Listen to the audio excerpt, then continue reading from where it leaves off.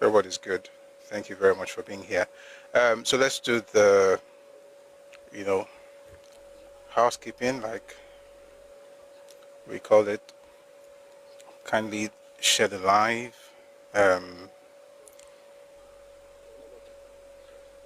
So this is like the first thing that we do. I know a lot of people have already shared, and I appreciate you for doing so. Thank you very much for your support. If you're joining us on YouTube, thank you for being here. Please like the live so YouTube can share it with others. So we're having a little twist to today's topic. It was supposed to be about just Willing's commission, but then some things happened, yesterday, and then I saw it in the news, and I felt we can still discuss this thing, but perhaps we look at it from another perspective.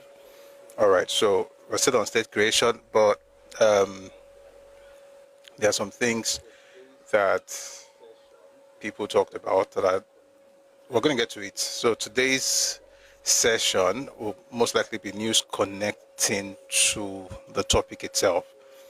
I'll see if we can find a break somewhere in there so folks can still get to come up and share their thoughts. So we'll see how that goes.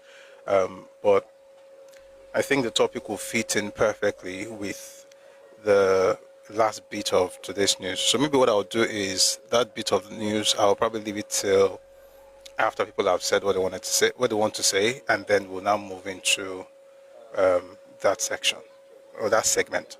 So we'll see how that goes, see how it works out.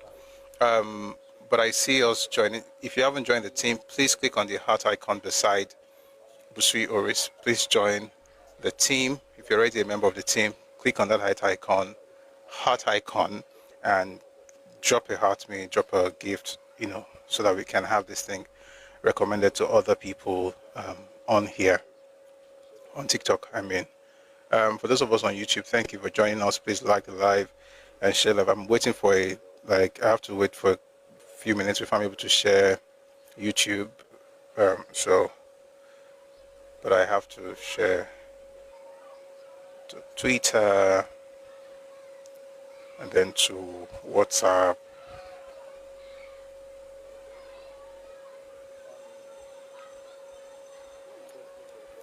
All right, thank you for being here.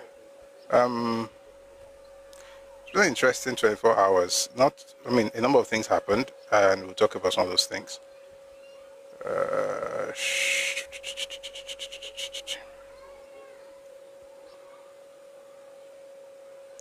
Put a smile on your face, no matter conditions. Bang, bang, bang, bang, bang. Are there any Lagwaja fans here? Does anybody here like Lagwaja? I think he's a brilliant, brilliant, brilliant musician, by the way. You do. You have good taste. You have good taste, certainly.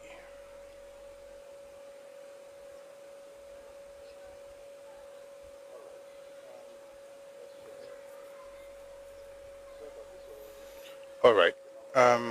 Let's share. Sorry about this whole thing. It's a normal thing we do before we get into the conversation, so we're sure that everyone that needs to know knows. So let's get started with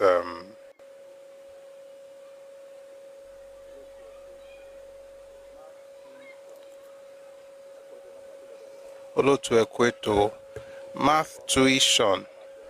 Ẹ̀kọ́jọ́ mẹ́ta ṣé dáadáa lẹ́wà. Gbogbo ilé ńkọ́, ṣàlàáfíà ni. I saw one interesting news. I'm actually looking at it now on Twitter. A woman had a womb transplant, which is quite nice, and then she got pregnant, and she now has a baby. It's amazing. It's amazing. Also, earlier today, I was watching an interview, and then I discovered that, the man the doctor in the US who brought the baby out, operated on the baby and then put the baby back into the mother before the baby was finally, delivered. Turns out that that doctor's father is actually the same General Olutoye. General Olutoye, by the way, I mean, if you've read anything about the war, you must have come across either his works or his interviews where he talked about the war. He's present king of Idoani. So when I saw that, I was like, wow, this is really cool. This is really, really cool. And his son is a doctor who operated on that baby, and it's not been done before. So just really nice things all around. Omolara Ogundare on YouTube. Thank you very much for being here. Any gist before we get into the news? I want to try not to jump straight into content play.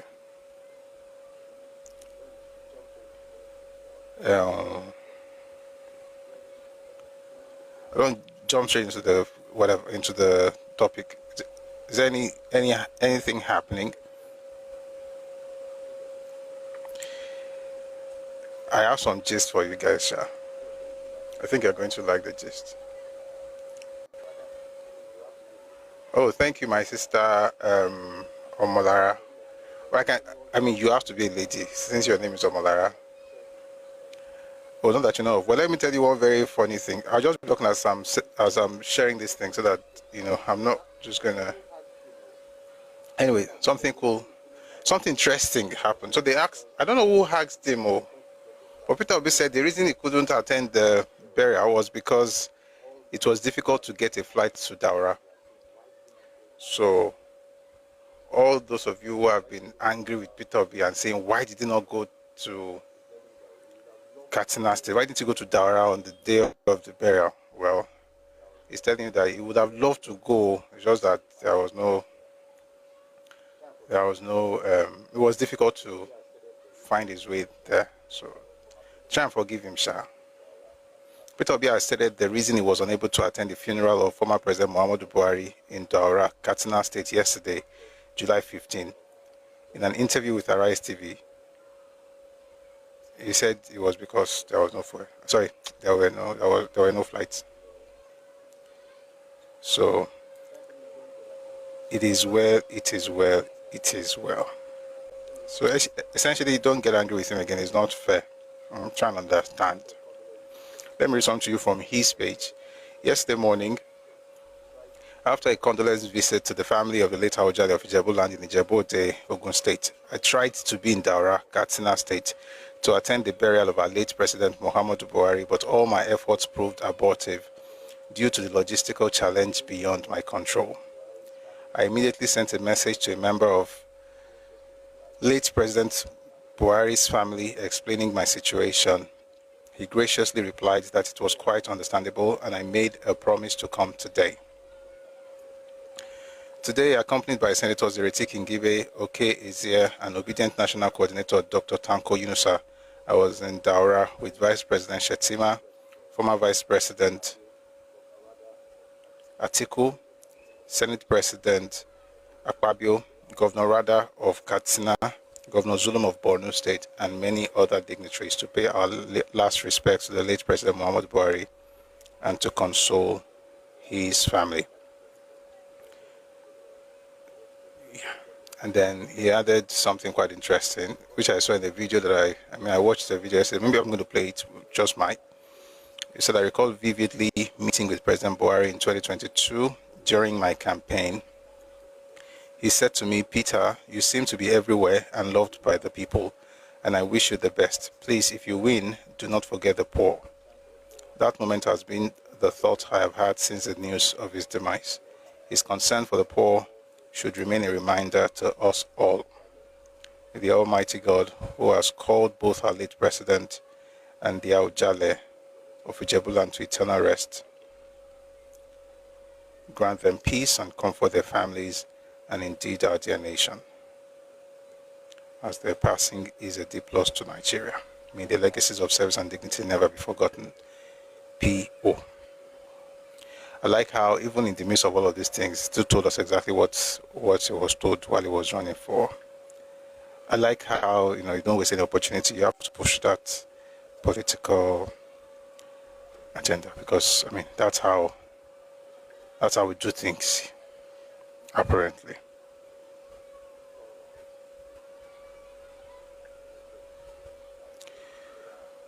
All right. Let's get into some of the news making the rounds. Well, that's one of them.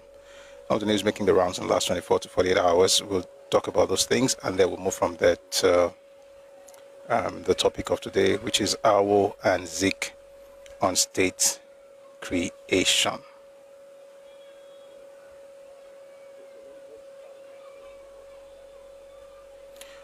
All right. Okay, so let's start with let's start with Peter Obi's interview. What I did was to read his tweet, but let's listen to him speak. Take a listen to Peter Obi.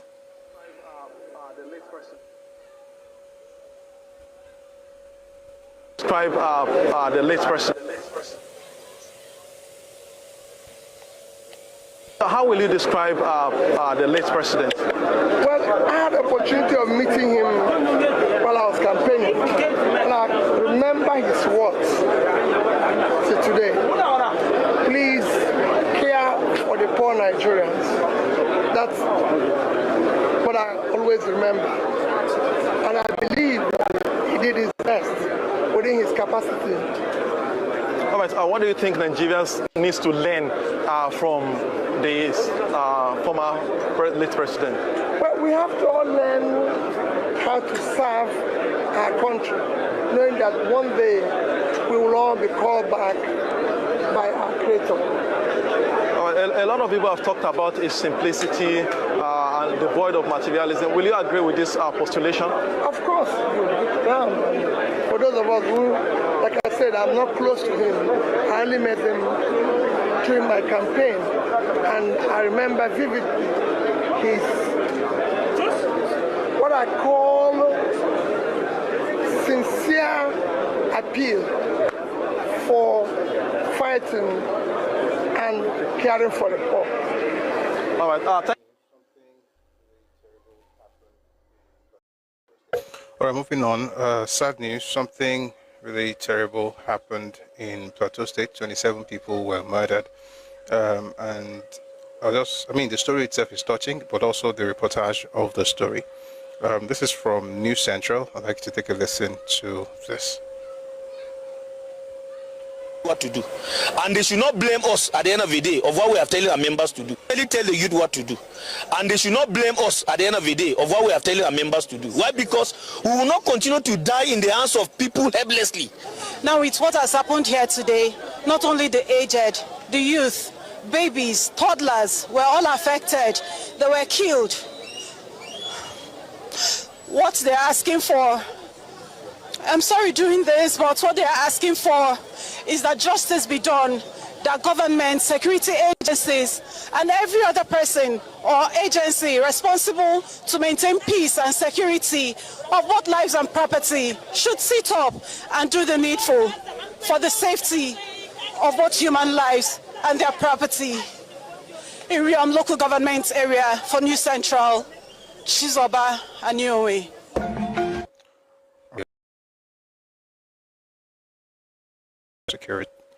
Securing the lives and properties of people in Plateau states and the entire country. All right, moving on. What Buhari told me about Tinubu after failed subsidy removal, Governor Rada. Mr. Rada spoke to reporters in Daura. By the way, Rada is the Katsina State Governor, Madam Diko Umar Rada. The governor of Katsina State, Diko Rada, has recalled some of his conversations with the late former President Muhammad Buhari after his retirement, one of which was about President Bola Tinubu's removal of the petrol subsidy while being sworn in as president. Mr. Rada spoke to reporters in Daura at the sidelines of the former president's burial ceremony.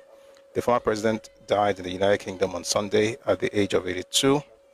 The governor said that after Mr. Buhari left office in 2023 and retired to Daura, Katsina State, he interacted with him more often and benefited from his leadership, tutelage, and patriotism. Quote, after I left office in 2023, he spent about 2 years in Daura, Katsina. In that period, I was fortunate to interact with him more frequently, discussing national issues. He was a jovial person who often made me laugh, Ms. Harada said. He always told me that, Your Excellency, go and do your best and be honest as a leader. You cannot satisfy Nigerians. Only God can do that. Let me use his words. I pity Bola, President Tinubu, for what he is doing. He is a brave man for removing the fuel subsidy. When I was president, whenever I made an attempt to remove the subsidy, a lot of people would give me too many reasons not to do so. But Bola did it immediately. If he had consulted people, he could not have removed the fuel subsidy. Mr. Rada recalled a conversation with the late former president. Again, may God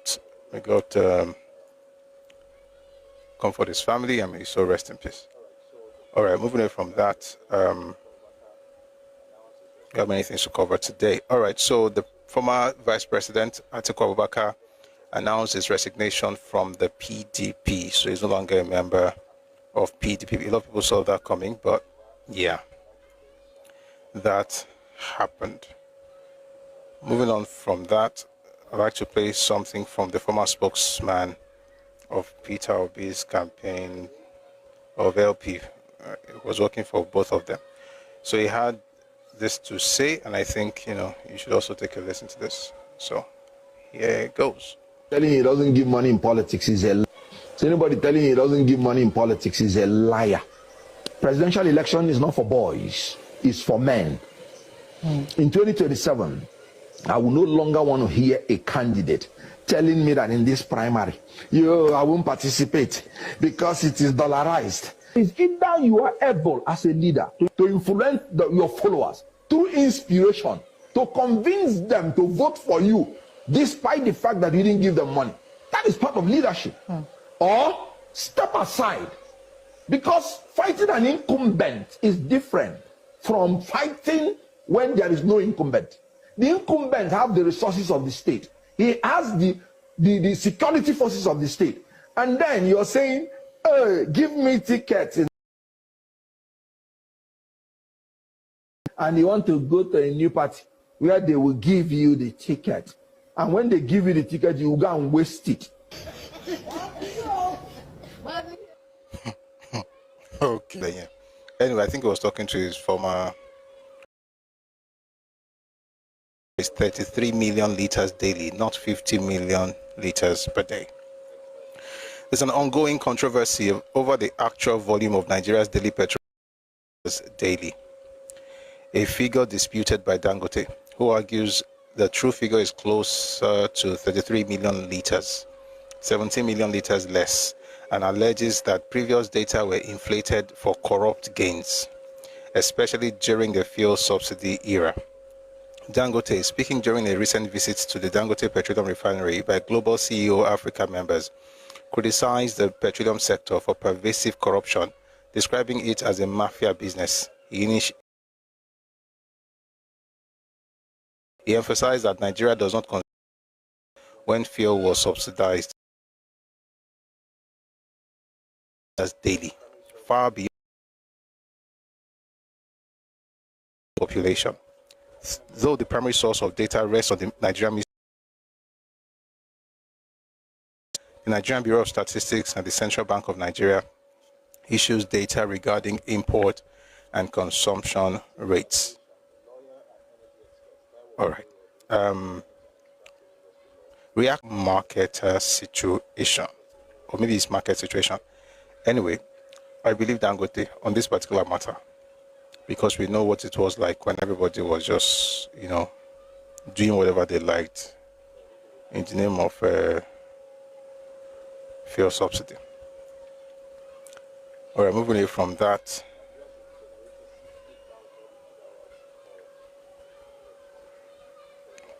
Nigeria should be generating 60,000 megawatts of electricity. We said that Dangote. I just wish a lot of our businessmen are thinking like this. So everybody can take one, each person could just take one sector. May God help them. Scott Iguma has been remanded in detention until Monday. Wow. Scott Iguma is the one who, talks about real estate in Nigeria. But I hope there is nothing about defamation in this. It was one who went on that podcast to say Lagos is smelling. And then, just all kinds of things. So I really hope that it comes out of this, in one piece. All right, moving on.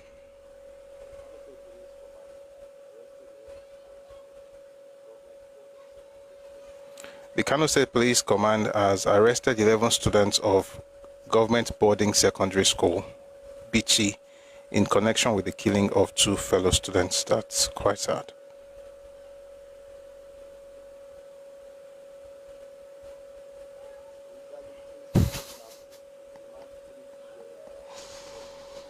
Sean, I think he said something about having sex with an underaged, but now he's the one now suing them. This thing, sometimes it feels like comedy. Sometimes Nigeria is just an interesting space. Very, very interesting. All right.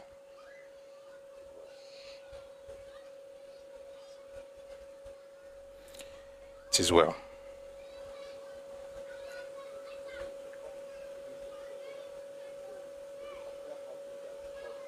By the way, I didn't say this earlier. I should say it. There's a particular company that Scott is always shouting their name, maybe their brand, P1. So he's shouting and naming them and talking about Periwinkle Estates. That's around Admiralty Way. He says, no, not Admiralty, that's Freedom Way. He says all these things. So I think apparently it's one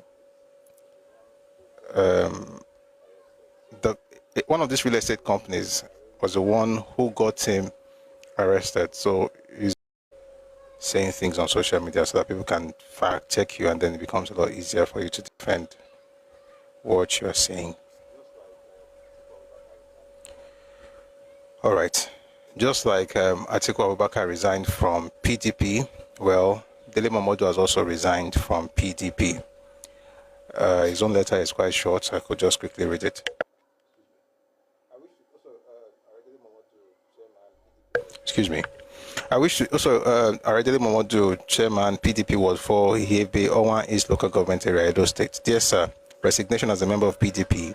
I wish to inform you of my decision to resign from our political party, PDP, with immediate effect. My reason is simple and straightforward. Our party has been unarguably hijacked by anti-democratic forces from within and outside in broad daylight. It is therefore honorable to abandon the carcass of the party. It is therefore honorable to abandon the carcass of the party to them, while the majority of us earnestly sign up with the new coalition party known as the African Democratic Congress, ADC. I will forever treasure the kind support you gave me at all times. Thank you, sir. Yours sincerely, Chief Dele Momodu. Something from Daily Post about Osimhen, Napoli and Galatasaray have reached an agreement for the transfer of Victor Osimhen.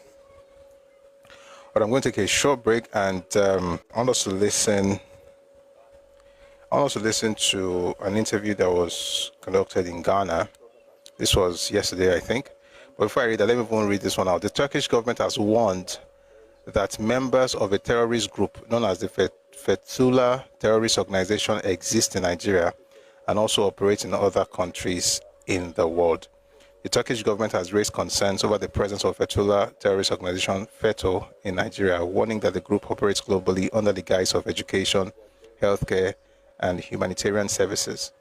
Speaking in Abuja during a Democracy and National Unity Day dinner, Turkish ambassador-designate Mehmet Poroy linked FETO to the 2016 failed coup in Turkey, which left 251 people dead. He noted that despite international crackdowns, FETO still maintains active cells in many countries, including Nigeria, Poroy urged Nigerian authorities to remain vigilant, warning that Feto aims to infiltrate political and bureaucratic systems under a humanitarian facade. Turkey has dismantled many of the group's global institutions, replacing them with state-run entities, but the fight remains ongoing. Founded by Fethullah Gulen, who died in 2024 while a fugitive in the United States, Feto has been designated a terrorist group by several countries and organizations, including the OIC and Pakistan. Ankara continues to push for a global cooperation against the group.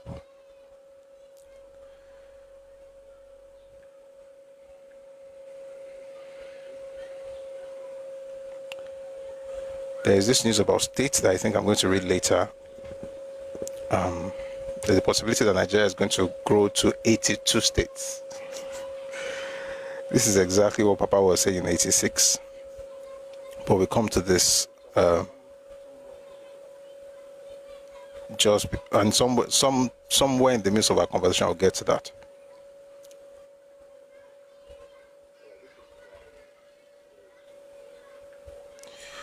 All right, this is from the chairman of, the registrar, JAM registrar. Says Professor Ishaq Oloyede criticized universities for freely awarding honorary degrees, calling them worthless. At Unilorin's 50th anniversary, he praised the university's merit-based investiture of 65 distinguished Nigerians. Oloyede commended VC Professor Egbewole's innovative approach, pledging continued service to the university, Nigeria, and humanity on behalf of all awardees. All right, I think we should listen to the Ghanaian stuff before we continue. One second, though.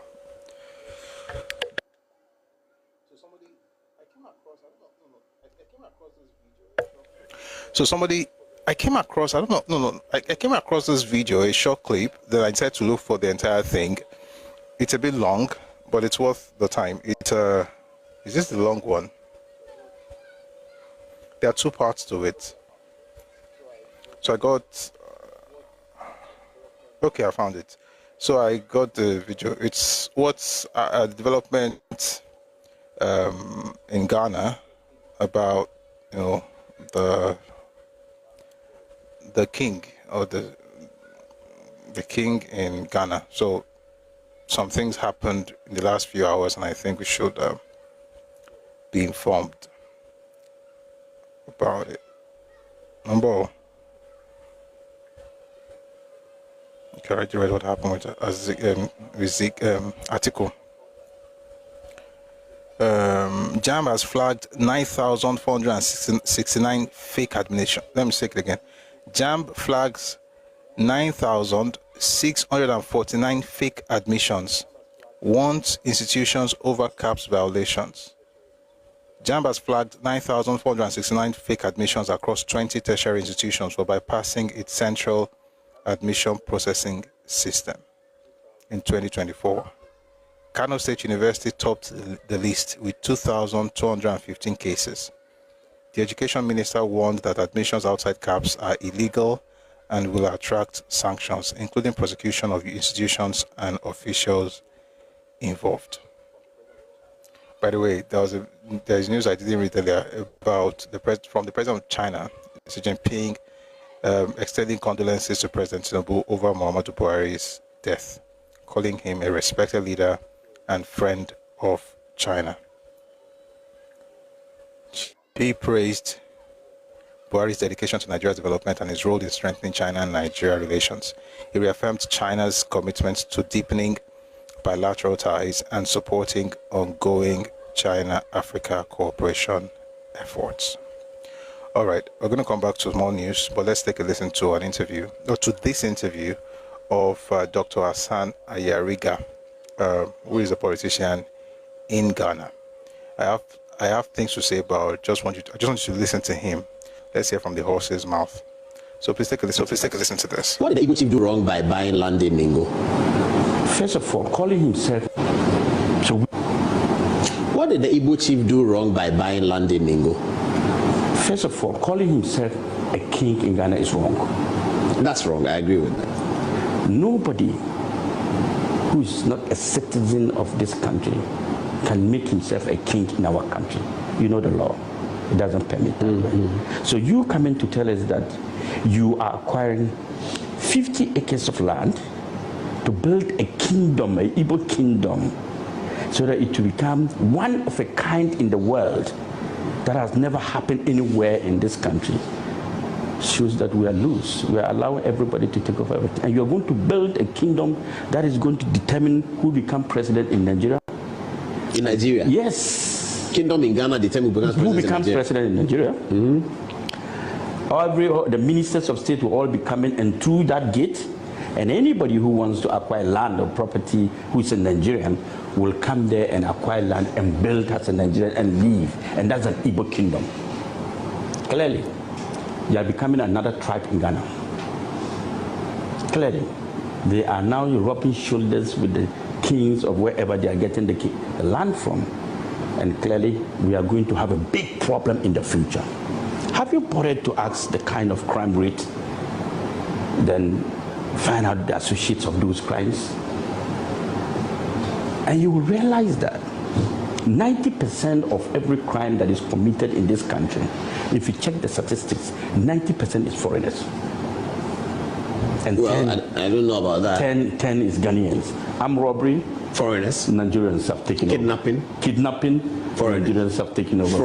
Fraud, 419, Yahoo, what do you call it, scams and everything. Fraud boys, they've taken over, they've manipulated the system. They are now the hierarchy of our nation in terms of anything.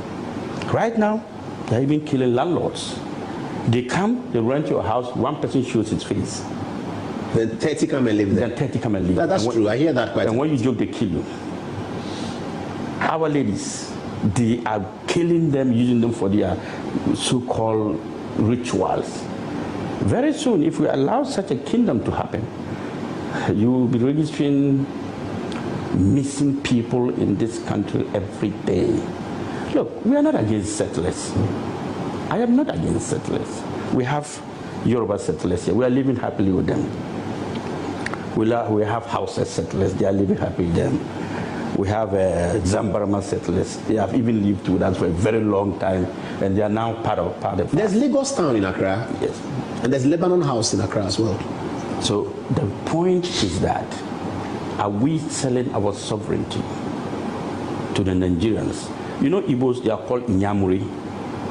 That means? Nyamuri, Hausa, they are calling them Nyamuri.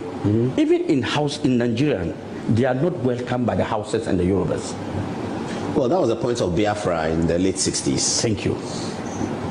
You remember the xenophobic attack in South Africa? Yes. Who started? The Igbos. It was targeted against the Igbos. It was targeted against the Igbos, and it affected all the African descents. Because wherever they are, but that's stigmatizing the Igbo tribe. That's not very welcome by the United Nations. United Nations doesn't like that. That's the nature. But you cannot stigmatize a tribe. I am not stigmatizing the tribe. I'm stigmatizing their character. That is the way they are. That's their character. I'm defining their character to you. I've lived in Nigeria, don't forget. I schooled in Nigeria. Baruwa College. Myself and Mama Yarga were all in Baruwa College. Your father took you there? Yes. We've lived there before. We know how they behave. You understand what I'm saying? And anybody who has lived with Nigerians will tell you that, Massa. One more part, and this is the part I think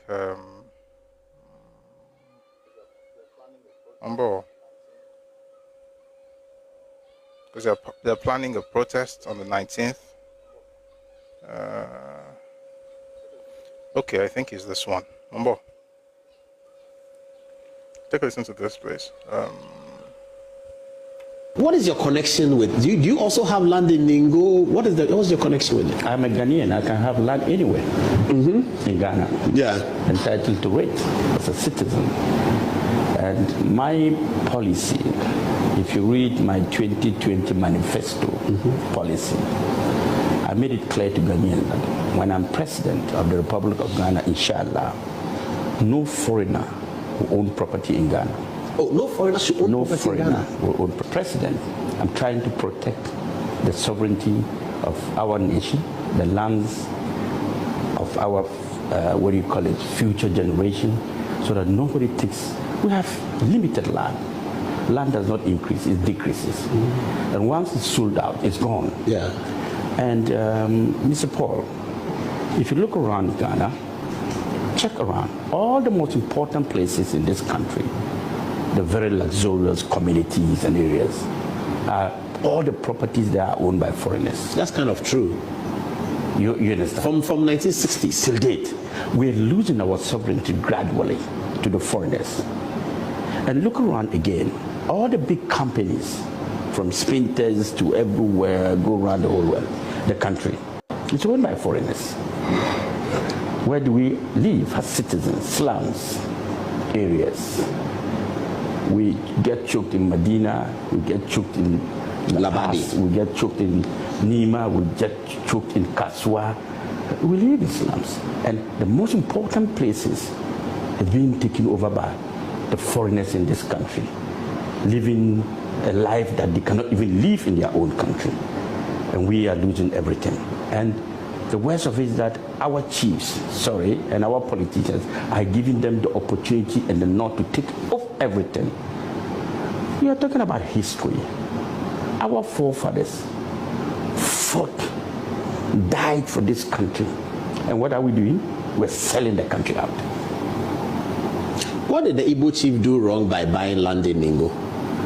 First of all, calling himself a king in Ghana is wrong. That's wrong, I agree with that. Nobody who is not a citizen of this country can make himself a king. Even in Nigeria, they are not welcomed by the Hausas and the Yorubas. Well, that was the point of Biafra. We know how they behave. You understand what I'm saying? And anybody who has lived with Nigerians will tell you that, Master, be careful. And let me be So what report did you give to the police? You remember when this incident happened? I wrote to the NIB and the National Security, telling them to, and then Land Commission and all that, to investigate into the matter and to strip him of the title, Santahine and all that. And funny enough, this king, or whatever we call himself, finds his way of dining with NDC and MPP. You realize all... Sorry, there's a second part of this video. Let's quickly find that, and then we can move on to other things.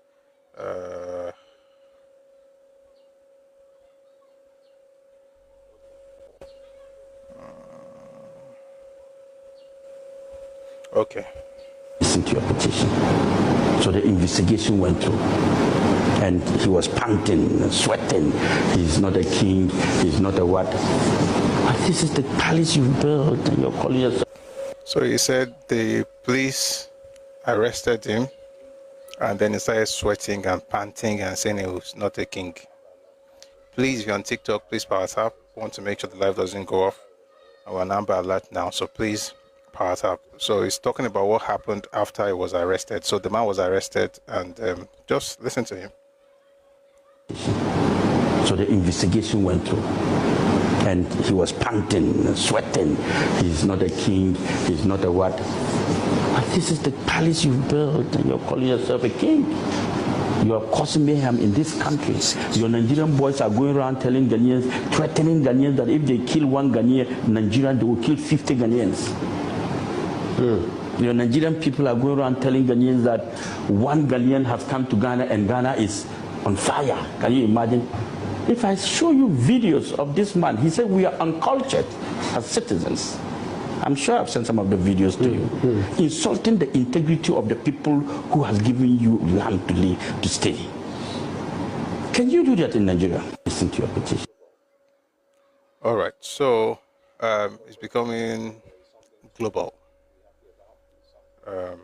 When your culture becomes global, it's something to be happy about. It's something to celebrate. But I don't think this is the kind of thing you want going global.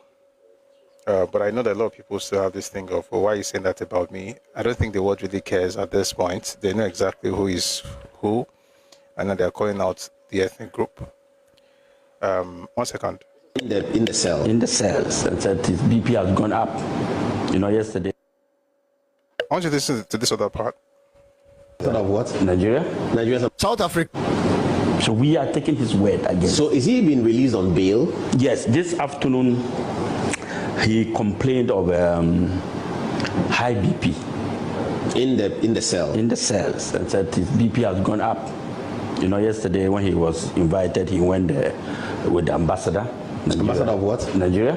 Nigeria's ambassador to Ghana. Nigeria ambassador to Ghana. He went there with his lawyers and all that, thinking that it was the ordinary citizens, what do you call it, NIB or National Investigation, National Security will just listen to him and ask him to walk away. This is not that national security you're thinking of. This is a different national security altogether. They will investigate. As a citizen of Ghana, when you send a petition, they will have to listen to your petition. And let me be so very... what? You remember when this incident happened? I wrote to the and then Lands Commission and all that to investigate himself to Asantehene and all that. And funny enough, this king support this demonstration against our politicians who are allowing it. Look, like I said, our forefathers toiled for this nation. They died for this nation. Our current politicians, what are we doing? We're selling out the nation for peanuts. Everybody is welcome in Ghana. Look, remember in the last parliament, 2 parliaments ago, when I went to parliament, the issue of the U.S. military base in Ghana. Yes, yes. And I fought against it. I said, I will not accept the U.S. military base in Ghana. What happened? It looks as if our leaders do not have foresight of defending our nation. They are more particular about what comes into their pocket than what they should defend. So why did the police arrest him? And for what? Why did they keep him overnight? What was the charge? The charge was that, first of all, he's calling himself a king in Ghana. When he's not a citizen of this country, parading around and going around everywhere and calling himself the king of Ghana, the king of Igbo. Igbos don't have king in Ghana. When you're a foreigner and you're a settler, you come to this country. Our constitutions allow you to be called a chief of your community. So all the settlers in Ghana, like the Yoruba, they have a Yoruba chief, the Hausas, they have a chief, the Zambarama chief. That is fine. We can give you that title to be able to be managing yourself. But when you begin to, parade yourself, call yourself like Asantehene and all these other kings in Ghana, and you'll be walking when you are not a citizen and say you are a king, and you are going to acquire tracts of land and build a kingdom. Did he acquire the land? That is his problem. Whether he did or he did not, he's voicing out that he has. And the videos are there. So we are taking his...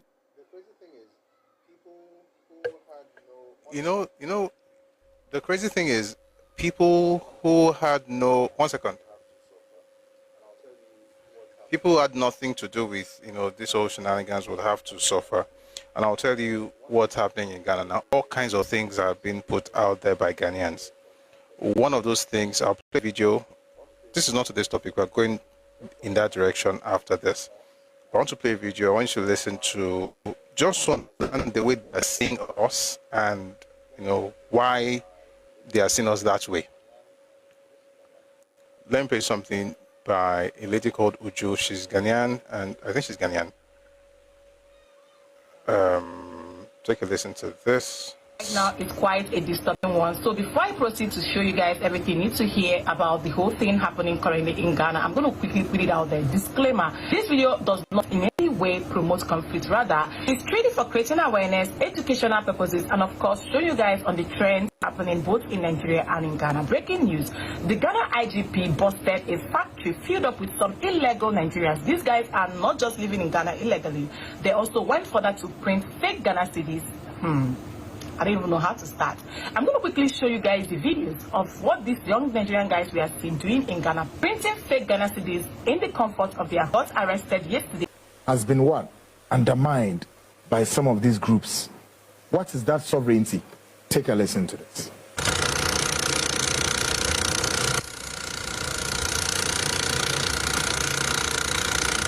That's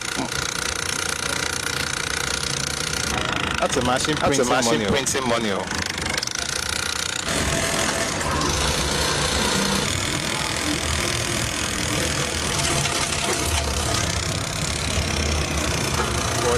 This one, I'll see if I can show you.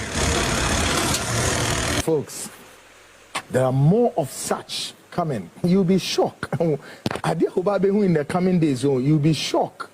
And like I'm saying, I rather prefer say, easy, Chukwudi, Jude. You must speak to Ghanaians in a manner in which you will help the security services of the state to crack down on some of these our Nigerian brothers. Womuguha, Womudin, some security services no bet me arrest one. Sesi Ekasion, Sibra, is growing beyond bounds. Yeah. Me office here, me PF office here. There are some locations me in for God knows how many months. Mean to me in for and share some my work. Understand all the language. The roadmap just go. Yeah, you know what they have been robbing people since in Ghana, Kumasi. A chain. The roadmap is not just a chain, and it goes like that. Another 5 Nigerians and then 1 Ghana man has been arrested in Ghana, Kumasi. 5 Nigerians, 1 Ghanaian arrested for robbery. For robbery, how and when and what happened? These people, they have been robbing people since November. Since November, these 6 guys have been robbing people in Kumasi. Day in, day out. Broad daylight, they are robbing people. You know what they're doing? One person will go to the bank and then monitoring what is going on. So if you see anybody cashing out money, then you will give the information those guys sitting outside. They use 2 cars, and then they will start chasing you where you park. Or let's say, I've cashed out money. I wanted to buy something on the roadside. I park my car, and because they know you, because they are chasing you, before you come out, they will break your window, and then they will smash your window and get that money out. This is what has been going on. So there are several reports going to the police station. People are robbing me. They broke my glasses. So many things were going on. So police started mounting pressure. Police started doing the investigation, go here and there, and then gradually. Ghana police, they are doing very well. Ghana police, they are doing very well. So they started doing investigation, and then along the line, they started catching people, started arresting people. So they started in November robbing people. December, January, February, March, April, they were still robbing people, cashing people money from their cars. So in March, the police started arresting people. So as of June, they arrested 5 Nigerians and 1 Ghana man. So the Ghana man is the one who is leading them, teaching them where to go, where to find so many things. Because if I'm a Nigerian, I will come to Ghana. I don't know anywhere in Ghana. Automatically, there will be somebody that will be leading me. Somebody will lead me. So that was the guy who was leading these guys. Or no, now what's one kwanse mumfa munyese. And it never be bria ekoso ewo eye Ghana mumtisiana eye robbery never be bria ekoso no. Eye we Ghanaians no. Ya na ye kire Nigeria for say yenye because of the little money that they will give it to us. We don't promise. All right. I mean, it's never know what to say. Like, it can't be everybody's fault, though. It can't be everybody's fault. You can't blame everybody for being bigots. Somebody wrote something interesting here. It says here, Ghanaians are bigots. They don't want to develop Ghana. I know you're being sarcastic, but some people actually believe that. You know, like the video we played yesterday of a person that some people here called a lawyer. That's a shame. So I'm just letting you know, just in case you have business to do in Ghana, so you know how to move. So they'll not think that you are one of so that's may God, I don't even know what to say. People should just fix up.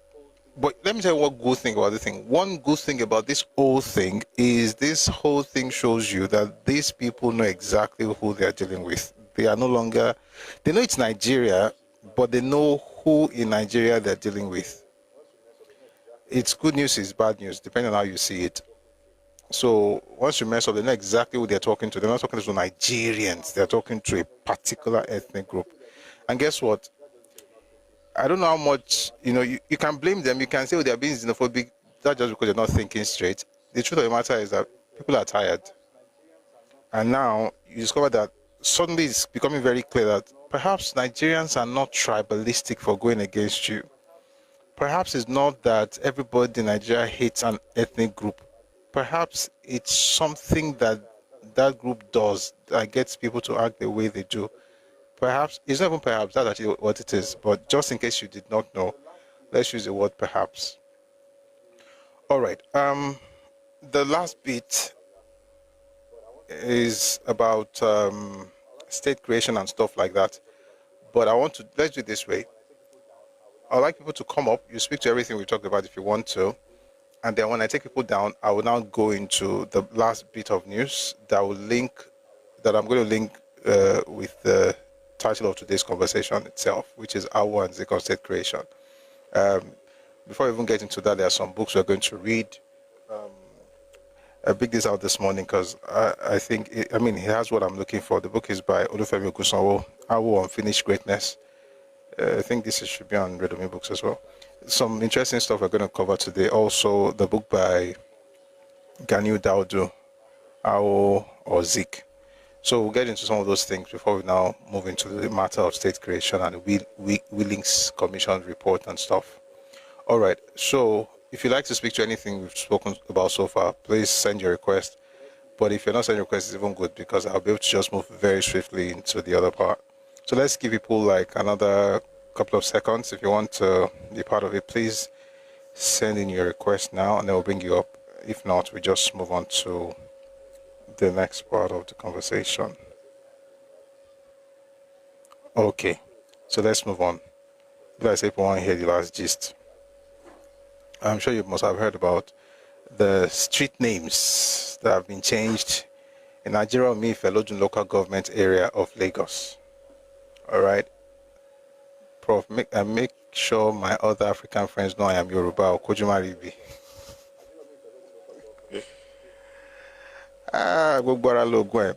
Ajiro Felodun local government street renaming. So about 24 streets in that local government have been renamed. And let's just quickly go through that. This will be a very good way to get into the other part of the conversation.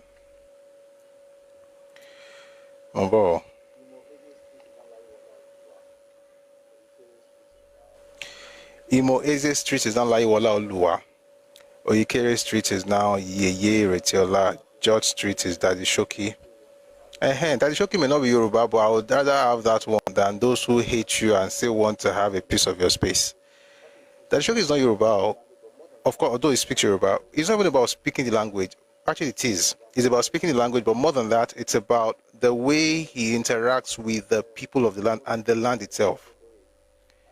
So yes, Daddy Shoki Street is there. Uzo Street is now Kalejaya Deboye. Agbe Street is Bayewo Kamal. Emodi Street is Ayola Fatai. Osho Drive is Musiba Oluwa. Deliverance Street is Mosedik Prince. Achakpo Street Rabi Oluwa. Iwu Lane, Chief Tajudin Ogunoiki. Hospital Road, Chief Dele Fayemi. Ebubedike Street, Adeyemi Samuel. Eze Street, Moriliat Arogundade. Eze Street, Erelu Mojisola, Benoyeka, Mukaila Kolawole. Nise Street, Tower Joke. Jones Waribi Ogunkoya Shino. I'm reading this intentionally, by the way. Ano Sike Street is now Jegede Marcus. Ogbonwakwo Lane is now Alaji Garbat Street. I think that's probably also, but it's fine like that. Mba Street is now Sanwo-Olu Road. Queen Street is Ereluiwa Street. Obo Street is Kolabalogun. Kirikiri Road is Oba-Oluiwa Road. Akperi Street is Moruf Oyekunle. And to make it really cool, all of these things you will find on Google Map now. So, but change and not say effect straight. I want to praise God for this. Let me say something. You see that nonsense that everybody is saying that we can do anything, continue. Don't listen to anybody. Everybody is a bigot. everybody's a tribe. They just move anyhow, you know, demand things that you're not worthy of, insult them for being stupid in their land. Like they're saying to Ghanaians now, Ghanaians are lazy. The entire Ghana is, suddenly everybody in Ghana is lazy now. You know, there's only one group in the world that is very, you know, hardworking. Insult everybody. So, yeah, local, what am I saying? Street names are now Yoruba, which is a very beautiful thing, and we're proud of it. And more of that is going to come. And one of those things that people are talking about, I think it may be a bit difficult. And the only reason, of course, is because it's a federal road. But who knows? Anything can happen. And that's the one that has to do with Ozumba and Badiwe. Now I'm about to get into the topic. People are shouting out that they want Ozumba and Badiwe in VI to be changed. And let me tell you something, I support them 100%. Not because he's not Yoruba in this case, but because of what that man represents. I'm going to read some things from some books this morning. No, you can't change that one. I mean, it was president of Nigeria. So you can't change that. So we also have to understand federal roads. I mean, in Ẹkáàbọ, there's Olusegun Obasanjo Road, right? There's a whole road in other parts of Nigeria. That's not, the point is not that, and this is where I want to digress from all the, it must be Yoruba. Now, it's not like it has to, it's not like it must be Yoruba. For instance, Daddy Shoki is not Yoruba, but a street was named after him in Nigeria, Fellow local government, and I am happy with it. Why? Because that's a man who identifies with the people. There's a video I have somewhere there about of a Chinese, you know, speaking Yoruba with his daughter, who I think was born in Yoruba land. A person who doesn't care about us should not even have. Street is too much. Let me not say what I really want to say. But the point is, if you don't identify with the culture, you should not get anything that makes you feel like you're even anything like, oh, I own this space, which is what they say we bought everywhere. Because when you look at the street, you see it's a street. You see, maybe the person has one house, you have like 100 houses, but since the street is named after him, you see that street is Kinikon Nwankwo Street, and they say we bought everywhere in Lagos. So now it's important to begin to set the record straight. Sorry, somebody is saying something. We are a peaceful country and welcomes all, but this is our tribe called Igbo is a queer one. No, we understand, Mr. Gabriel, we get it. By the way, I'm on your side though. Own your space. I apologize to nobody. If I mess up, I said yesterday, if I mess up in your land, you can tell me to leave. My being in your land is a privilege. I have no right to be in Ghana. If I'm in Ghana right now, it's because of your magnanimity. And if I mess up, if you allow me to even stay, it's because you want to forgive me, because you're merciful, not because I have one right. And which is what people don't understand. When you, even in your house, do you know that even in our own houses, in our own homes that we built or we are renting or that things can happen that makes you even see privilege in being in that house, let alone living in another person's house or another person's land and acting as if you created everybody. So yes, they've arrested the man now. He was in police custody. Says he has high blood pressure. This man was saying all kinds of things. I didn't play he was talking about how, let me see if I can find it, how when he came he was selling cassettes. By the way, which is good. Like, no matter what you do, if you are growing, that's a plus. But people, I say there's something else that they are trying to get to. But I won't be the one to say it. Let me see if I can find that thing. So the person will take him out, say, talk him. And the reason I don't want to say this is because if I don't have evidence, I'm not going to say it. But if they have evidence, of course they can say it.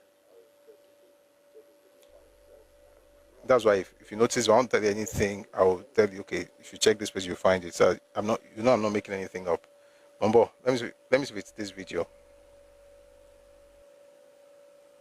See the Igbo king, Ozoro, Chief. Ghanaians are cashing out on. They're just making all kinds of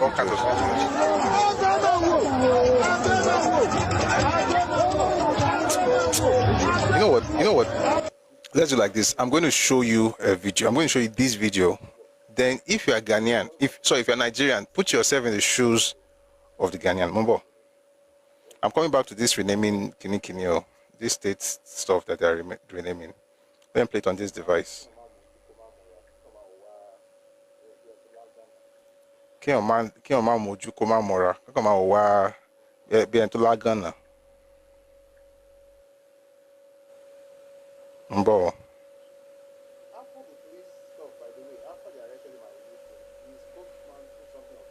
After the police stuff, by the way, after they arrested him and released him, his spokesman put something on Facebook again.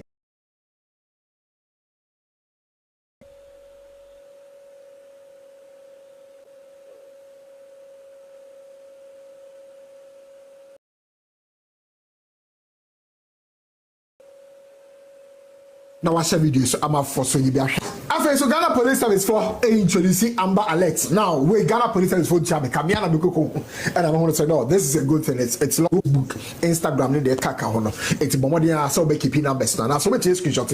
My posse. Screenshot the picture. Yeah, back to Igbo King December. So you know, Igbo King no. Ska. Oh, how no money at the. It's time no more arresting. Igbo King in Nanda.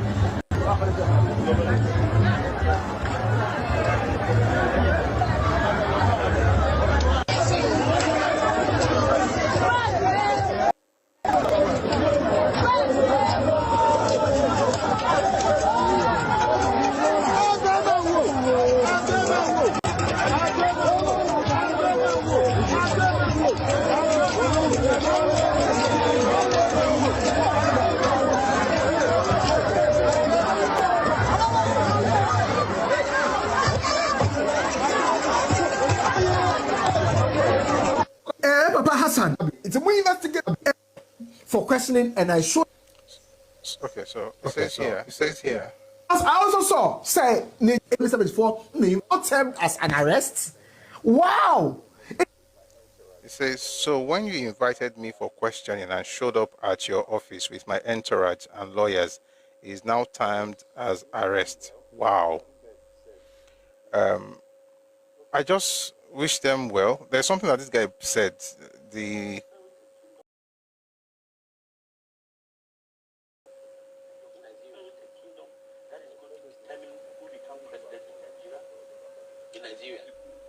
you know what? Let's just leave this matter. Let me go back to what I was saying about Zumba Mbadiwe. You see, if you move in a certain way and you do it from place to place and everybody's complaining about the same thing, perhaps you should introspect and not just say it's everybody else's fault. Maybe there's something you're doing wrong. To be fair, you're doing many things wrongly. Now, in this particular case of street naming or renaming, like I said earlier, not only have these streets been renamed, if you go on Google right now, Google Map, you're going to see the new names. But a lot of people are talking about Ozumba Mbadiwe in VI. Now, I said something earlier that it's not so much about ensuring that everything is Yoruba. Of course, most of it should be Yoruba, but there are certain people who have become part of us. And those ones we know. And those who don't care for the people of the land, those people who don't care for, relationship with the indigenous people of the land, they shouldn't have any street named after them. It's just common sense. And then for Ozumba Mbadiwe, the reason I support that place should be changed is because of some of the things that happened in the past. Now, if there's anybody that pushed narratives, before I used to think, everything started with, I used to think that in that generation it was Sidi Onyema and Zik alone that spread propaganda. Apparently, the Minister of Transport at the time, Kingsley Mbadiwe, who of course is Ozumba Mbadiwe, K.O. Mbadiwe, was one of those people who spread a lot of propaganda.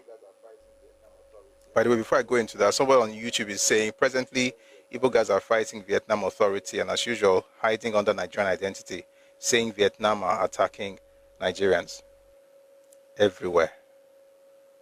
Everywhere.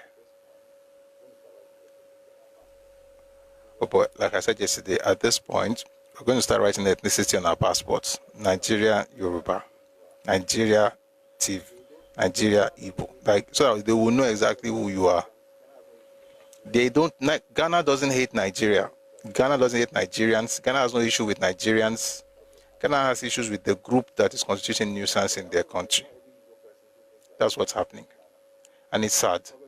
Because I also know that it's not every Igbo person who thinks like this, even in Ghana. But the problem is that when the wala starts, even the ones who are innocent will be punished for it. Like I always say, not every Igbo person acts like this. But guess what? The minority have two things going terribly for them. Number one is that they are small. Number two is that they are quiet. They are too small to be seen. They are too quiet to be heard. Therefore, they are complicit. You can't say that you're not part of the majority when you don't say anything. I mean, even if you are small, at least people even hear your whispers. But I'm sorry that it's going to affect them, because this way that everybody knows that, you know, and it's everywhere. It's all over the world. JCON, that's why I said minority. They are too small to be seen. They are too quiet to be heard. If you are mentioning one name, give me 5. Ordinary video that, what's this man's name? Igbo did when Buhari died, just to gloat. And I don't even know that's the only thing I can call that video that he made. It was gloating. You saw how many videos your people made to say, even if you shouldn't do, you know, that kind of thing. See all those videos on just one matter.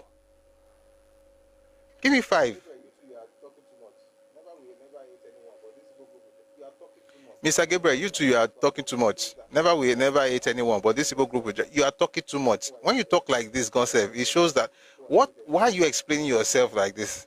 Oh, I don't hate everybody. Oh, I don't hate anybody. Oh, I don't hate everybody. Are you, your heart, maybe you are being condemned. Relax.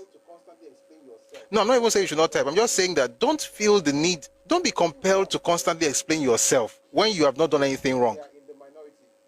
There's nothing wrong that you're doing. Jay, they are in the minority. You are mentioning, I know Truth Matu has been here. I know Ijeli, I've heard him speak. Fantastic guys. Does this change the fact that they're in the minority?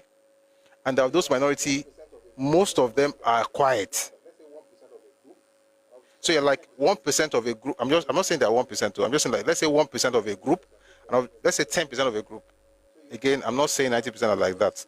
Let me not even use percentage so people don't get me wrong. So you have an entire group. You have a very small percentage that doesn't agree. Of that small percentage, only a small percentage of that small percentage speaks up. You think it counts for a lot? And Mr. Gabriel and Ghanaians, do not explain yourself. Don't even try to, oh, I don't hate people. Like me now, if you think I hate you, it means your brain is not working properly. I don't have to explain anything to you if you think I hate you. That's because it's a mental problem for you. I don't have to tell you. I said it in the beginning, I should say it. I don't hate anybody. I don't hate, of course you can tell. But if you think it's hate, it's because you are dumb. People are not hating on anybody. They are just tired. They're just tired. And of course, there's also the extreme where you start cursing them out. That's not, you know you have a problem. Even you that are cursing Igbos out, you know you have a problem. You can't be using the opportunity to be insulting Igbo people. That's different. But I'm saying on this particular matter, when people say things like what you are doing in their land, that's not hate. That's different from the extreme of just cursing Igbos, just insulting Igbo people. That doesn't make sense either. You know, like I always say, it's important to walk in the middle of the road. There are extremes. There's one extreme of I can do anyhow. There's another extreme of I can curse you out. But there's the, like, this is where you are messing up. Fix up. And if you don't want to fix up, then you bear the consequences. May God have mercy on all of us. Amen. Back to Mbadiwe. There's a book written by one of the stalwarts of Action Group. His name is Ganiu Daudu. They used to call him G.O.D. Dosma, oh, my preacher. Hey, hey, I don't even know you, but I don't know if that is preaching. It's fine. I just think people should find the balance, right? Why do they use they are jealous of us as a blackmail to anyone who called them out?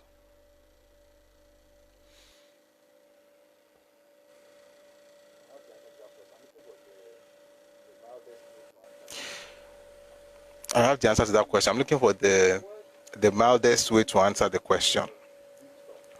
So you see, the word, when people complain about deep stuff, and then you reduce everything to jealousy and envy, two things appear. Number one, you're a product of propaganda, because what propaganda really does is to simplify complex issues. You have to make it simplistic enough for your mind to bear it. So if over time, by the way, this is something that's been going on since the 40s in the East. If over time you have been exposed to this idea of reducing very complex issues into simplistic ideas so that they become easy for you to, not to assimilate, but easy for you to weaponize, Then if people are telling you that you are messing up in my house, the next thing is that, oh, it's because you are jealous of me. It's a way to actually gaslight you into, you now be asking yourself, am I jealous of this person? You now be doubting if you're jealous of the person or not.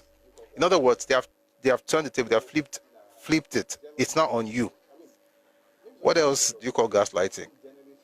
So, nah, jealousy is not this reason. I mean, maybe some people are jealous, but I'm saying generally speaking, everybody cannot be. It's not like you built Dubai, you didn't build the Tower of Babel. It's not like you built something so out of this world that people are, what have you built? Like in reality, what do you have that people will be jealous of? And is there a better past my neighbor mentality? Like you look around, maybe yourself and your family, you have done better than everybody in your family. Then you now transpose that idea and say, I'm better than everybody. So if I misbehave and people say, this thing you're doing is wrong, like, it's because you are jealous of me. Nobody is jealous of anybody. It's just one of those nonsense that people say to make themselves feel good. But everybody will be all right, hopefully. Hopefully. We have to build a better nation now. We can't be going all over the world misbehaving and be carrying the same passport. And this is, everybody will be fine, you know, but please don't be saying people are jealous. What are they jealous of? There's no, it's just fix up. And by the way, let me just, before I go to this book, people make mistakes, right? Every culture evolves. There's no perfect culture anywhere in the world. Not mine, not yours, nobody's culture is perfect. But guess what? What makes your culture a developed culture? It is ability to adapt. Adaptability, or the dynamism in your culture. In other words, you can refine yourself, you can evolve. Any culture that cannot evolve should be thrown in the bin. So it's not about, oh, is this culture better than that culture? It's like, why are you stagnant in your own culture? That's the real issue. And if you can fix up, everybody grows. Anyway, we'll be fine. All right, I was saying something about Ganiu Dawodu. It's called GOD in Lagos politics. He wrote a book titled Awo or Zik, Who Won the 1951 Western Nigeria Elections. The book was published in 1997, right? I'm going to read some things from that book about Kingsley Mbadiwe, but one second. There's another book here that I'm going to link with it. I hope I did not cover. Where's the bookmark? Okay.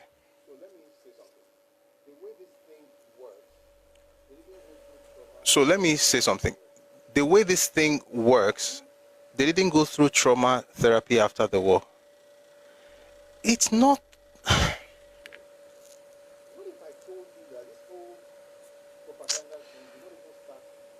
What if I told you that this whole propaganda thing did not even start because of the war? What if I told you that there was a culture of propagandizing long before independence? And if, for instance, if you check out Azikiwe's speech in 1949 in Aba at the Igbo State Union World Congress, if you check out that speech, you will understand where that thing is coming from.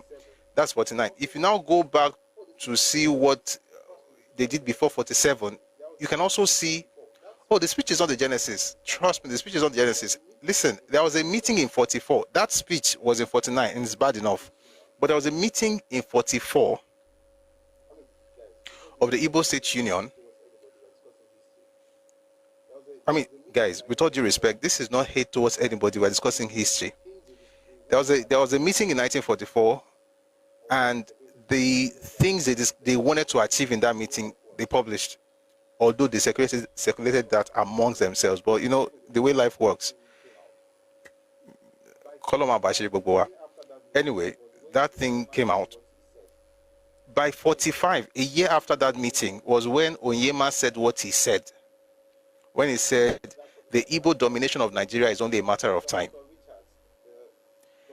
That's 45. By 47, Sir Arthur Richards, the Governor General of Nigeria, was complaining about the complaints of the Easterners, specifically the Igbos, saying that they clamor for more, but they contribute the least. That's in 47. By 49, Azikiwe is having a speech where he's claiming that they are being victimized in Nigeria and that they are giving so much, they are contributing a lot of taxes. You compare that with what the Governor General said, saying that Arthur Richards was our Governor General at the time, saying that they contribute the least, but they want the most. In other words, what you discover is this victimization, marginalization rhetoric is not necessarily about whether it's true or not. It's a tool. It's a tool. If I complain that, you know what, may not be like say I just make something up. May I read something to you? Just wait.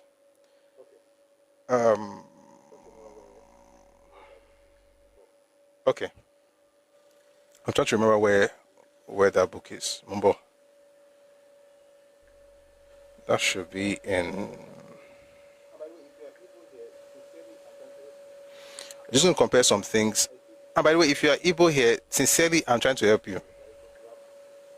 I think you can become better. I think you can be accepted everywhere, but I think you have to fix.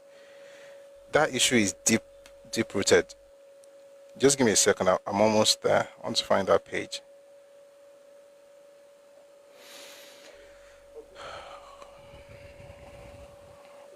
Why didn't call me by you? Okay. So take a listen to this. This is Arthur Richards, the Governor and Commander-in-Chief of Nigeria. And he's making this statement on 28th January 1947. If he's making this statement in 1947 January, it means that this thing he's complaining about did not start in 1947. Prof, if you know Igbo really well, you will tone down on being apologetic. I've said it several times. My being apologetic is not about Igbo, it's about me. Everybody has a mechanism in them that checks them. I don't say certain things because of myself. It's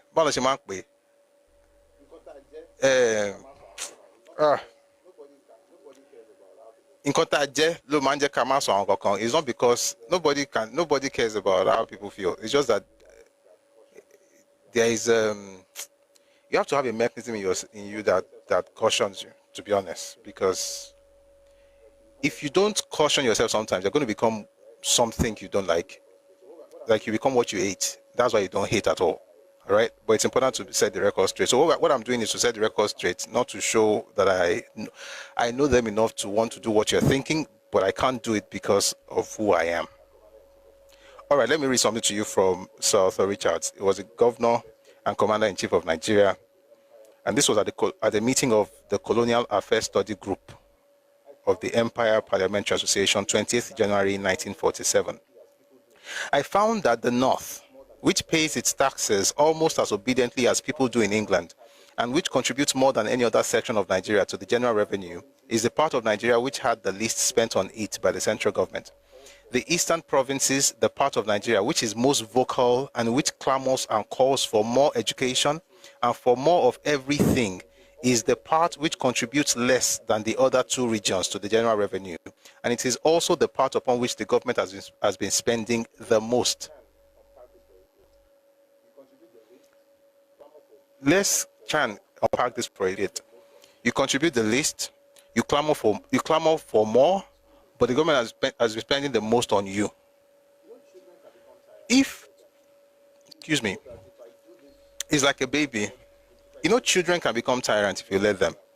If they know that if I do this, this is going to be if I do this to you, you're going to give me what I want. They already get that's sorted. So they continue to do it because they know that's the way to get what they want. It's not like the child is bad. It's like the child has found a formula. Whenever you hear we are being marginalized, we are being victimized, it's not today. This is 1947. The idea basically is that if I say it, after all, when I said it and I clamored, they gave me what I wanted. Therefore, it's a formula that works. Why should I change it? What and what did the government spend in the East, if I may ask? Bone, what and what did they not spend in the East? That's what you should be asking me. Your very first city was created by the British.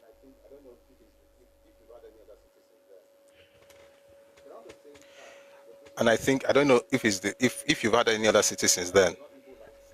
Around the same time, the British created two cities in the Eastern region. Eastern region, not Igbo land. One in Igbo land, one outside Igbo land. The one outside Igbo land is Port Harcourt. Was created in 1912. They did the survey 1912, 1913, thereabout. And then they created Enugu from scratch. So if they did nothing to you, they gave you a city. But they gave you more than that, by the way. When you ask questions like this, just know that there are answers for them. What did they do for us? That's another thing. You guys just don't like the idea of gratitude. What did they do? What did they do? No, but I'm not going to read by the time you read the 49 speech, you hear, in fact, let me just read it. That was 47, Abi. 45, 2 years earlier, was when Onyema said the Igbo domination of Nigeria is only a matter of time. And then, you know what? I'm going to read a couple more. A bit like say,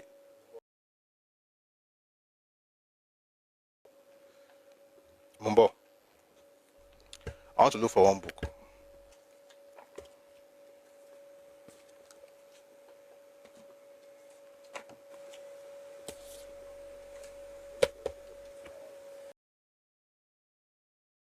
First read which I read from here first.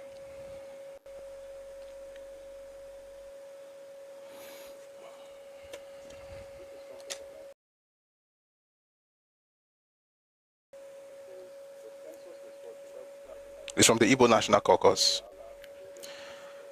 It says the census misfortune that happened in 1963 because Wahala, and they were going to secede. By the way, in 1963, the eastern region was going to secede out of Nigeria. But to be fair, they're not the first people to threaten to secede. We had the North in 1950, the West in 1953, and then the East in 1963. Then the first group that wanted to have a coup was also the East in 1964.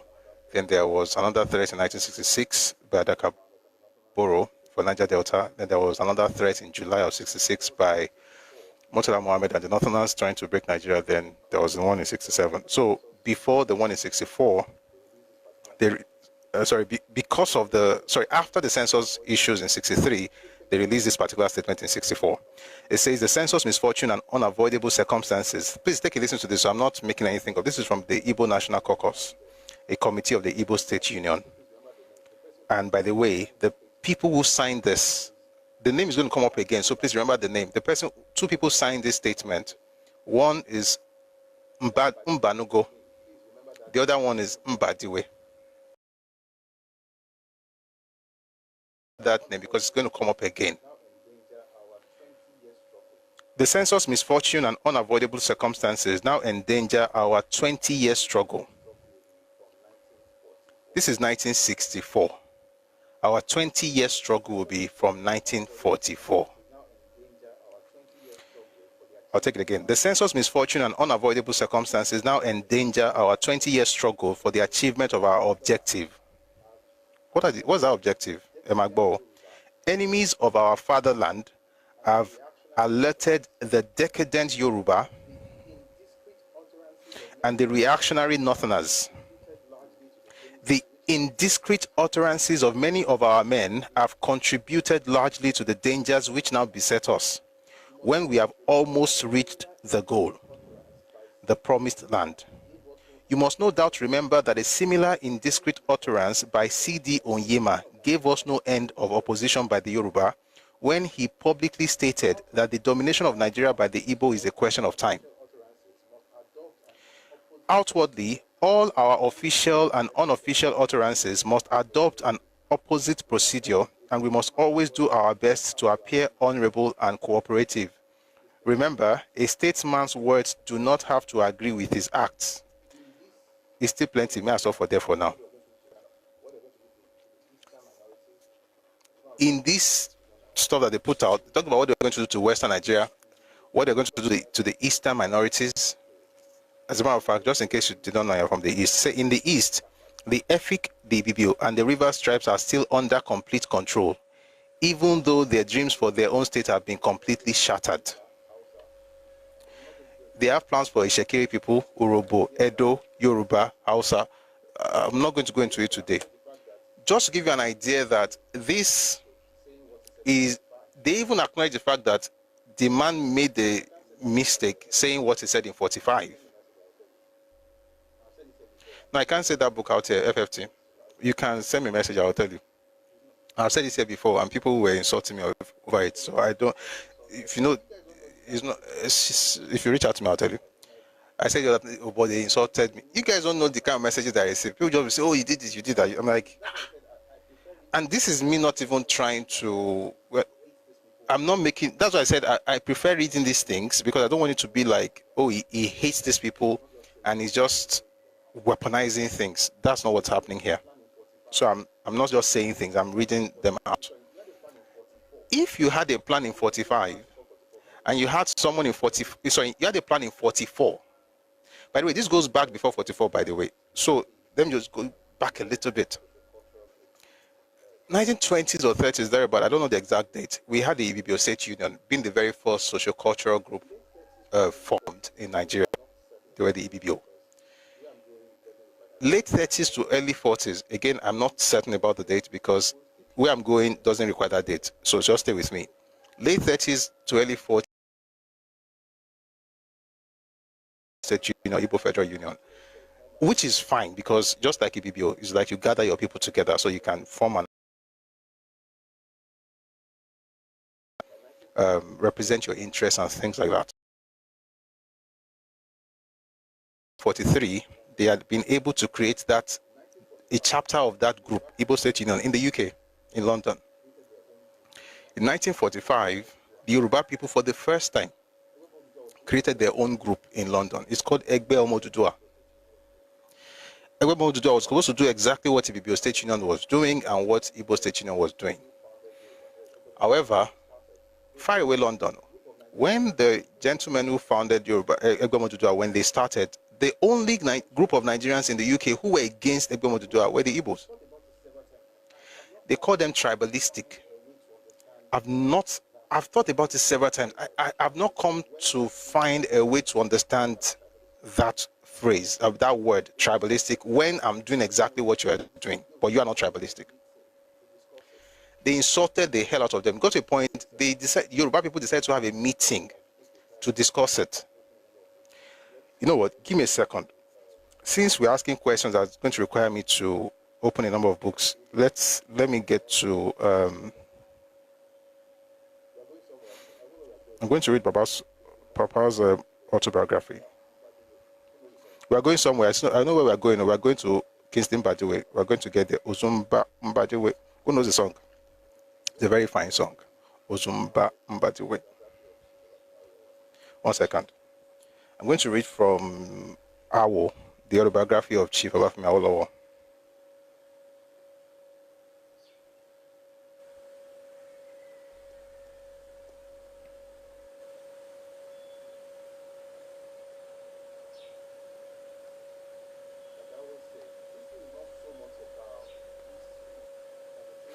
Like I always say, this thing is not so much about history as it is about the present.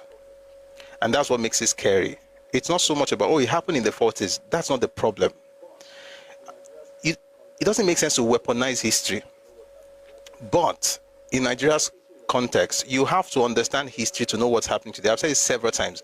Nigeria's history is like tomorrow's newspaper. Like if you understand Nigeria's history, nobody can go. Oh, by the way, I know some people are not Nigerian here, so Yoruba, Mombo means I'm on my way. Let me not say the other part. I'm almost there. All right. So this is from the autobiography of Chief Obafemi Awolowo. Papa traveled to the UK in 1944. Then in 45, a group of them decided to come together to do something really cool. But let me go back just a bit to give it context. On leaving the shores of Nigeria in August 1944, I resolved that I would have nothing to do with politics until I had finished my studies and made some money. I also resolved that before I again entered into politics, I would see to it that the Yorubas evolved an ethnic solidarity among themselves, just as the Ibibios and the Igbos had done, in order to ensure a strong and harmonious federal union among the peoples of Nigeria. We're speaking here, Papa Chief Obafemi Awolowo. In less than a year after I reached the United Kingdom, I set to work to translate my ideas into realities. A group of Yorubas, mostly students, Dr. Oni Akirele, Chief Abiodun Akirele, barrister at law and member of the House of Representatives, Mr. Akintola Williams, chartered accountant, Chief Ayotunde Rosiji, Federal Secretary of the Action Group. That's what they became in 60. So this book was written in 1960. So when you see when you see the description of them as barrister at law, that's who they were by 1960. Okay, that'll be 15 years after the fact. So let me go back just a bit.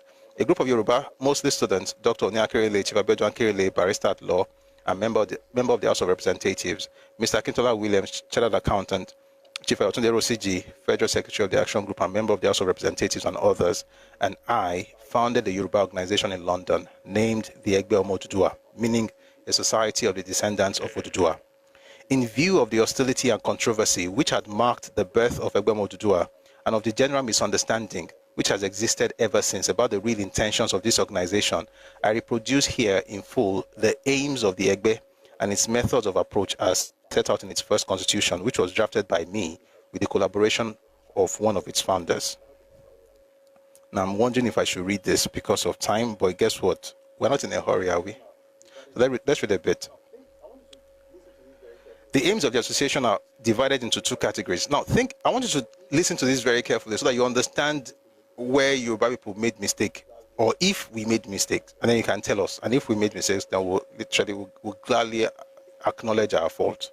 And I'm saying our because I'm speaking for the ancestors. Let's go back to this. The aims of the association are divided into two categories. A, Yoruba land. Under A, number 1, to study fully its political problems, combat the disintegrating forces of tribalism, stamp out discrimination within the group and against minorities, and generally infuse the idea of a single nationality throughout the region. Why is this important? So, like I always say, the Yoruba identity is not a new identity. The Yoruba identity is at least, not at most, at least 5,000 years old. And we can explain this archaeologically, we can explain this culturally, we can explain this mythically and historically. We can explain it in different forms, all right? But archaeologically, which is scientifically, it's at least 5,000 years old. In other words, around 2,800 BC, the identity was already formed. And this you will find in a book called, two books, but let me give you one. Yoruba, The New History by Akinwumi Ogundiran. You see the archaeological data and how they came to agree on that particular date. So the identity it's been a long time coming. However, Papa was born in 1909. Less than 20 years before he was born, we just ended Kiriji War, where we had a civil war for 16 years. And having fought for that long, we had animosities amongst ourselves. People had issues, there was tribalism, there was discrimination, ethnic war, like amongst ourselves. People don't usually fight. It's not because when we do, it's decisive. And I think that, no, it's not. It doesn't mean that you can literally just destroy everything. But having gone through that, we now had issues. So by 1945, at this point, Papa was 36 years old, right? Yeah. He was 36 years old at this point. The bickering still existed. The discrimination amongst us as Yoruba people still existed. One of the primary reason, number one reason of, establishing Egbe Omo Oduduwa was to ensure that they could erase that idea and regain the idea of common identity. I mean, we all, literally it's in the name, Egbe Omo Oduduwa. We can all trace our ancestry to one person. We all have this in common. We have the same identity, the same ethnicity, the same language, the same everything. Why exactly are we fighting? So the very first thing is to unite the Yoruba people. Not to give them an identity, contrary to what some mofos are saying. Just because you don't have a common ancestor. And yes, we have heroes in our history as well, unlike some. But let's get back to this book. So the first thing is it said the aims of the association are divided into two categories. Number one, Yoruba land, Yoruba land. Number one, to study fully its political problems, combat the disintegrating forces of tribalism, stamp out discrimination within the group and against minorities, and generally infuse the idea of a single nationality throughout the region. Number two, to study its economic resources, ascertain its potentialities, and advise as to the wisest utilization of its wealth, so as to ensure abundance and prosperity for its people. Number three, to plan for the improvement of educational facilities, both in content and extent, to explore the means of introducing mass education promptly and efficiently, and to foster the study of Yoruba language, culture, and history. Now you understand why, as soon as he became premier, he ensured that they started doing this thing. They wrote this in 1945. Free education started in Yoruba land in 1955. Let's continue. Number 4, to promote the social welfare of Yoruba land, combat the cankerworm of superstition and ignorance, spread the knowledge of medical relief, and stimulate the provision of hospitals, maternity homes, and such like amenities. That's also why we had free healthcare since the 50s. Now let's get into the other part. The other part is Nigeria. So when they started Ẹgbẹ́ Odùduwà, they had a two-pronged approach. The first one was okay. The first one was Yoruba-centric or Yoruba-focused. The second one was Nigerian-focused. So this is a bit about Nigeria. So B, Nigeria. Number 1, to cooperate in the fullest measures with other regions to see that the aims set out in A are applied to the whole country. I thought that was altruistic. Number 2, to aid and encourage similar groups in the other regions in every way possible to achieve these ideals. In other words, as we are doing it for ourselves, we would like you to also have it for yourself. As you are growing, you should also grow. And I've said it several times. All of us in Nigeria, every region in Nigeria is a direct copy, or is a direct product and direct copy of the prevailing ideology, or let me put it this way. Every region in Nigeria and of the prevailing political ideology that their leaders had in the 50s and 60s, or in the 40s. Let me even take it back to the 40s. Whatever prevailing political ideology and 60s is literally what you are playing out today. There's no group in Nigeria that is, and I'm not saying this because of any ethnic group or anything. The former president even mentioned it the other day, talking about what all. The idea of altruism is literally that when you're thinking about what you want to do in Nigerian politics, you have to think for the other groups. And I know people will say things, and they always say it, why should I think for the other groups? I want to talk about what I want as a Yoruba person. So even from the very beginning, this was not a political party, or this was Ẹgbẹ́ Odùduwà. They were thinking of, okay, whatever we want to achieve as Yoruba people, would like you to also have it in your region, so want to support you in any way possible. That's a good idea, isn't it? Like, this is how a sensible, omoluabi, normal human being should think. Let me just ask, maybe I'm wrong. Maybe Papa is even wrong. Maybe all of them, Dr. Kerry, maybe they were wrong. In the comment section, please let me know. Does this look like a good plan, like for yourself and for the whole, for the collective, for Nigeria, and then for Yoruba land? Does this look like a very good plan, or is it tribalistic, like they always say? I'm waiting for answers. I want to have some engagement on this for a bit.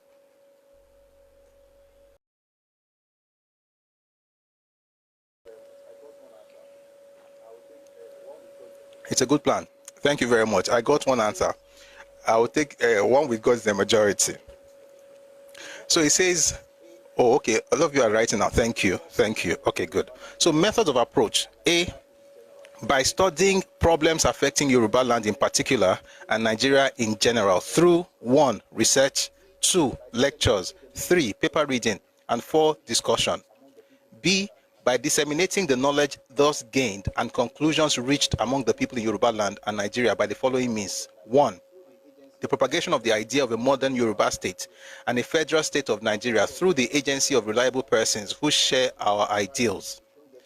Papa was talking about federalism in 1945, which is why you don't get surprised when you read this book, A Path to Freedom, that was published in 1947. It was saying exactly the same thing. Number 2, the issuing of magazines, booklets, and other publications in English and Yoruba. Number 3, the encouragement of the immediate setting up of Ẹgbẹ́ Odùduwà in Yoruba land, provided the promoters give an undertaking that the first 3 years will be devoted to strengthening the organization financially and studying local problems, while refraining from any direct political action. Before the Ẹgbẹ́ was founded in London in 1945, there was already a 2-year-old branch of the Igbo Federal Union there. That means the Igbo branch was meant that they already had a branch in London. Yoruba didn't have any group at all. Before the Egbe was founded in London in 1945, there was already a 2-year-old branch of the Igbo Federal Union there. Even so, the reaction of practically all the students from the eastern region and of some from the western region to the formation of the Egbe was a hostile one. Being the most prominent among the founders, I was singled out for attack. I was accused of being tribalistic and of having a design to wreck the unity of Nigeria.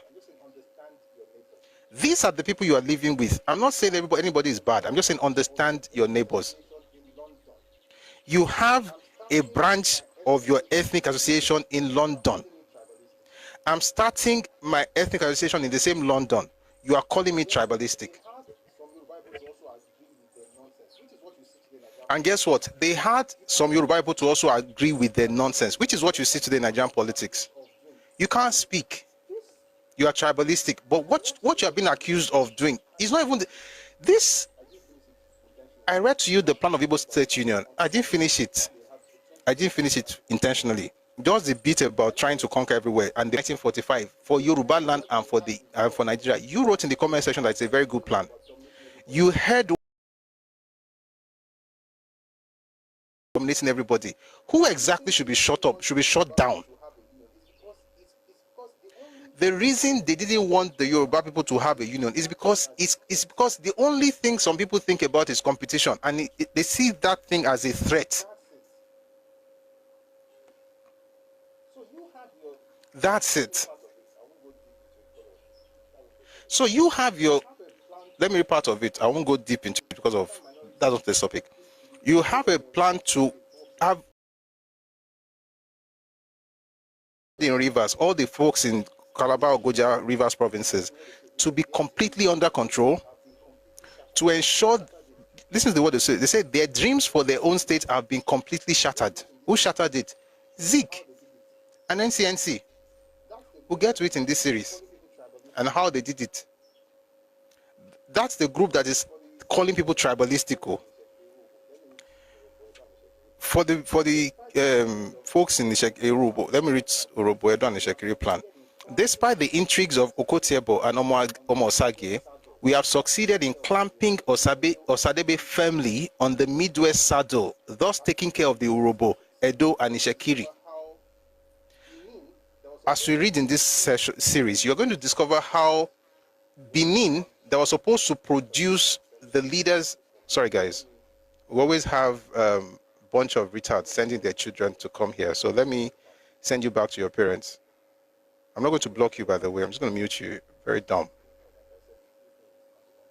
And yes, say your dad is dumb. Because this thing, like I said, this thing is congenital. It's terrible. You can't keep giving birth to your like. I mean, let this stupidity stop with your generation. In Jesus' name, amen. All right, where was I? Benin was supposed to be the capital, but beyond being the capital, it was supposed to be that the Midwest, they would produce last year, that was 1963, when it was overconfident that the census figures would be to our advantage and that the struggle was almost won. It should have pampered Fani Kayode till NCNC victory in the regional West elections was secure. I don't want to explain this because of time. But then they talked about Yoruba people. They say, play up Awolowo at all times. They said, this will keep up the resistance of action group members, to stop them from uniting with the NNDP to form a solid Yoruba front. This is vital. The leaders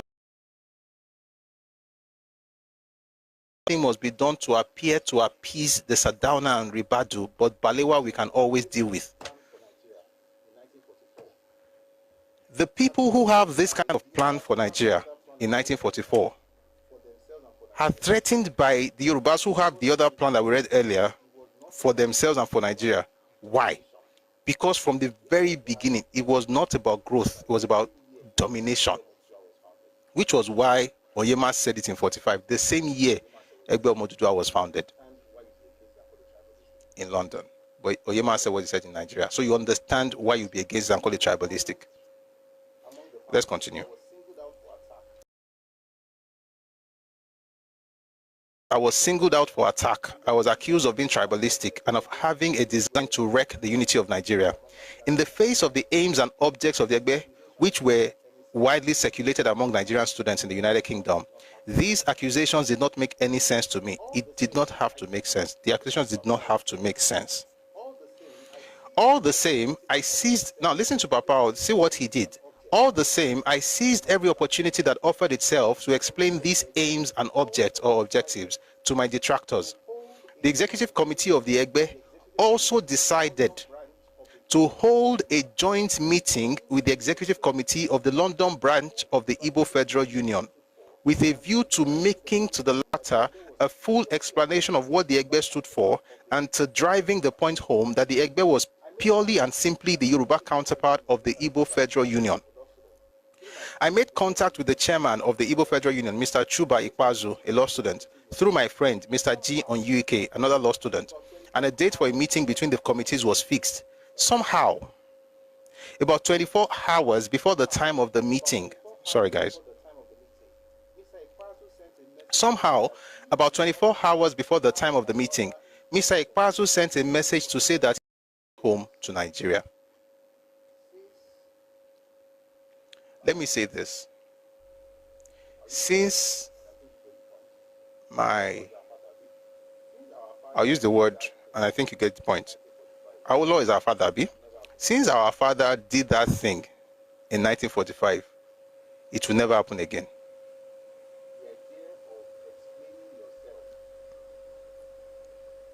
The idea of explaining yourself to people who are trying to gaslight you. And I think they're even doing Omoluabi. It's still Omoluabi to just shut people up, because how can you have a meeting? Why should I have a meeting to explain to you the reason for my organization after I have already sent you the objectives printed or sent to everybody? You saw the objectives. Number one, even if you did not see the objectives, what's your business with what I'm doing? When you were doing your own, did I ask you for stuff? No, I did not ask you. Meanwhile, what you had planned was demonic. And guess what? Every single region was planned for. This is the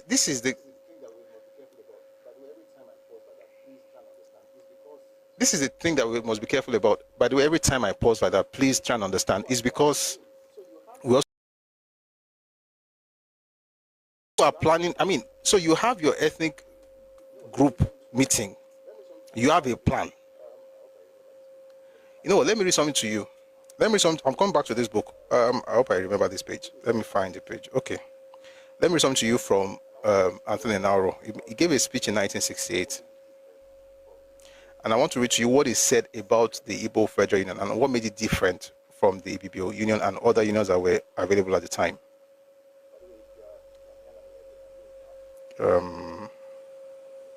By the way, if you are Ghanaian and you are here, I'm Yoruba, I'm on your side.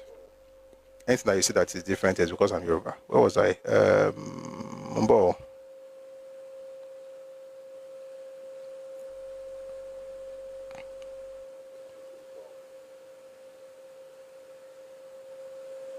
One second. This is from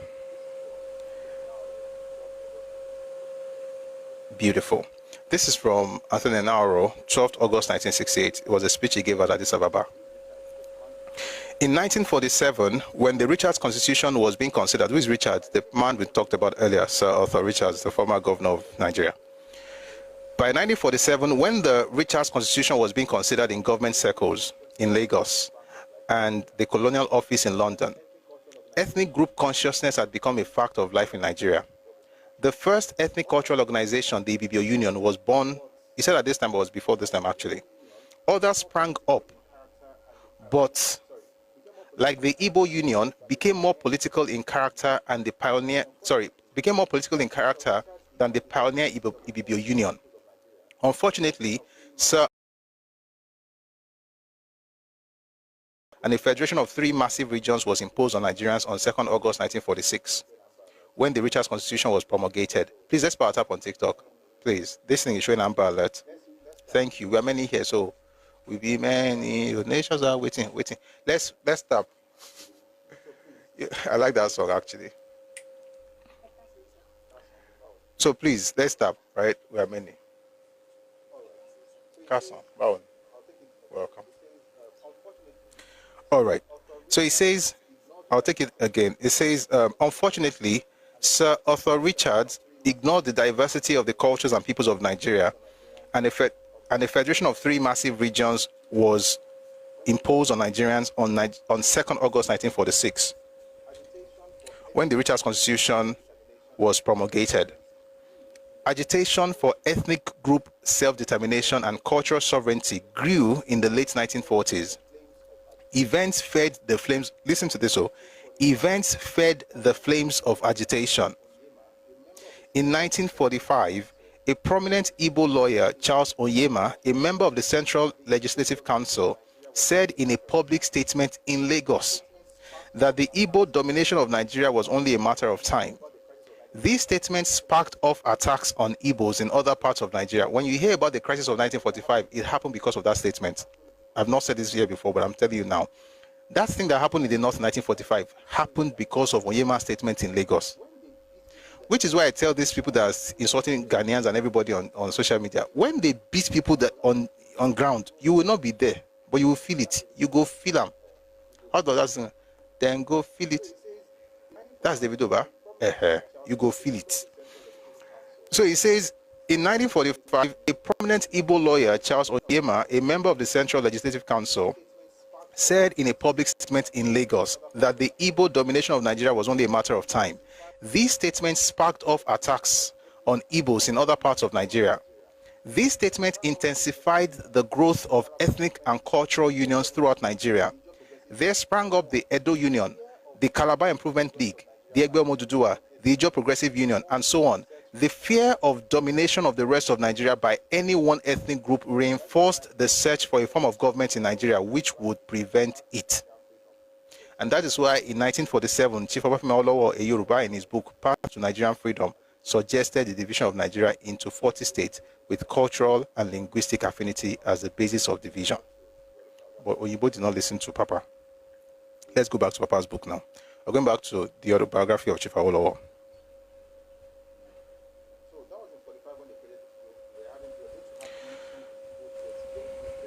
So that was in 45 when they created the group. They were going to have meetings with the Igbos to explain to them why Yoruba also have Yoruba don't suffer. See, I care about Gunyon, Eti and Laba about Benishubu.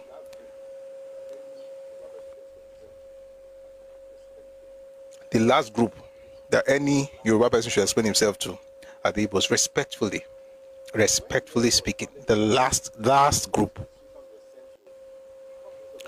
When the Egbe was founded in London, copies of its constitution were sent to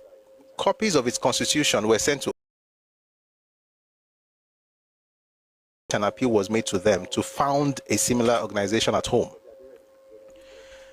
And of course, it mentioned how Oba Sir Adesoji Aderemi, the Ooni of Ife, and the president of the Western House of Chiefs, and 3 other persons reached out to him to respond to what they were trying to do. On my return home, it gets interesting, stay with me. On my return home, I began in earnest to preach the formation of the Egbe. People listened to me either with concealed indifference or undisguised boredom. Then one day in 1948, I read in the papers that Egbe Modudo had been formed in Lagos by a group of outstanding Yoruba leaders, Sir Adeyemo Alakija, Dr. Akinola Maja, Sir Kufa Bayomi, Chief Bode Thomas, Chief H.O. Davis, Dr. Akin Doherty, and others too numerous to mention were among the foundation members. I was jubilant to read this report, and I quickly sent a telegram of felicitations to the Lagos founders of the Egbe. I also took immediate steps to inaugurate a branch in Ibadan. The aims and objectives of the newly formed Egbe were identical with those of the one founded in London, with but slight modifications. I'm not going to go into all of those things, but where I'm going, we're almost there. You know what? Let's read everything. Let's read everything.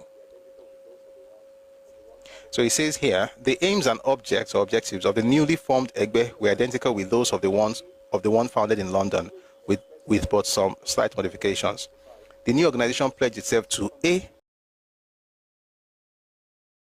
towards by the society the pursuit of secondary and university education among Yoruba boys and girls. B, to recognize and maintain the monarchical and other similar institutions of Yoruba land, to plan for their complete enlightenment and democratization. And C, to strive earnestly to cooperate with other ethnical associations in matters of common interest to all Nigerians, so as thereby to attain unity in federation. The reaction of Dr. Azikiwe and all his supporters to the newly the reaction of Dr. Azikiwe and all his supporters to the newly formed Egbe was violent beyond compare.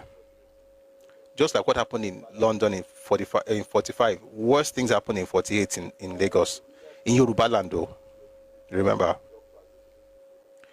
All the leaders of the Egbe were vilified in Dr. Azikiwe's newspapers.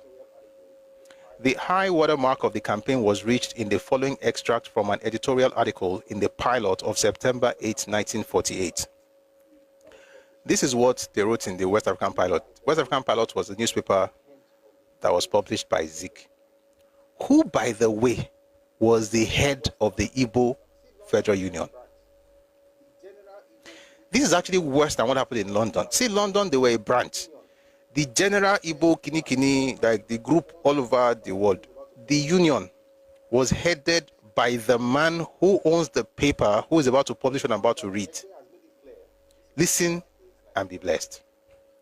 But now that the Egbe has made it clear, this is September 8, 1948, now that the Egbe has made it clear that its battle is not really against Dr. Azikiwe personally, and even against Igbo as a group, but against the aspirations of the 27 million Nigerians backing up the NCNC.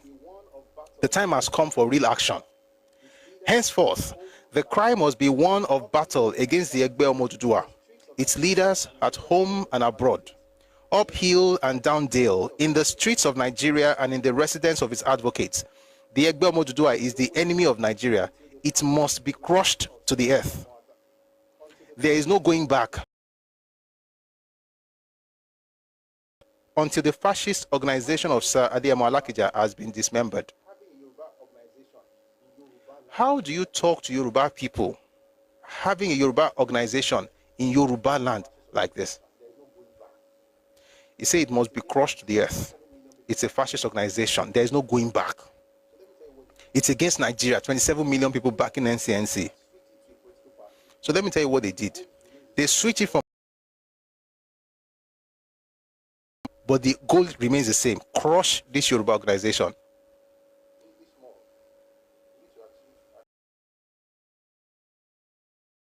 Oh, you need to achieve archive of all this video. Thank you very much for that. Thank you. This was in Lagos. This was not in Aba. This was not in Onitsha. This was in Yoruba land. Let's continue.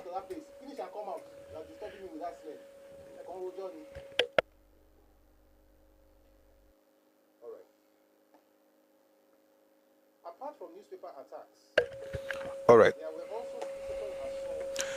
Apart from newspaper attacks, there were also physical assaults on the persons of the leaders of the Egbe and damage to the houses and other property of some of them. Why? They said, let me say what they said. They said the crime must be one of battle. This is not different from obedient movement. They are the same. The crime must be one of battle against Egbe Omoduduwa and its members, its leaders at home and abroad, uphill and down dale, in the streets of Nigeria and in the residence of its advocates. What does that mean? Destroy them, hurt them. What do you mean go to their residences? Why are you mentioning the leaders and the members? Why are you saying it's a battle that must be taken to their houses? Are you going there to pray? Apart from newspaper attacks, there were also physical assaults on the persons of the leaders of the Egbe and damage to the houses and other property of some of them. It was absolutely impossible on nationalist grounds to reconcile Dr. Azikiwe's insensate hostility to the Egbe with his presidency of the Igbo Federal Union and his obvious condonation, listen to this, number one, there's the hostility against Egbe. But number two, he was the president of Igbo Federal Union. But guess what? Number three, his obvious condonation, he condoned the existence of a similar organization founded in the northern region in May of 1948, which is called Jamia Mutanen Arewa, that became MPC in 51. So in that 48 pattern, guys, this was in 48, right? By 57, the same Zik was saying, leave the north, leave the east, break the west into four. Am I saying this to weaponize history? No, I'm telling you that whatever happened is happening. And you've got to understand how to deal with it. So you don't feel like, it's happening for the first time. Kimaashe. There's a way your fathers treated some people's stupidity. You've got to do the same thing by dusting off the books and reading what they did. You are tribal. You are just projecting. Well, which book did I read that thing? Oh, yes. His thoughts on Nigerian constitution. He called it a psychological condition.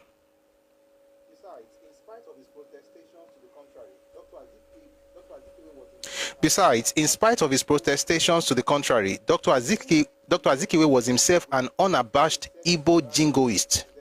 And he gave the game completely away when he said inter alia in his presidential address to the Igbo Federal Union in 1949 as follows. Please listen to what he had to say to his own people. When I heard what you said about Achebe, it really broke me. I was actually measured though. Everything you hear me say, yes, sincerely, is the best way I can say it, considering the circumstances. Achebe, guys, I'm sorry, I'm going to pause for a second. Achebe was a fantastic writer. He was a terrible historian and a terrible commentator. He was one of those people who saw nothing good in Nigeria. Is exactly what your people are doing on Twitter today. Nothing was good about Nigeria. He wrote 2 books. I have those 2 books. I can't share it with you because no. There are 2 books. I can tell you the names. Kingi Bedu. Look for this book, The Problems of Nigeria, and read the other one. There Was a Country. There was nothing Nigeria did that was good, but the way it was hyping Igbos, you think they were better than what they are. Let me read to you what Azikiwe said in 1949. While he was calling Egbemo to do a fascist organization, let me read to you what he said about the Igbo Union. It would appear that the God of Africa has specially created the Igbo nation to lead the children of Africa from the bondage of the ages. The martial prowess of the Igbo nation at all stages of human history has enabled them not only to conquer others. These guys have no history of conquering anybody.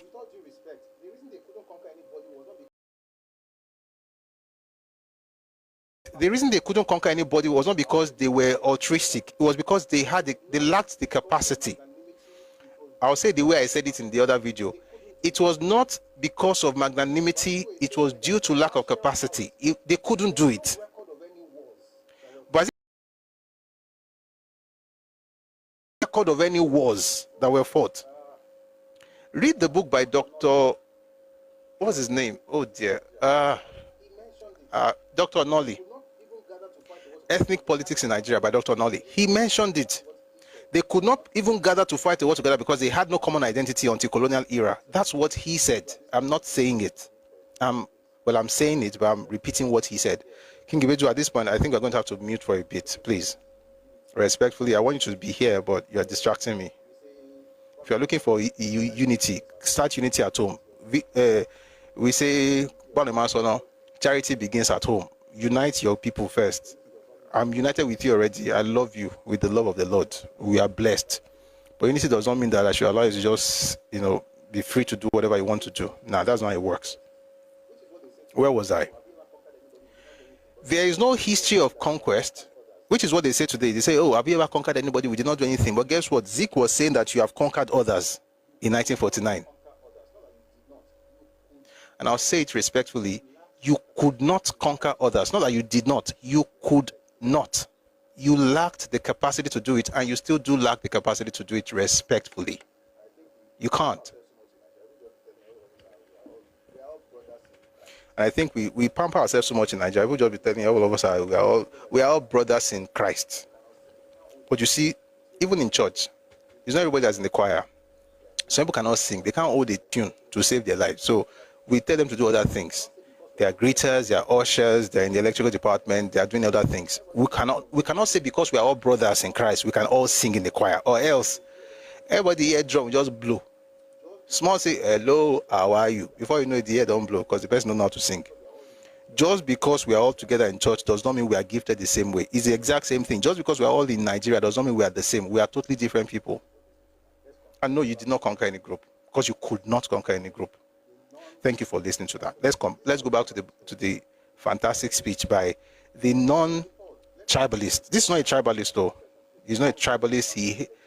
Vin DePaul, please, don't type that thing in my comment section, please. Yoruba Nation is existing today. I spent the last few days talking about it. Yoruba Nation is not coming with secession. Yoruba Nation exists now.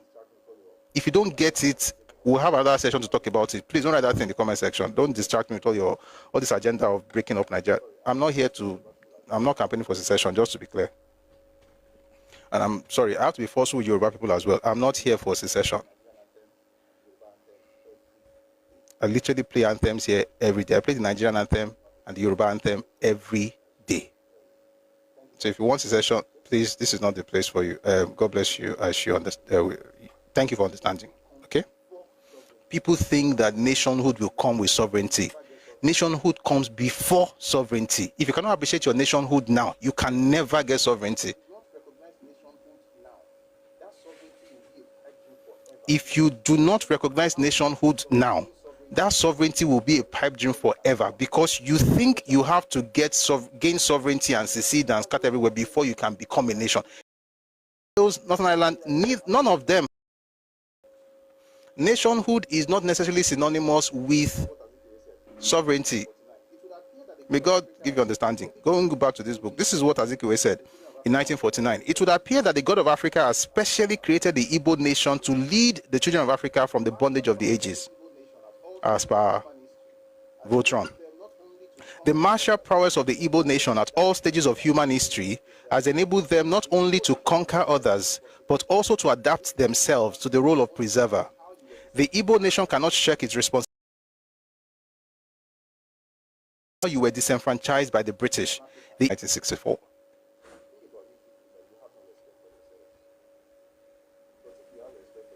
The thing about you people is that you have no respect for yourselves. Because if you have respect for yourselves, you know somebody says something about nationhood and sovereignty and you keep writing stupidity in the comment section. You think because you're Yoruba, you can write it. Stupidity has no ethnic group. What kind of nonsense is this? If you want to break Nigeria, go and open your life and be telling people to go and be scatter Yoruba land the way they scatter the Igbo land and have your own ESN. Since you are very powerful, you really have to break up. You guys understand nothing. There's no strategy, no tactics, just rhetoric and propaganda and narrative. And, oh, we must break, we must break. Oh God, if you write that thing again, in fact, you can't even write. I already muted you. Next person that writes, I'm blocking that person. There is a way to do stuff. Until people get, and I'm sorry guys, I'm going to pause to say this thing. You guys should stop. You will rile people up to the point where they will do anything to get that nation, including taking up arms. It happened in Oyo State not too long ago. Some guys carried guns, went to the secretariat before they were brought down. That's what we did in Yoruba land. In the East, it did not happen that way. They are still terrorizing themselves there. You just keep writing things in the comment section. You want a nation, you want to break nation, Kinikon is holding nation. Go and break it. Your fathers learned the idea of tactically doing things, strategically positioning themselves. Do you not see what's happening in Nigerian politics? Do you not see regionalism right now? Do you not see the possibilities? Why do you guys not observe things? Can you not see what's happening? Oh. There was a conference yesterday. Did you not follow that stuff? I didn't talk about it today because I need more details. I want to actually read a full communique from them. See what's happening. Do you not see how suddenly, out of the blues, you have Southwest Development Commission? There's Southwest Development Commission now. There's Southeast, there's South, North Central, Northwest, Northeast. Every region has Development Commission. Do you not see what's happening? Until you reduce everything to ESN of what's happening And by the way, this is not, I'm not throwing shade at Igbo people. I'm just saying that what they allowed Nnamdi Kanu to do is what you guys are trying to do with all this, your rhetoric. You're just riling people up everywhere. It's not good. Nigeria is spoiled. If we don't break out, it will not be well. Is it well with you? I would like to have a separate nation. I think it would be fantastic, by the way. But I just don't think that people think things through before they put these things on social media. We must break, we must break. Meanwhile, most of you don't live in Nigeria.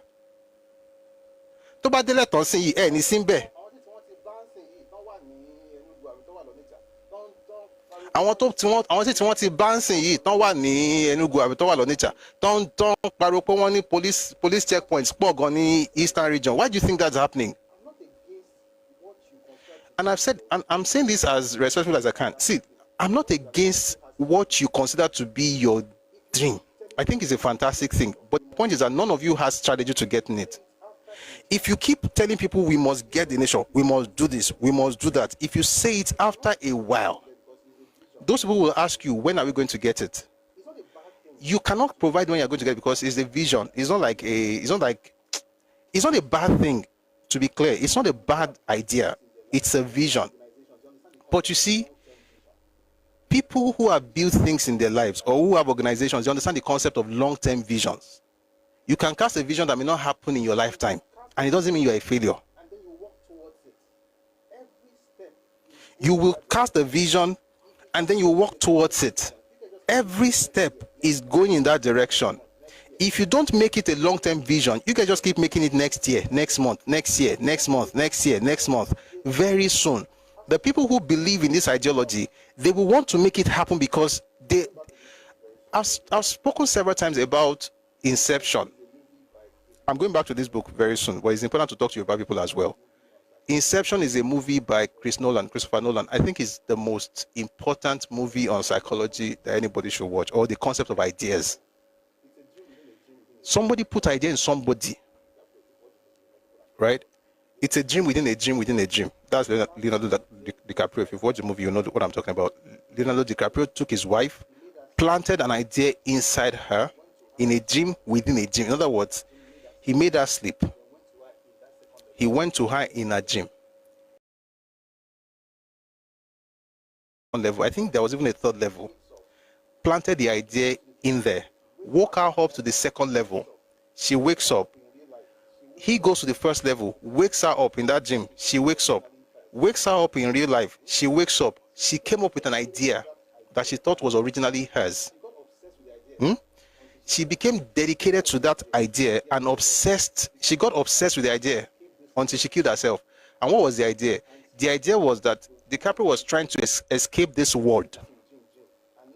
And he took the woman into the dream life, dream, and now planted an idea in that dream place that was the reality. So when she woke up in real life, she did everything to get back to that place. She just kept looking for ways to get back to the place. So every time she's awake here, she says that she needed to die or sleep and not wake up so that she will wake up on the other side. What I'm trying to say is this: she looked for ways to do it until she killed herself. When you plant ideas in people about you cannot progress until you break up, you cannot. I'm not saying that the idea of having a nation is bad, is good.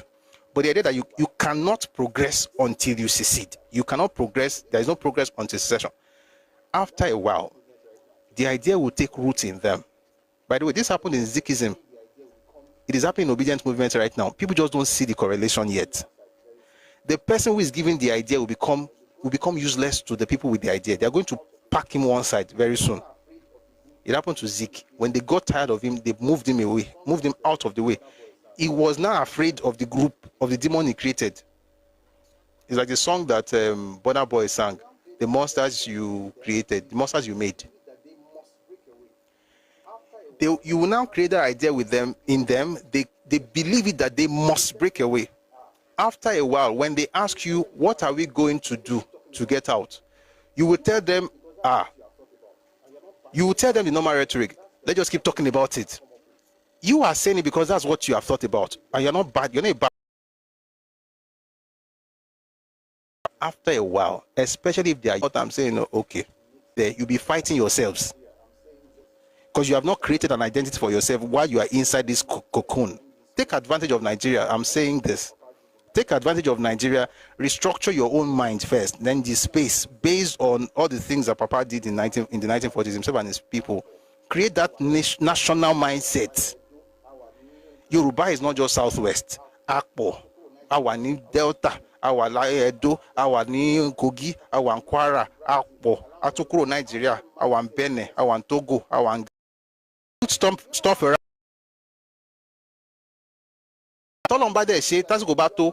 What if you ever have that political autonomy of being a separate nation? It should just be like you are just going to build. I mean, what you have already, you just attach it to it. That's it. But all this you must break up. No, please. That energy, I hate it, and I don't like using the word hate. I hate it because it's defeatist. You cannot progress until you do this. What that means basically is that I have only one option. That's not how life works. When people say you have only one option, without this option, is Automan say Sogundogoji, Ponzi schemes. If you do this, you will get this. This is the only way to do it. What do you mean this is the only way it's going to work? Anyway, that's that for that. Let's go on from here. No, please don't mention anybody's name. It's not about the people, it's about the idea.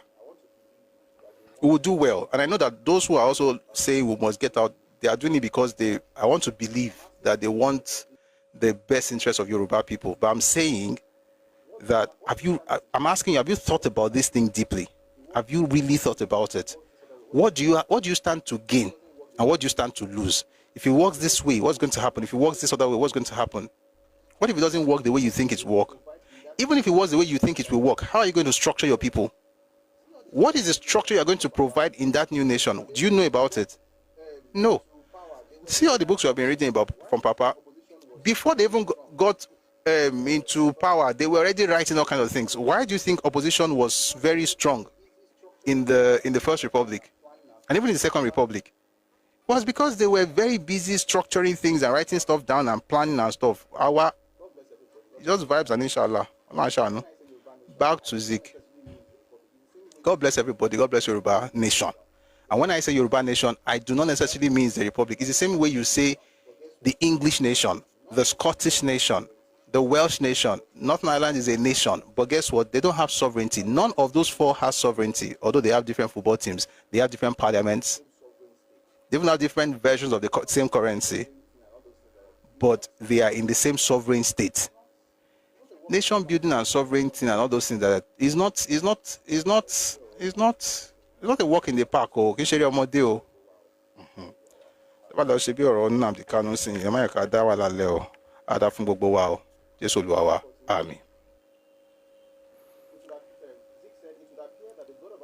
1949, Zik said, it would appear that the God of Africa has specially created the Igbo nation to lead the children of Africa from the bondage of the ages. The martial prowess of the Igbo nation at all stages of human history has enabled them not only to conquer others, but also to adapt themselves to the role of preserver. The Igbo nation cannot shirk its responsibility. Politically, you have seen with your own eyes how you were disenfranchised by the British. The Igbo nation has never been represented in the Executive Council. Economically, the Igbo nation has labored under onerous taxation measures without sufficient social amenities to justify same. That's the same thing he's saying. Oh, we paid a lot of taxes. We didn't get anything in return. Federal government said you have paid the least in Nigeria.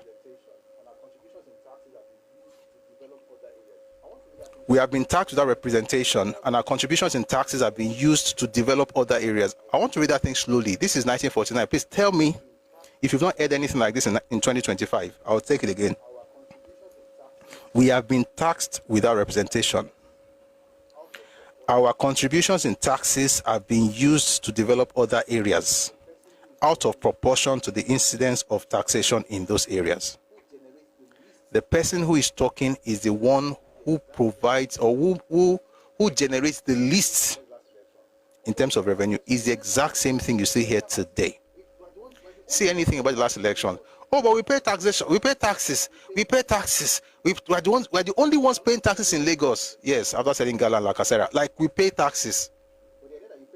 And I'm not saying that no Igbo person pays. Of course, Igbo people pay taxes. But the idea that you pay taxes over everybody, you are the one that they're taking your money and using for everybody. In Nigeria today, first quarter of this year, 2025, the total revenue generated in terms of VAT from the entire southeastern region was a little over 3 billion or so. Or your state, one state, generated over 79. 32 billion. Or your state generated 79. That's about 2.5 times what an entire region generated. But it's that region that will tell you that, well, we are paying taxes. We are paying. What are you paying? Oh, they're using our money to generate to develop Nigeria. I will say this respectfully, and again, I hope I'm being respectful enough. Of course, I don't know any other way to say it. When folks from the east say that, are you not using oil money to build all over Nigeria? Number one, every one of us gets something from the oil money, all of us. Number two, when they talk about oil, you should not be saying anything. Walai.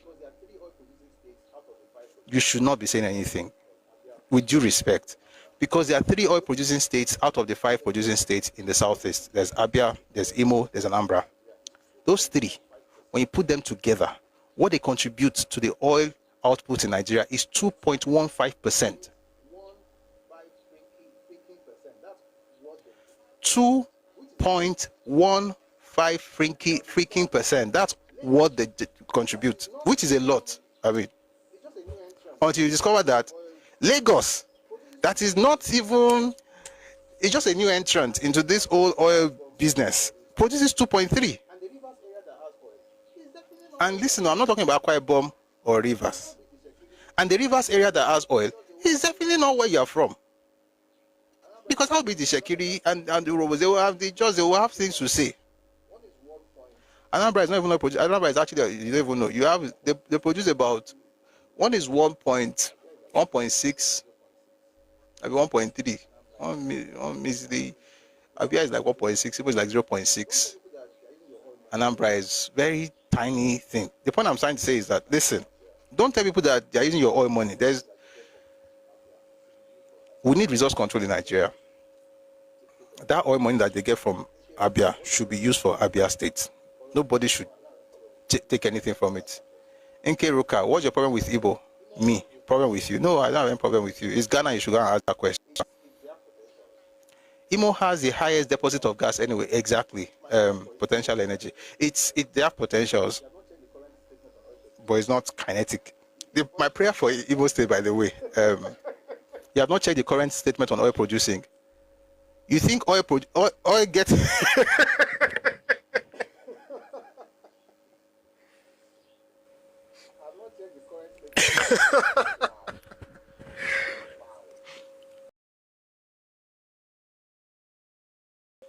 wow. Who did this to you? Want to get here? Want to get here?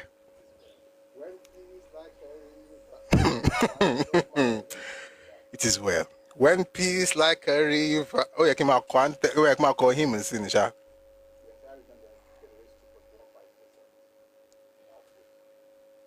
Your entire region generates 2.15% in output. See, we don't even shout about oil. Lagos has about 2.3. Ondo has about 4.5 or 4.8 thereabout. It's not even, I mean, the big boys, you're talking Ẹkáàbọ, you're talking Rivers, you're talking Delta. Those are the big boys. Right? But even then, I pray, and this is my sincere desire, even for the East, for Imo, whenever they start exploiting the gas, there should be resource control so that they can have all the money from that. Why? It's their land. Personally, I don't think Nigeria would do very well with these derivatives and derivation formula where you can only get 13%, but you're going to share the money with everybody. Because Nigeria, there's no state in Nigeria without at least one mineral resource. Some people have 5, some have 10, some have 15 mineral resources in one state. There's talc, there's gold, there's lithium, there's bitumen, there's crude, there's things everywhere. So I really pray, gas everywhere. So I pray, and this is my desire for Eastern Nigeria, when it's time to start exploiting the gas in Imo State, let there be resource controls. Excuse me. Let there be resource controls so that they will be able to build the Dubai and the Taiwan, to be able to do, because you have to do something at home before you are insulting everybody for being underdeveloped. Because when we look at home, nah. But everybody, someone say even the north. There's gold in Zamfara. There's talk all over the place. There's Kaolin. It's all over the place. Every state in Nigeria. Some have 10. Nigeria has no business being poor. Our problem is our structure, where everything is so centralized. Thanks, Yoronsi.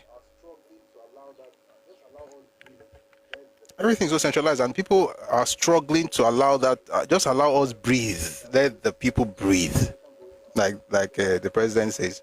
But I think that with this reorganization going on, Nigeria is going to be, better for it. Let's go back to Zik. Zik said, we have been taxed without representation, and our contribution in taxes have been used to develop other areas. You still hear it today. It's not because it's true. Who have been the country zoo, and your name is Voice of Biafra, you're an animal. An ape has more brains, has more sense than you, because you have to be an animal to constantly call Nigeria a zoo. You are the same group of people that said Buhari died in 2017 and it's Jubi that's ruling the country. Eba mute gbere jare, to kan sukun kiri bi gbere. Talo se moderator kan ame ko wa mute. You are an animal. With due respect to your parents, not to you, because you're not worthy of any.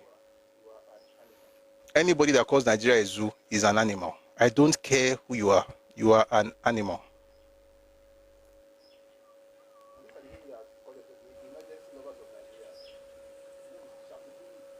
And these are the people that call themselves the emergency lovers of Nigeria.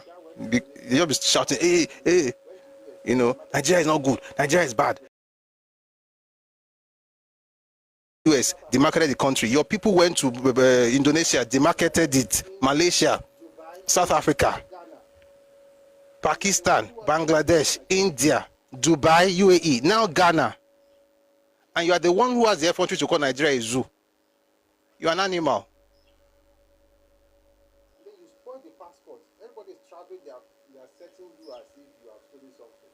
And then you spoil the passport. Everybody is traveling, they are searching you as if you have stolen something. The person who spoiled this is the one who is still calling the place a zoo. They don't get you. But USS are not having Igbo days. Why are they having Igbo days? I hope you really read that stuff, Sha. Why are they having Igbo days? Because I've read it. And it's good, by the way. Nigeria has gone beyond repair, so don't blame people who react the way they do. Nigeria has not gone beyond repair, bone. Why do you guys talk like this? Why are you guys like this? Nigeria has gone beyond repair, and MM2 is busy every day. People are flying into Nigeria to take something that you are throwing away, and Nigeria has gone beyond repair. If it has gone beyond repair, why are these people always traveling into Nigeria? What are they looking for in Nigeria? Small companies all over Africa, all over Europe. What are the Chinese doing? They want the country divided. They should go and divide it now. When you hear some of these people talk about Nigeria, you actually think it's one war zone. To be fair, I think they're talking about their region. Their region is like a war zone, Sha. Because it's amazing. And you say you want your person to rule the country. It will never happen, by the way. And the reason is because you don't even like the country enough to wish it well. Even Bible says, pray for the peace of Jerusalem. It's those who desire it that will eat the fruit of it. You will not eat any good of this land. You hate the country, you hate its inhabitants, you hate the land, you curse the land, but you want to rule the land. How? Now meant.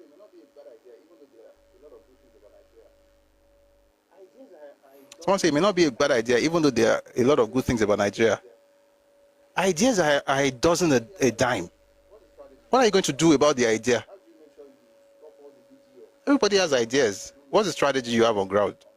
How do you make sure you stop all the UGM, unknown gunmen, unknown men gun, on gun no men, on men no gun, all those people destroying all those people? How do you stop them? How do you think they were created? You think because the people are bad people? They're not bad people. The people who created ESN are not bad people. They just not think things through. So would it be nice to have, I've said it several times, it would be nice. I mean, to be honest, I would rather be alone than be in the same country with some people in Nigeria or long bangbo, because everything is just, the best way they do you, now they curse you. Now they do you, now they curse you, say, you know they do well, but now they do you. So it would be, to be honest, to be better. But see, the point is, when people just come out and say things like, there's nothing, I just don't, it, how do you guys live with negativity like this? It doesn't work. It's a bad place. It doesn't work. People, number one, are thriving. People are suffering. People are going through stuff. But if that's the only experience you have, then that's your business. Your job in life, let me say this and then move on. Your job in life is to pray to God, that you have ideas and opportunities that you do well. And then you can help those who are not doing well. Not to be crying on social media and saying because your family members are not doing well, therefore Nigeria is not working. It's working. And those that is working for, think about how to help other people who it's not working for. It's not working for people like Obina, for instance. It's not working for him. He complains about it every day. But you can help the people who it's not working for. Say I'm a multimillionaire. It's not about money. I've said it several times. Sometimes I say it, maybe you don't hear it. Some people are so poor. The only thing they have is money. You seem to be one of them. It's not about what you have. It's about your mindset. You have a poor mindset. I don't care how much you have in your pocket. It will still fly away. But may God not let it fly away. Just at least help the people or create something or criticize the government. If you want to talk to government, criticize them and do it constructively. And don't do it because your candidate lost the last election, because he will lose again. If you tried it 1,000 times, he will lose. Ben Yoshiri. Why money all the time? Because he mentioned it now. He said he's a multimillionaire. I don't care. If you're angry with Nigeria because your candidate did not win, you'll be angry for many years to come. Wallah, you'll be angry for at least a century.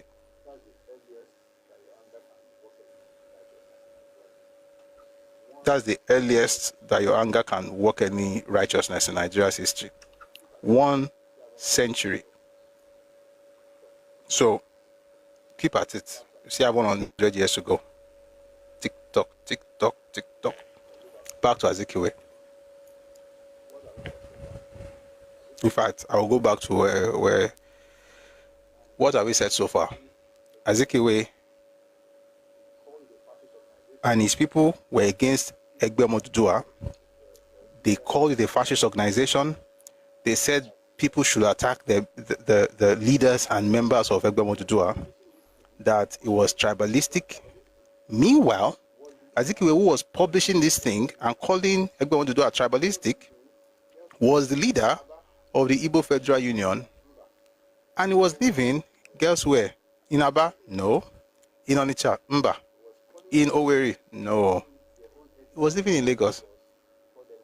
He was calling Yoruba people organizing their own ethnic association in Lagos. He called them tribalists. Olutosin Fashikpe, century. My brother, this is me being generous. So that century, you're going. Moti Rosiwaju, my call ma to be 50 years. My culture you need evolve. So ma to be 100.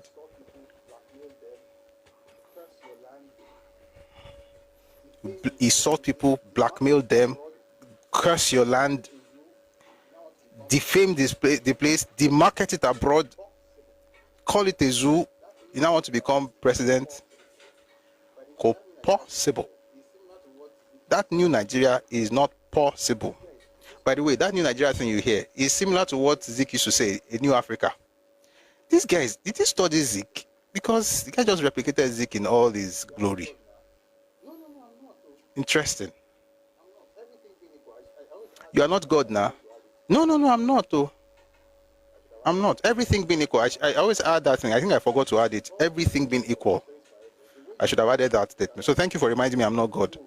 Everything, all things being equal, ceteris paribus, the way you are going, it will take another century to even come close.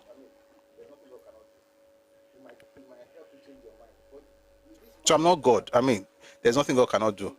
It might help you change your mind, but with this mind that you have, all things being equal, 1 century, you are not smelling it. And it's not because people hate you, it's because you refuse to evolve. I've not seen a group that just celebrates mediocrity, especially in cultural matters. How can everybody be complaining about you and it's their fault? Thank God the Igbos are thriving. Yes, now, but they have to leave their land to thrive. Ẹkáàbọ. I don't think you really know the issue. If you thrive in Yoruba land, it's a blessing for you and for me. I want you to succeed in my land. I want you to succeed in Yoruba land. It's my prayer that every Igbo person, Hausa person, TV person, Idoma person who travels to Yoruba land, whether Lagos, Ibadan, Akure, Ado, and you are all over the place, by the way, anywhere you go, may you succeed. May you prosper. But you know what that says to you? What that should tell you? This is what it should tell you. Number one, it's proof positive that my land is fertile. It's also a problem that you cannot prosper until you leave your house. That is the problem. I don't mind you prospering in my house. It doesn't stress me. It doesn't take anything from me. The sky is wide enough. But if you cannot thrive until you must leave home to thrive, it means there's something terribly wrong.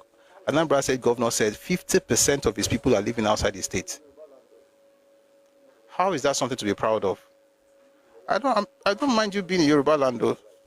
You know, win in your life, thrive, survive. No, not survive, thrive, not even survive, thrive, do well, prosper. But as a human being, at some point in your life, you have to ask yourself, what exactly do I do about my home?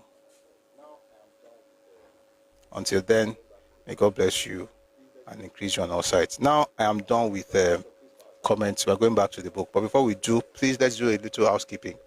If you're on TikTok, please power tap. If you're on YouTube, please like the live and let's share as well. Please give me 30 seconds. I'll be back in a jiffy. I just need to get to the jets.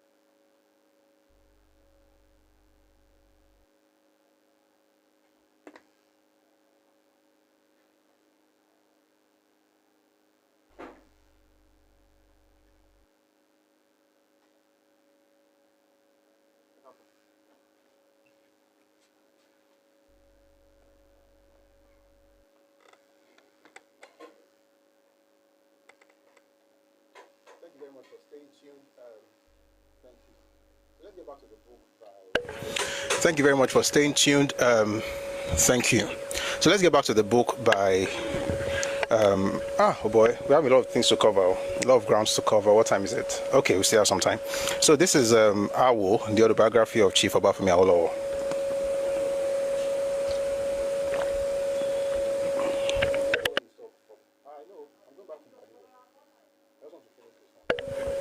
Don't forget where you stopped from. I know, I'm going back to Mbadiwe.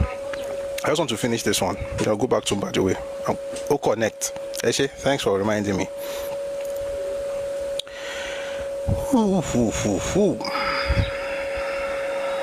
Let's go back just a little bit. The reaction of Dr. Azikiwe and all his supporters to the newly formed Egbe was violence beyond compare. All the leaders of the Egbe were vilified in Dr. Azikiwe's newspapers.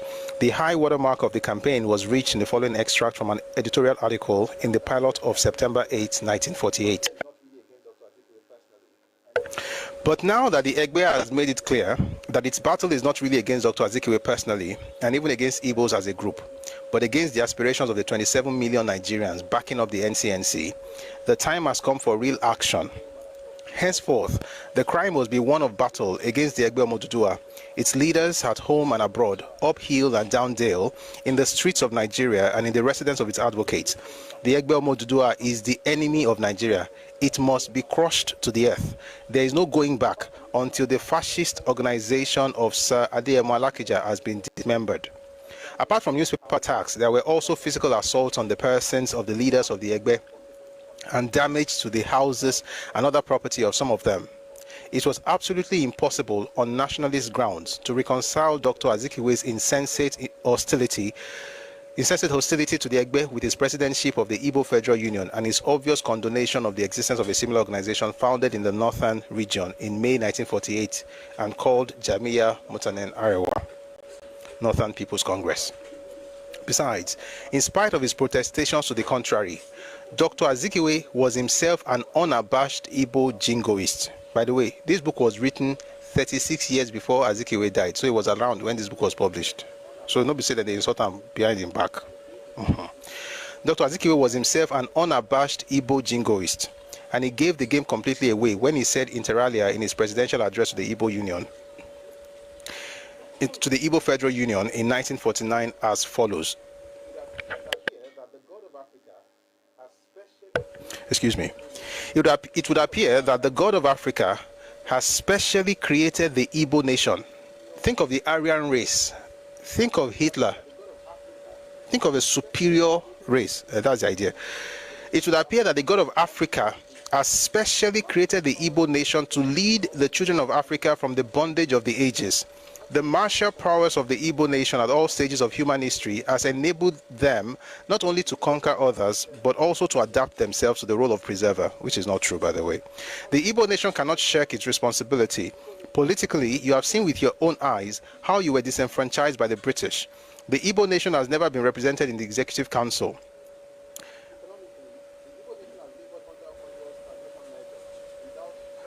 Economically, the Igbo nation has labored under onerous taxation measures without sufficient social amenities to justify same. We have been taxed without representation, and our contributions in taxes have been used to develop other areas out of proportion to the incidence of taxation in those areas. It would seem that the Igbo nation is becoming a victim of economic annihilation through a gradual but studied process. In 1945, another Igbo leader and a member of the Nigerian Legislative Council had declared the domination of Nigeria by the Igbos is a question of time. It was clear from these statements and from the general political and journalistic maneuvers of Dr. Azikiwe over the years that his great objective, listen to this, his great objective was to set himself up as a dictator over Nigeria and to make the Igbo nation the master race. It would appear, according to his reckoning, that the only obstacle in the path of his ambition was the Yoruba intelligentsia, and these must be removed at all cost. A situation in which one ethnic group would dominate the others does not accord with my conception of a united and happy Nigeria. I am implacably opposed to dictatorship as well as the doctrine of erring folk, whether it was Hitler's or Dr. Azikiwe's. Why is all this important? We start with Mbadiwe. I read something from a document that was signed by himself and Mbanogu in 1964. Now we got into all of this because we're discussing why I agree that the name of the road in Lagos be changed. Now, like I said, I have nothing against having Azikiwe because, of course, he was Nigeria's first president. But that Mbadiwe, no. And you will understand when I read a few books.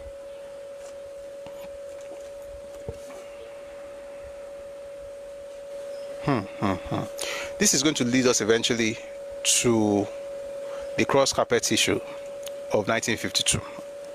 So, 51. No, it's in 52. The election was in 51, but I think the carpet crossing was in 52. So we're going to get to that very soon.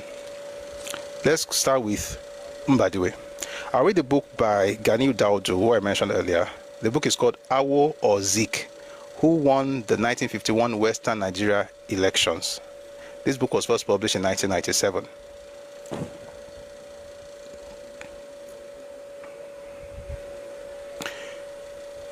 So this is the NCNC allegations against the action group on the 1951 Western Regional election. But let me explain something. See that Ẹkáàbọ Odùduwà that was formed in 45 in London and 48 in Lagos? That Ẹkáàbọ Odùduwà, if you're on TikTok, please power tap.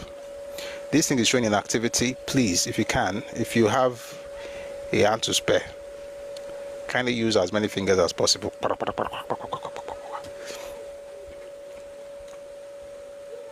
Download and read the End of Empire documents towards independence. The End of Empire, the End of Empire, the End of Empire.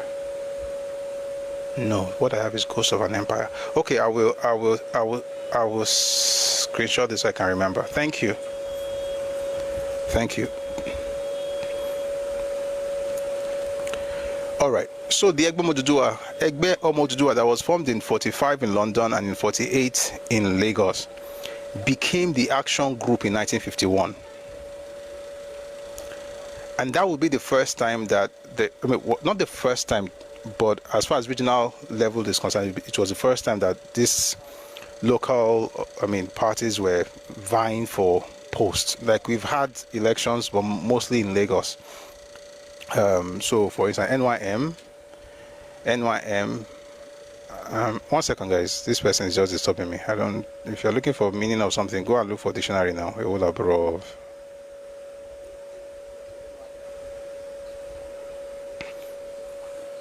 Where was I? Yeah, so NYM, NNDP, they've been competing in Lagos for Legislative Council for a very long time, at least since the 20s.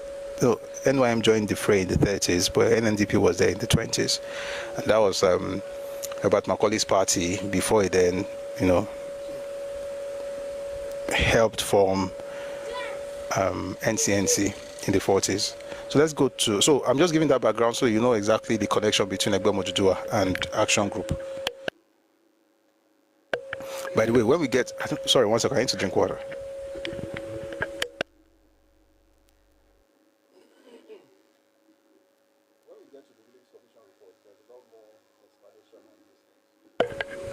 When we get to the Willing Submission Report, there's a lot more explanation on these things. So this is the book again by Ghanaian Daudu, Awo or Zik, who won the 1951 Western Nigerian elections. This man was one of the major leaders of Action Group back in the 50s. Before I go to the meat of this work, which is to prove conclusively that the Action Group won decisively the Western Regional elections of 1951, it is necessary to recap the allegations of the NCNC leaders and their supporters in respect of the elections. Dr. Kingsley Ozumba Mbadiwe, who was noted throughout his political career for making flamboyant statements and allegations without bothering to substantiate them, was the most vicious accuser of the Action Group leadership of everything evil in respect of 1951 parliamentary elections. His name would readily come to mind because of his many attacks, some of which I wish to refer to. Let me tell you something about him before I read what he said. Do you guys remember the book? Sorry, guys.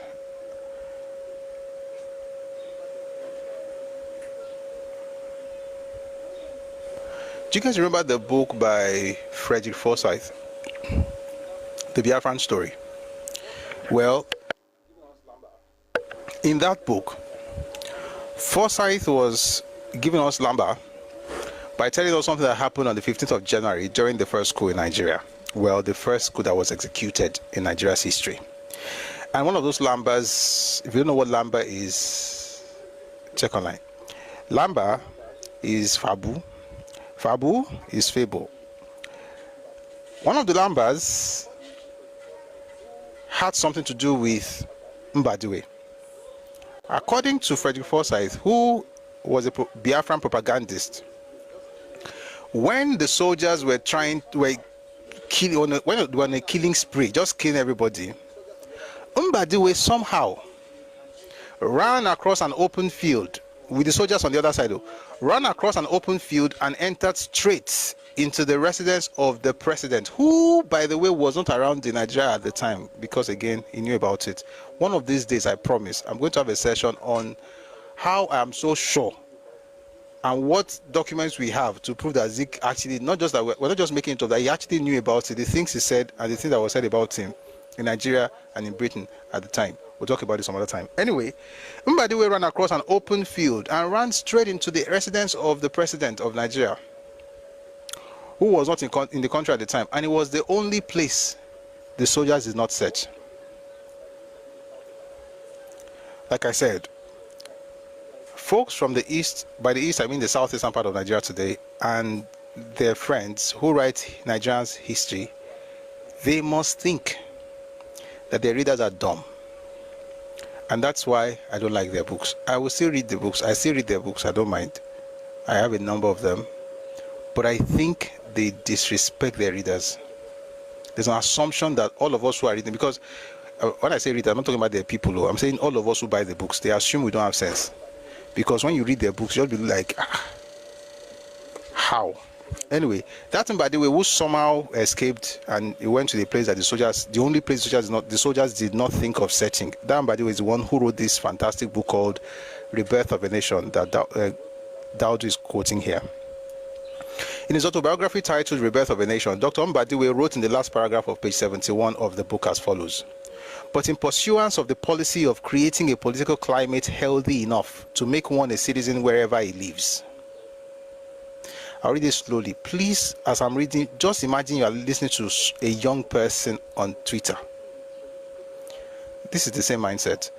In pursuance of the policy of creating a political climate healthy enough to make one a citizen wherever he lives.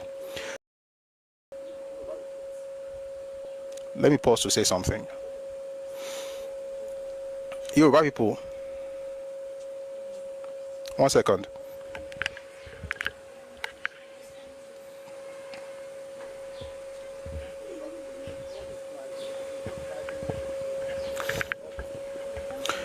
Yoruba people, you've been called tribalists and all sorts of terrible names because of Saturday elections. Own it. Wear it like a badge of honor.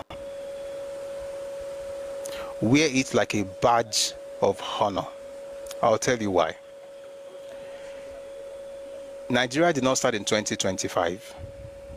The first time we had regional elections in Nigeria's history was 1951. And in that year, not 2025, 1951, in that year, not just one, there are a number of Igbos who won seats in Yoruba land. 1951. This is not an appointment, this is election. I'm not saying folks were appointed. I'm saying people that were elected. And I can mention two. Zik was in Ibadan, representing a part of Lagos. Ebube Dike was also in parliament. The idea that, oh, you are bad people, you don't want us to have your space in your politics, you don't want us to do anything, tell them you don't care. Listen, I really don't care. Why? We've done it. Not once, not twice, not 3 times, not 4 times. No, it's happened over and even this republic, this 4th republic, we did it. There was a House of Assembly member who was Igbo. A number of them actually in Lagos State House of Assembly. It didn't take long before I started hearing some funny things. Why are they speaking Yoruba on Thursday? Okay, what happened on Monday, Tuesday, Wednesday, Friday? 1. Number 2, why are you in a Yoruba state that you can't speak the language, you don't understand the language? Number 3, why would you even have a problem with a Yoruba person speaking, even if I decide to use it Yoruba Monday, Tuesday, Wednesday, Thursday, and Friday as language of business? What's that to you? So, to the glory of God, this last election, Saturday elections, all the chairmen and councillors, all of them are Yoruba. Let me clap for Jesus.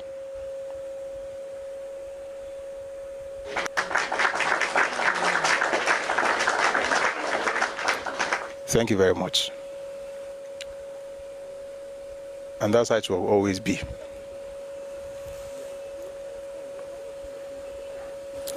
I said that to say this. The idea of, oh, we are not opening your place up, we are not opening we have opened it up. The very first election, 1951, we allowed Igbos in parliament because it's one Nigeria. It's one Nigeria, right? until it's no longer one Nigeria. Just continue. Let's continue. So Dr. Azikiwe contested and won the general elections. You know what? Maybe after this, I'm going to go into what happened with TOS Benson. We'll get to it after this series. We'll get into it. Because all this open your door for everybody is nonsense. It's not going to work again. TOS Benson was a man from Ikorodu. I'm not saying anybody's a bad person. I'm just telling you what happened in history. Make of it whatever you want. God bless all of us. TOS Benson was from Ikorodu.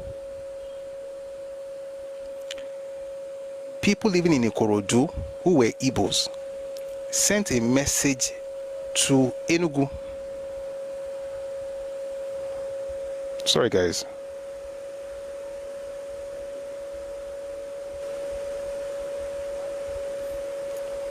Sent a message to Enugu asking talking to Okpara that they did not want TOS Benson, an Ikorodu person, to represent his own place. And they preferred an Igbo person. Guess what? They got it though. They did it in Ikorodu. They did it in Ikeja. This was in the 1960s.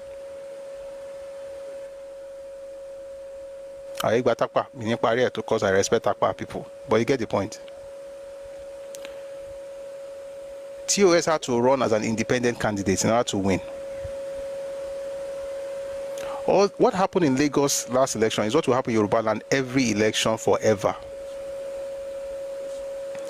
You come to my space, I allow you, because I think we are all one Nigeria, then you displace me and ensure that the person you are replacing me with is somebody from your place. And every time you get somebody who is Yoruba, he has to be like they said in 1948 in Daily Service, the Yoruba people wrote it, they said, the waves and strays of Yoruba race. Those who will support you and say stuff. And that's what was happening in Ethiopia is happening right now. You got angry with Yoruba leaders. You got angry with APC. Say you don't like what they are doing. You voted anybody. Now you voted somebody who doesn't really care about the space. I mean, maybe he cares, but you know, sometimes the way we care may be different. Some people feel care, say, okay, maybe just make sure we maintain the status quo. May anything no spoil. Some people say they care enough to make it better. Now the person is in House of Rep, you are now angry and now shouting, why is he not doing something? Shebi, you said that your own person who was even doing something, or, you know, you didn't like what they were doing. So LP top to bottom. It is well. Let's get back to this. In pursuance of the policy of creating a political climate healthy enough to make one a citizen wherever he lives, Dr. Azikiwe contested and won the general elections in 1951 into the Western House of Assembly. To stultify this policy of one Nigeria in favor of his tribally based philosophy, Chief Awolowo got some elected members to cross the carpet from the NCNC to his AG side. Zik, the victor, lost, and Awolowo's party was able to form the government of the Western region. Everything I just read right now, na lie. Let me quickly say it. Now let's continue. I'll explain later. I also like to refer to another statement by Dr. Mbadiwe, this time on page 75 of the same book, where he asserted as follows. In the Western region, the NCNC won the elections over there. Sorry, the election, I'll take it again. In the Western region, the NCNC won the elections over the Action Group by a handsome majority. Here began the great innovation and surprise in Nigeria elections hinted earlier. A most dangerous practice in the electoral process of Nigeria was introduced for the first time, namely carpet crossing. Again, lies. But stay with me. I'm saying it because somebody might cut this thing out and say, Busui said it. Mbadiwe lied. But I'm not surprised. Everybody, you know, is about propaganda at the end of the day. But let's continue. A most dangerous practice in the electoral process of Nigeria was introduced for the first time, namely carpet crossing and open bribery, which were brought into operation by the Action Group. Overnight, successful NCNC members were brought over by the Action Group. I'll take it again. Overnight, successful NCNC members were brought over by the Action Group, and the majority was reversed in its favor. Embers of tribalism were fanned by the Action Group leadership. Successful NCNC men who were not Yoruba were scared away. Dr. Azikiwe, who won a seat to the Western House of Assembly from a Lagos constituency, decided to resign. Since membership of the House of Representatives was by an electoral college in the regional house, no NCNC from the West came to the House of Representatives in Lagos. That was how Awolowo and his team qualified for the federal house, and Zik was therefore excluded. Now that we are done with all that nonsense, let's read what really happened. Well, I'll read it from here, then I'll read it from another book in a bit. Again, I'm sorry, everything I just read right now from, by the way, total hogwash, nonsense. This is why I feel sorry for young Igbo people, because how do elders do this thing to the generations of their people? Just be lying.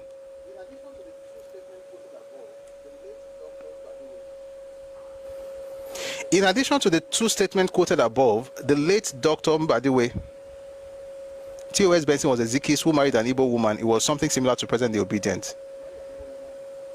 I'm not going to say it was similar to Obedient. I will just say it was a Zikist. Yes. He married an Igbo woman. Yes. They showed him pepper. Yes. He learned his lesson. Maybe. But let's continue. But yeah, you're right in most of the things you said. Yes. I don't know if I can call him an obedient, but wait, if it was Zikist, he was obedient. No, yes, you are right, Jerry. You know,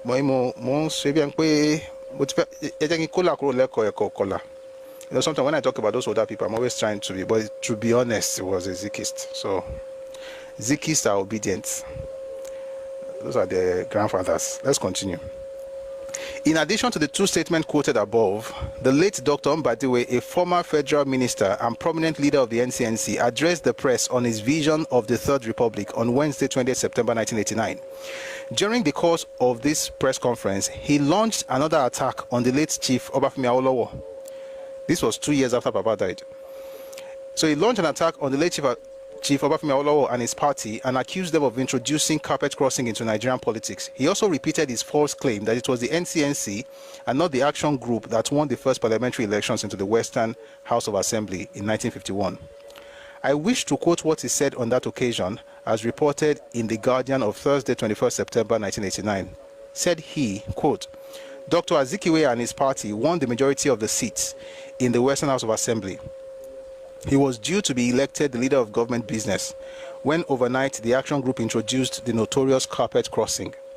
By this manipulation, members who won under the NCNC, is a lie, crossed over to the Action Group, building it to become the majority party in the West.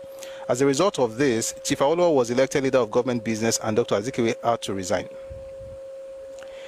Each of the three statements of the late elder statesman, why would you call him a statesman? He's a liar.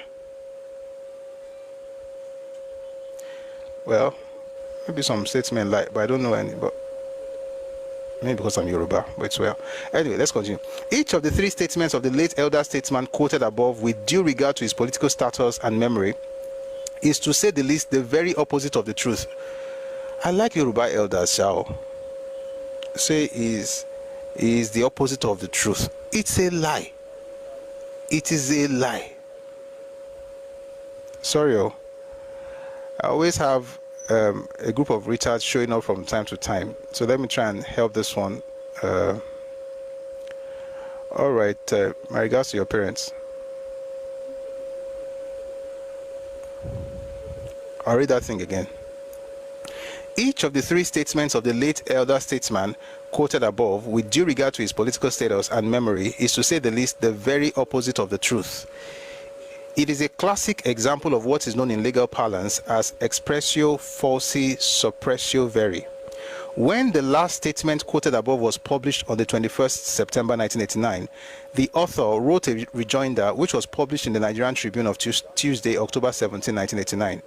With the title History, Politics and the Nigerian Nation, The Guardian and Vanguard of Friday, October 20, 1989, with the headlines Mbadiwe and the 1951 elections, and K.O. Mbadiwe and the 1951 Western Region elections, between fact and fiction respectively.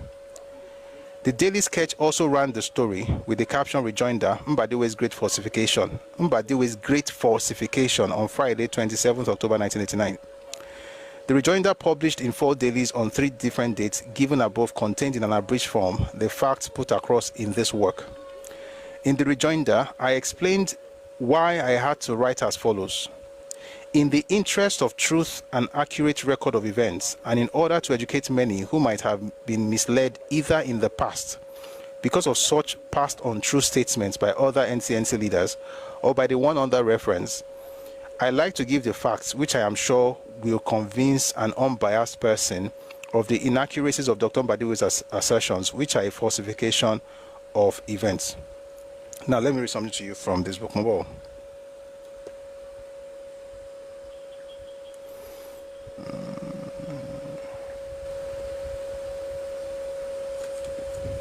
Mobile.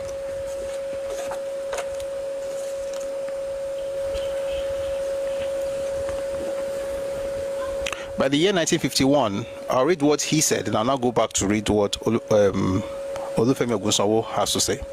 By the year 1951, the NCNC had tremendous goodwill but lacked organization. You know what? Let's give this thing context. So let me go back a bit.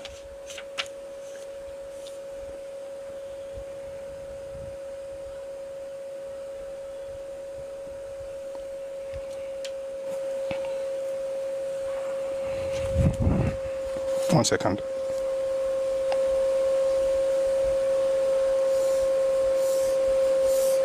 All right, let's go on. So I'm reading the book Awo Unfinished Greatness by Olufemi Ogunsanwo. It says Awolowo's timing of the formation of his political party was quite propitious because it came at a time when there was a vacuum in indigenous political leadership in the Western region. The only national party in existence at this time was the NCNC. Herbert Macaulay, a Lagosian and the first president of this party, had died in 1946. And even before his demise, the mantle of leadership had fallen on Zik, who as Secretary General had been an understudy since 1937 and had launched several newspapers to give it solid propaganda. Macaulay enshrined this succession in his will up till 1967, when 12 new states were carved out of the existing 4. This one is more explicit or explanatory, so please let's pay attention. All right. Up until 1967, when 12 new states were carved out of the existing 4 regions, Lagos, demarcated at Ikorodu Road, remained a part of the Western region. Some section of it was excised in 1959 as the Federal Capital Territory. All along, Zik had made Lagos his political base, and since the capital of the Western region was Ibadan, he also operated more or less from there. Before Awolowo came on the scene, it was quite interesting that Zik, an Igbo born in Zungeru, northern Nigeria, on November 24, 1904, held sway on the political scene of the Western region and Lagos as primus inter pares in the leadership stakes. He was a popular national figure as a foremost fighter against British colonial rule up to that point, and in the elections into the municipal councils of Lagos in 1950, Zik's NCNC swept the polls. Every time he mounted the soapbox in Lagos, he was greeted with deafening cheers of Zik. Yet Lagos was predominantly a Yoruba city. In fact, there was little competition for power before the arrival of the AG on the political scene, as the northern leaders were quite happy with the British calling the shots in their region and the country at large with the indirect rule. I'll take that again.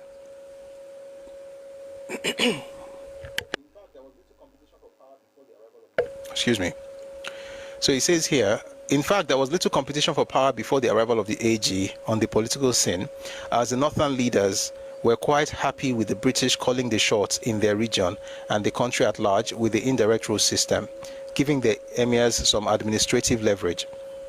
Even the northern political leaders drew inspiration from the fire of Zik's nationalism and oratory. Zik spoke Igbo and Yoruba fluently. By the way, to his own credit, Zik was a fantastic speaker, right? The first time Awolowo met Zik was when he was covering an event where Zik was speaking. This was in 1934. Zik had been invited to speak in a couple of schools, secondary schools in Lagos, and he used, of course, big words according to Papa and N.S. Ekoli and the rest of, because N.S. Ekoli was, Awolowo was working with or for N.S. Ekoli, who was the editor of the newspaper. So Awolowo was a freelance journalist at the time. So that was the first time he ever, encountered Zik. He was a fantastic speaker, wonderful orator, but he was an ethnic jingoist. Let's go back to the book now. This is why, if you're a Yoruba person, A lot of Yoruba people don't speak because they are Zikists or they like the idea of Zik because they call it Pan-Africa. You don't know what you're talking about. This man has. One day we're going to even talk about that Pan-African thing and what happened between him and Kwame Nkrumah. Everything is branding and propaganda. The truth is little. But let's continue the reading. So he says here that there was little competition for power before the arrival of the AG on the political scene, as the northern leaders were quite happy with the British calling the shots in their region and the country at large with the indirect rule system, giving the emirs some administrative leverage. Even the northern political leaders drew inspiration from the fire of Zik's nationalism and oratory. Zik spoke Igbo and Yoruba fluently.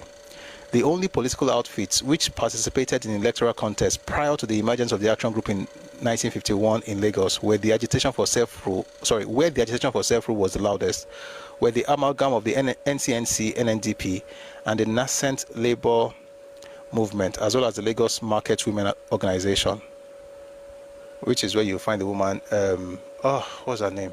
The predecessor, who knows her name? She was the predecessor to Abibatu Mogaji, Tinubu's mother.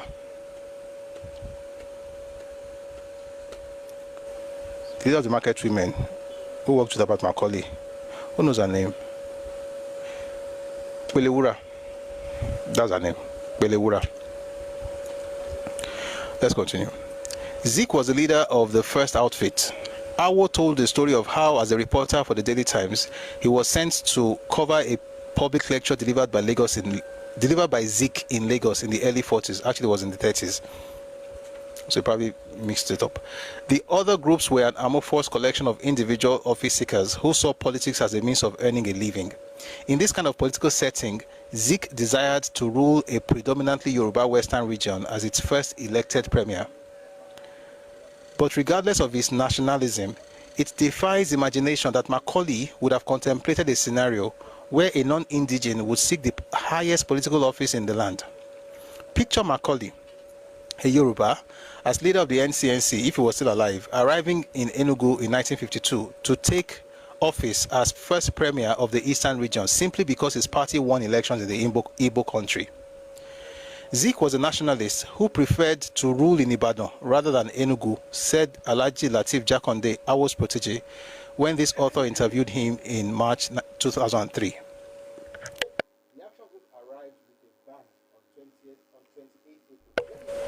The Action Group arrived with a bang on 28th April. Let me even say something before I continue with this.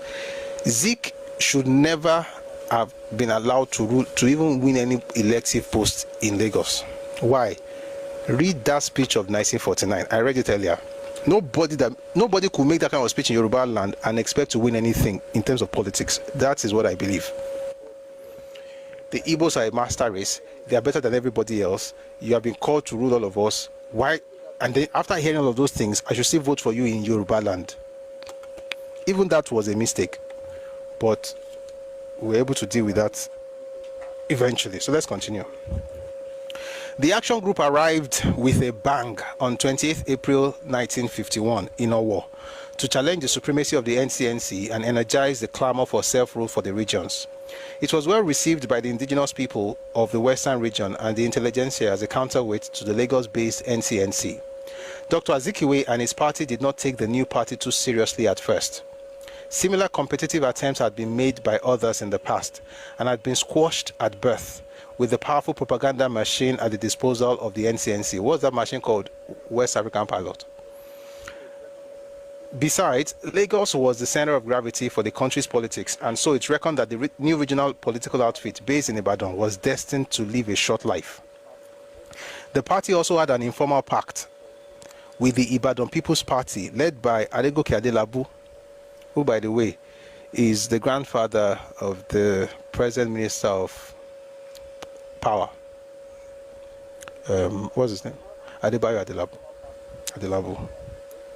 So he says the party also had an informal pact with the Ibadan People's Party, led by Adegoke Adelabu, which is relied on to counter any indigenous challenger. That was the wishful thinking of the NCNC. Meanwhile, The struggle for freedom from colonial rule was gathering momentum, and the AG was working silently to meet the challenges. Alhaji Ganiu Daudu, one of the young AG contestants for a municipal seat in Lagos in 1957, that's the one who wrote the book we read earlier, he has shed some light on the reasons why the NCNC was caught napping at the dawn of the emergence of the Action Group in 1951 in his incisive study entitled Who Won the 1951 Western Region Election, Awo or Zik? This study was published to mark Afenifere Action Group's golden anniversary in 2001. Daudu wrote, by the year 1951, the NCNC had tremendous goodwill but lacked organization. Penkelemes, yes. You are right. That's Adela book Penkelemes. I'm sure you know what it means, because if you know that means you know it. But thank you for writing that. Thanks a lot. By the year 1951, the NCNC had tremendous goodwill but lacked organization. One of the reasons for this was the proscription on 13 April 1950 of the Zikist movement. Oh dear. Guys, I have to change the audio source. Please let us switch so that this thing doesn't go off on us. Give me a second to switch, please. Thank you.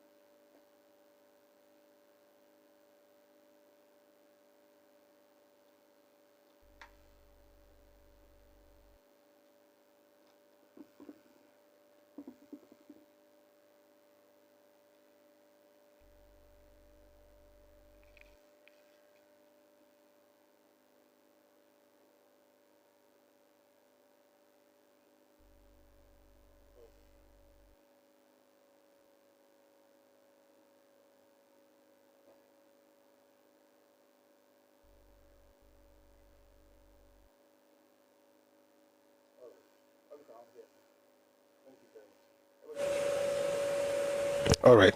Hope you can all hear me. Thank you very much. Everybody's writing peculiar mess. Yes. I'm a low ambio. I'm a story and low ambio. Yes, thank you very much.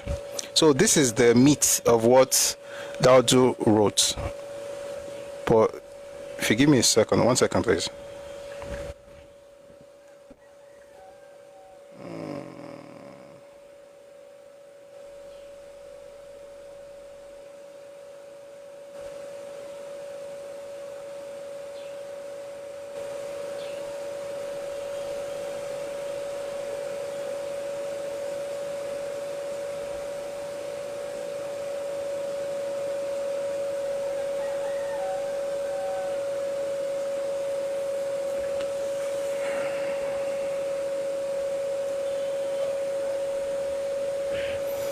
All right.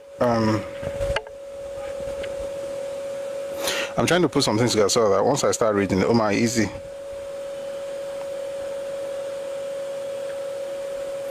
Just 1 more minute. I should be done by then.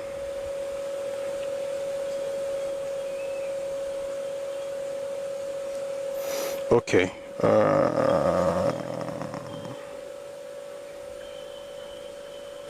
Ìmọ̀ bínú ǹjẹ́ a rí ọ̀kan tó gbédè fẹ̀mí ìmọ̀ bínú kó bá lè dáná yàn.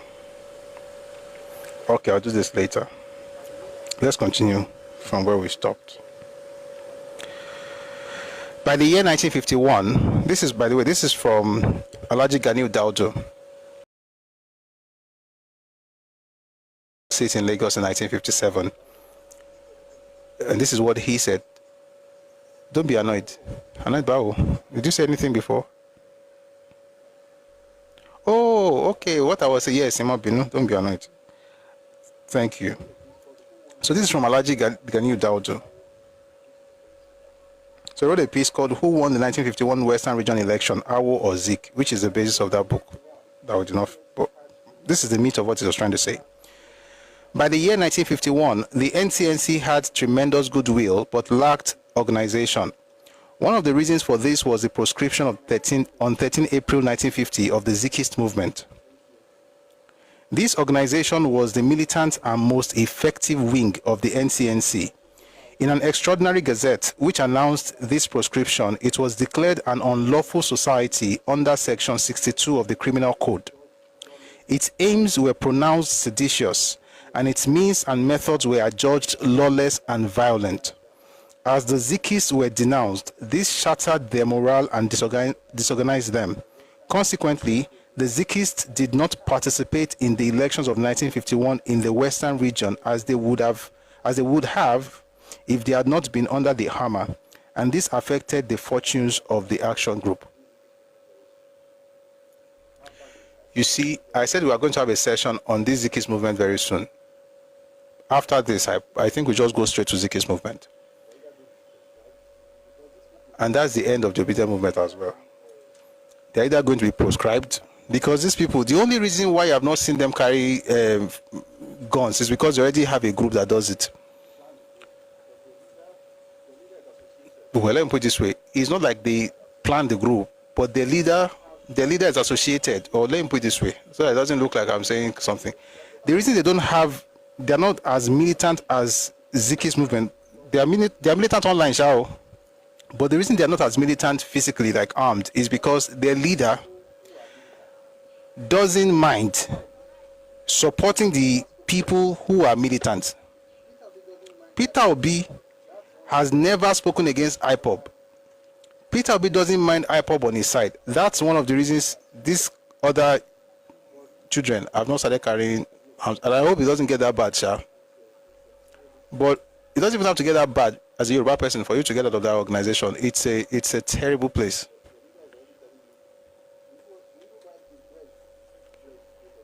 So your leader is already telling you, do people buy cheap bread in Lagos because they're in Ogun State because they're Yoruba? That's supposed to be a presidential candidate too. We play too much in this country. I want to write it down. Zikism versus unobedient. Not Jorabaje. You will see it now. We'll get there. Anybody that is a normal should not be part of that thing. It was so bad that, like I said, it was so bad that even Zik was chased out of that movement. When he saw what they were doing, he was like, they have a manifesto and they have a document. There's a document written by Unwa for Rizu on Zikism. I'll read it here. You would think that they have good plans until you see the way they now do what they want to do. So if you're a Yoruba person, be active in politics, but don't join movements that will destroy your land. E.g., obedient movement. And I do not like that movement. I think it's a conglomeration of... one second though. I don't have time for Iregbe. You join a movement where you can insult Yoruba leaders, Yoruba elders, but even IPOB, not Igbo elders, IPOB, a proscribed organization, you cannot speak against it. The leader of the group is saying that the only reason they are keeping Nnamdi Kanu in detention is because of what does he call it? Foul language, vulgar words, because he used vulgar words. Members of that group will insult the best of your race, but will shield the worst of their own race. And you think any sane person should be in that organization? Well, they could be sane if they are from that side. Maybe that's the definition of sanity. But for you, why not, enjoy shattering the... And they can rewrite your history, by the way. Grok and Obedient, Igbo faction of Obedient Movement, they're having problem on Twitter. I saw it yesterday. Grok and the rest. Grok versus Igbo youth. And what's the matter of contention? Egusi. They've been arguing.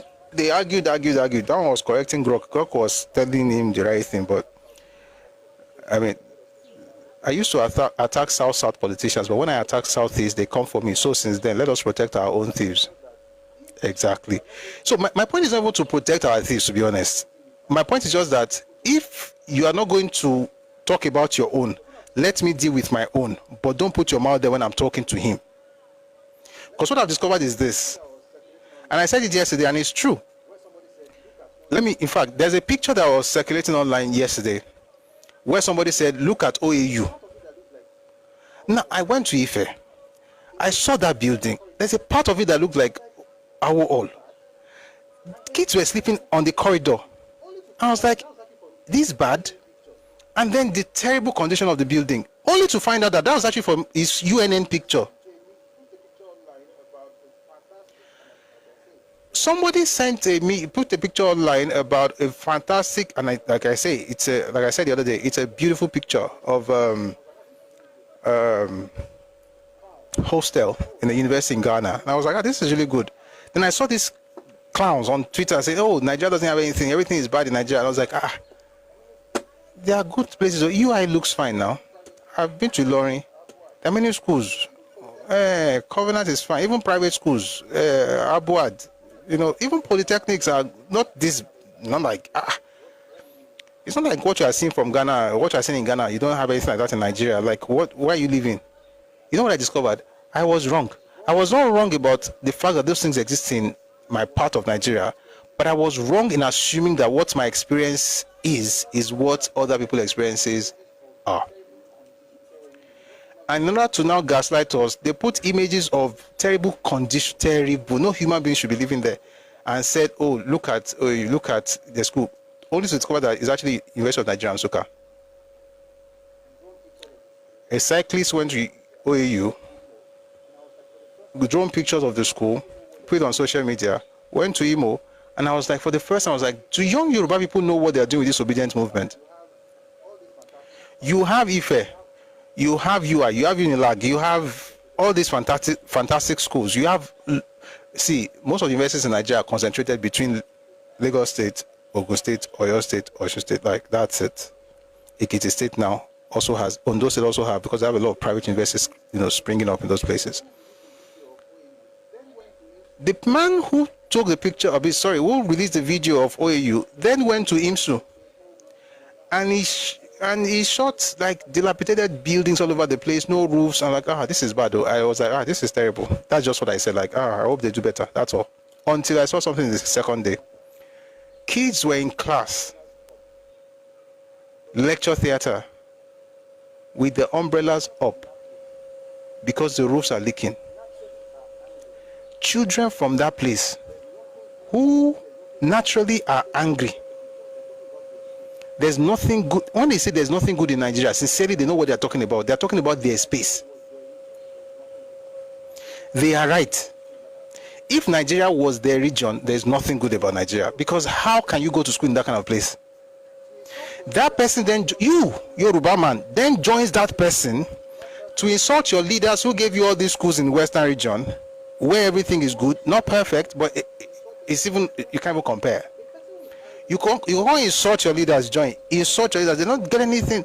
The person who is angry, the anger for his own leader is putting it on your own leader. You are joining him because we are all together. You are not all together. And that's why, if you see the way they talk about Lagos, wallah, you think it's London. Because it's London, to some. Maybe it should be London to us as well.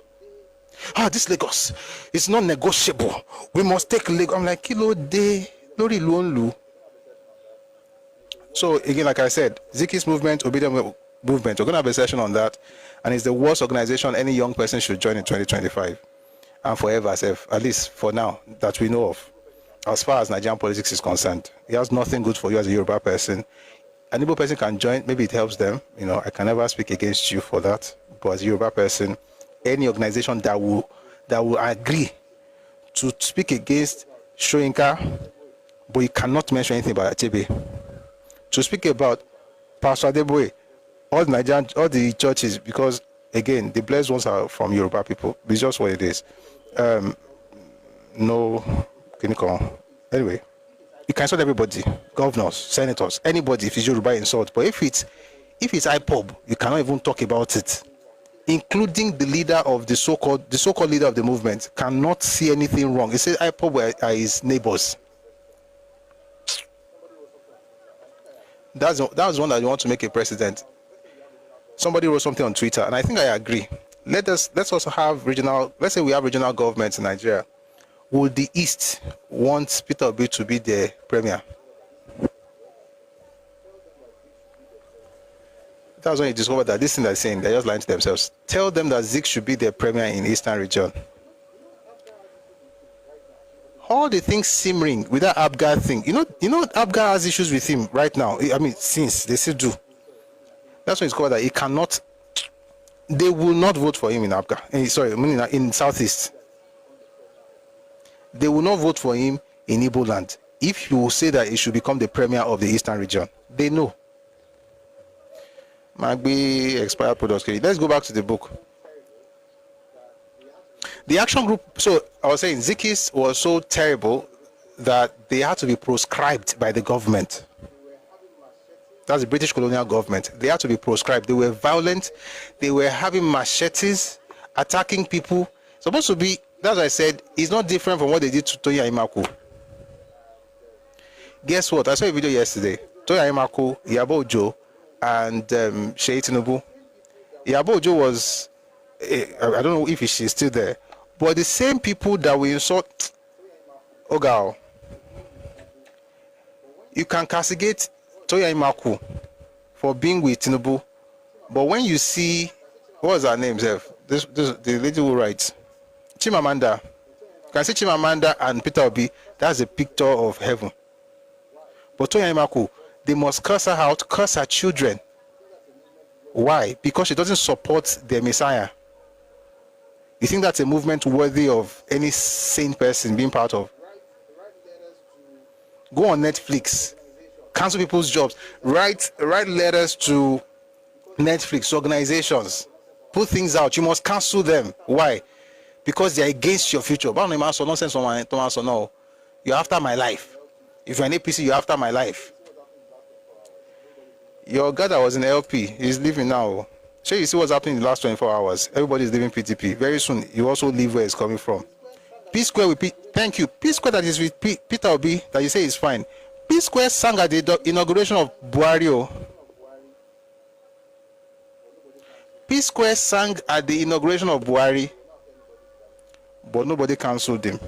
It was not after anybody's life, or they were not after anybody's life.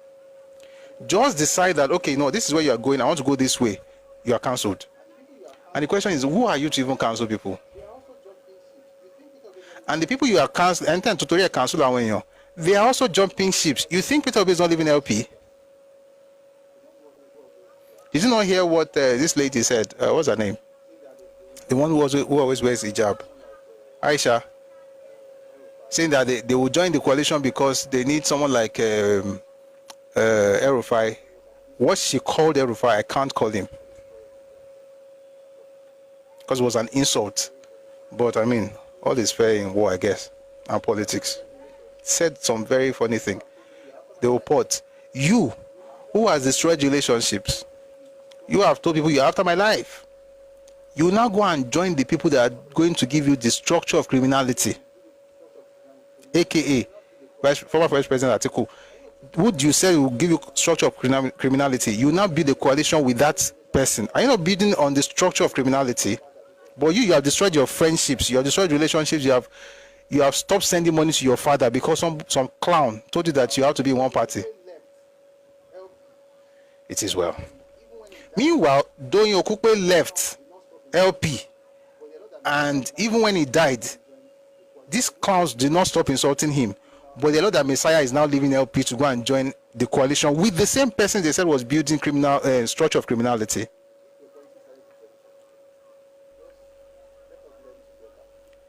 If your politics started in 2023, just let us learn together. Don't be speaking and telling people that they are cancelled, because you don't even have the capacity to do it. You don't have enough brain power to come up with a plan to do it. And even if you are able to cancel people, it also shows that you don't understand what you are involved in, because the people who are really playing that game, they know themselves. Do you see them canceling themselves? Don't you see them taking pictures together? Structure of criminality is taking picture with your Messiah. You don't think that is weird? All right, continue. Don't continue if you're Yoruba, by the way. Don't continue. Please, I'm begging you in the name of God. If you're a Yoruba person, please think about this thing. Think about it. Think about it. I'm not saying join APCU. I'm not talking about party. I'm talking about the movement. Join anything. Speak up. If the government is not doing well, criticize the government. If something is not right, speak up, speak about it. But don't join outsiders to destroy your home. They are complaining that your house is not fine. You have brown roof. All this, everybody was building houses. Your father built only brown roof for a house. He built only one bungalow with a brown roof. You are now insulting your father. The person who is egging you on, who is telling you to do that, lives under the bridge. His own father could not even get quarter of a plot. Your dad bought an acre and built a bungalow with brown roof. He said, let us insult your dad. His own father did not buy anything. His father, he was raised under the bridge. What is not for the wise? Let's go back to the book. The action group benefited from the troubles and prevarications of the NCNC and its militant wing at this material time of its foundation. Elections had been called in its region of founding at the same time that the NCNC was facing its crisis in the hands of the colonial masters. Clearly, what Awolowo's outfit lacked in political experience and membership, it made up for in the disarray of his chief rival. The NCNC, under Zik's leadership, was to miscalculate further. Excuse me. After the Richards Constitution had been sanctioned in 1946, the attitude and reaction was to denounce it as too little, too late. In fact, the NCNC called for a boycott of this constitution and the legislatures it sought to bring into existence at the federal and regional levels.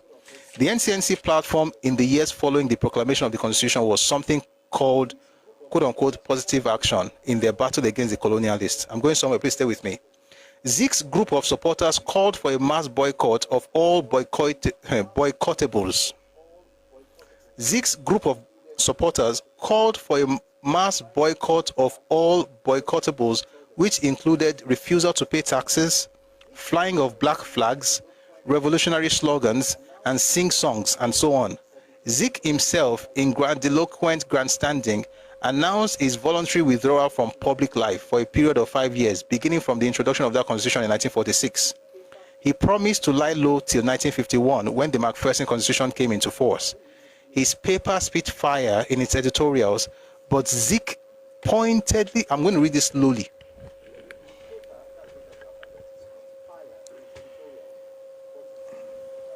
His paper, that's West African Pilot, spit fire in its editorials, but Zik pointedly avoided signing any write-up for which he could be charged with sedition. After his narrow escape from sedition charges in the Gold Coast, being imprisoned by the colonial masters for sedition was not part of his idea of national sacrifice. All this lethargy created a political vacuum which came in handy for Awolowo and his new political outfit to exploit. What is he saying so far? Here's what he's saying.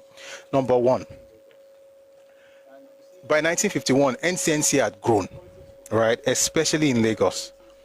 And you see, if you understand the politics of Nigeria in the 20s, 30s, 40s, and 50s, you will see that everything was directed towards nationalism. Even Awo, who eventually formed Action Group, they were all part of a movement called Nigerian Youth Movement.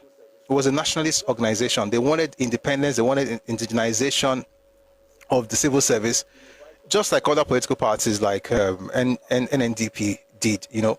And they also, you know, vied for political offices in the legislative council in Lagos. But you see, everything changed in 1940 into 1941. We'll go deep into it some other time. But what happened really was that Zik introduced tribalism into politics by using Ijebu man against the rest of the people, and saying that the reason they don't like him was because he was from Ijebu. Even though the people were against him, the major person was also an Ijebu person. We'll talk about that. So the point is that everybody was always nationalistic in their thoughts, like, oh, we're all together, until what happened in 37, between 37 and 1940. Zik was vicious, but he never shone fully. By 1940 to 1941, he succeeded in breaking apart the NYM using the Ijebu man, Obakisonya. Then later on, in 1945, the speech from the Igbo started circulating. Everybody was hearing what Onyema was saying. In 1949, they then heard and read what Zik was saying. It was 12 years. So Zik had published for 12 years. And they understood exactly what it was. In fact, before 49, 48. What happened with Egwemu Oduduwa made people really understand that, listen, Otoge. So he started writing that thing in 1937. 1948, it came to a head. It was in 48 that we had something called the Lagos Press War, where Yoruba people actually went to town. And they went to town because that was the very first time that they were able to put together their own publishing publishing organization or newspaper that would actually speak what they had to say. When you hear things about Lagos Ibadan media, Lagos Ibadan propaganda, that thing they're talking about is nonsense. What they are doing is this. Propaganda started in Nigeria by Zik. Anybody who responds to what he's saying, he calls a propagandist. And that started in 1948. But we'll have that history some other time. We'll talk about the Lagos Press War when the time comes. Where I'm going really is this. The whole idea of politics in Nigeria was nationalistic up until Zik was introduced into it. Now, Macaulay, I think in his, again, Yoruba, we're all together mindset, felt Zik was, was a Nigerian, we were all working for Nigeria, and then put Zik. But one of the things they did back then was that they would bully people into doing what they want. And the arm of the party of NCNC that did that was the Zikist movement. They will bully people with words, but they also bully people with machetes. They will, when Awolowo was writing in 1948 of buildings being destroyed, it was by the Zikist movement. Because the matter was changed, and Zik did this intentionally. You read the paper in 1948, September. Read the paper. It said, now that the Egbe has shown that his fight is not with Dr. Azikiwe or the Igbo State Union or the NCNC, but with Nigeria and the 27 million people supporting NCNC. What is it doing? It's riling his supporters up. And then he said the battle must be taken to them. Updale and Downvale, everywhere they go, we must attack them, their leaders. And so they began to attack them. That's what Zikism was about. Well, that was how they carried out their activities. That's how they got the, whatever you call their ideology, to work for them. Interestingly, by 51, the colonial government had had enough of Zikism. So they proscribed the organization. They were too violent. They were this, they were that. Which I think is maybe, if it's similar to what happened to IPOB. What happened to IPOB? That proscription, that's exactly what happened to. And why am I bringing IPOB? Because the person leading the obedient movement said that IPOB is a charity organization. He said there is neighbors, there is people. That's what he said. If you've not seen the interview, please check YouTube, you'll find it. Just look for Peter Obi and IPOB interview, you'll find it there. He said there is neighbors. So that means that he has no problems with them. Anyway, the fact that was happening then gave AG the leeway, like they were able to take advantage of the disadvantage that NCNC was experiencing due to the proscription of the Zikist movement. Okoku was a nationalist. My point is Zik began tribalism stylishly. Yes, it did. You know what? Let me write it down. I refer to this thing a lot, but we should have a session on it. Zik and tribalism. And why do I do this thing? Why do I do this thing? I've said it several times. Why are you always talking about these guys? Because propaganda has gone on for about 60 years in Nigeria. And it has gone on at the expense of Yoruba people. There's also Zik and, in fact, this your Ghana issue, so we should even do Zik and Kwame Nkrumah. They were together until they were not together. Pan-Africanist, Morovia, all those things they were talking about. We will have a session of these things. The reason I talk about these things is not because I hate anybody. Let me just repeat for the upteenth time. I don't hate anybody. I don't have any problem with anybody. But there has been a narrative. Nigerian politics, Nigerian history is the history of a single narrative. You know what they call the danger of a single story? Thank God it's not even a Yoruba man that made that phrase popular. It was Chimamanda. So we have this propaganda that has been on.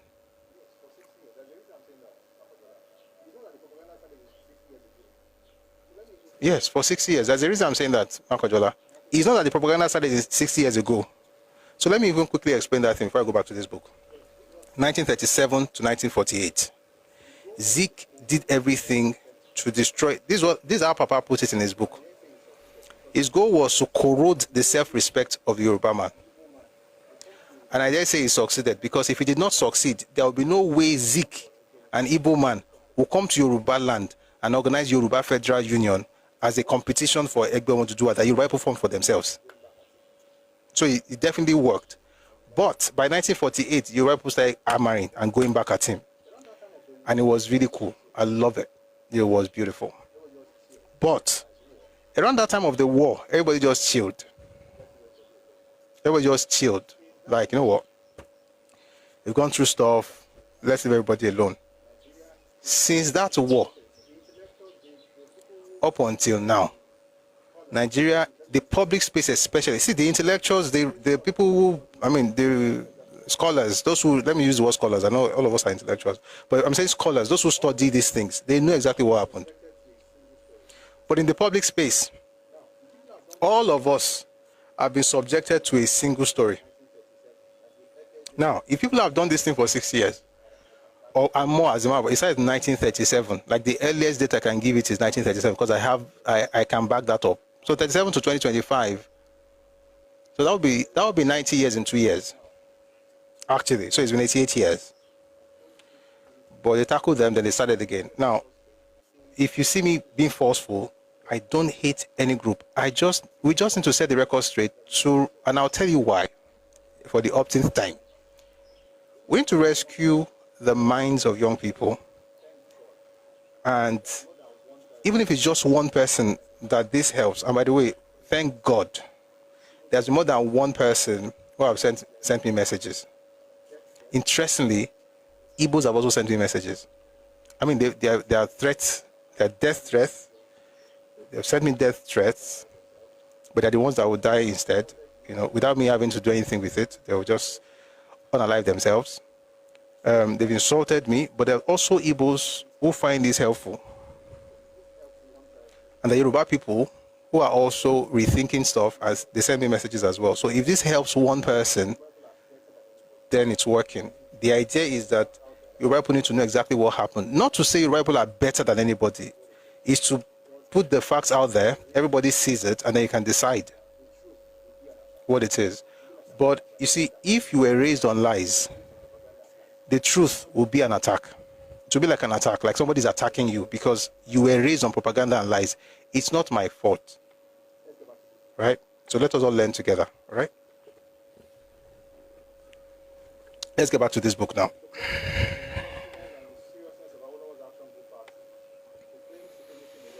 The first test of the resourcefulness and seriousness of Awolowo's Action Group Party to claim supremacy in the Western region, where it had confined its activities, came in the Western Regional Election of 24th September 1951.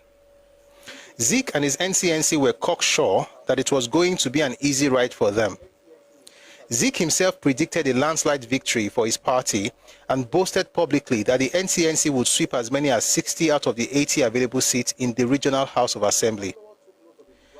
According to the Daily Times of 20th September 1951, Awolowo took note of his rivals' overconfidence in his political diary and quietly went to work. By the way, there's a book where you can find some of Papa's fantastic thoughts in his diary. The book is called Chief Obafemi Awolowo, The Political Moses by Odugua. Like, you actually feel like you are talking to Papa because you read some of the things I wrote in his diary. Quite interesting. Let's continue. The result of that first parliamentary election into the Western Regional Legislature has been well documented in many literatures and in both Azikiwe and Awolowo's autobiographies.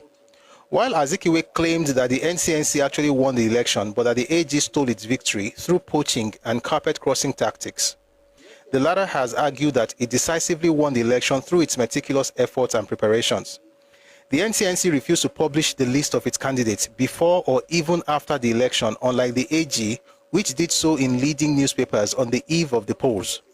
Besides, how could elected members cross over to the AG if he did not possess a post-election majority? In Zik's autobiography, My Odyssey, which we are going to read at some point, he said he had the impression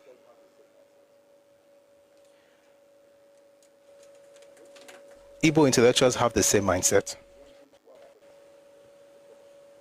I'm going to read this thing slowly. I'm going to connect it with something that you'll be wondering, why am I connecting it? But it's important. Take a listen to this. Zik said in his own autobiography, he said that he had the impression that he had more elected members than their rivals after the election. What does this remind me of? It reminds me of Achebe. Achebe said in his book, There Was a Country, he said, Awolowo is said to have declared. He didn't say Awolowo said. Awolowo is said to have declared that if the eastern region seceded, the west would also follow suit. This man is not saying that we had more elected members. He says, I had the impression that we had more elected members. What do you see there? Plausible deniability. You will say things that you know you are lying. But you go talk in such a way, where we say, if person can't hold you, say you talk and go say, not waiting and talk with that. I say I had the impression. But guess what? These simple-minded people, they're simpletons who follow them. They don't see the nuances. Listen, if I say as a political leader on a platform, listen, think about this for a second. On a platform, I'm standing as an orator, I'm saying to you, I had the impression that we had more members than AG in the last election. What do you think people are going to say when they leave that place? I can assure you 100% they are going to remove that word impression. Why? Because it doesn't help the narrative. We had more members than AG. That's what they're going to say. Which is why, thank you very much, XYZ. Which is why, although Peter Obi never said he won the election. Do you guys know Peter Obi never said he won the election? Never. His suit really was about praying the court to essentially cancel the elections because Tinubu was not supposed to run. In other words, cancel election, let's start from afresh. That's what he said. He didn't say it was number one. What do you hear is a minion saying? Number 3 is number 1. Because it's not about the truth. It's about working in the shadows. You're not entirely in the light, but you're not in dark. So you are just somewhere in there. Like you can just it's like when you love to sell black market. You will shall find the way to say I'm selling it because people need it, although it's illegal. But you're not really illegal, but you're not really lying, but you're lying, but you're not really lying. So you hear things like, I had the impression. Mbadiwe, by the time Mbadiwe was going to write his own but how is this possible that how is it possible that every intellectual in a region, just about everyone, let me not say everyone, but just about everyone, just thinks this way? How? Why? I know the answer, but I'm acting as if I don't. It's a shame, by the way. In case you're from the East, with all due respect, may you do a better work for the coming generations. That's my prayer for you. May you give the next generation something to be proud of. May you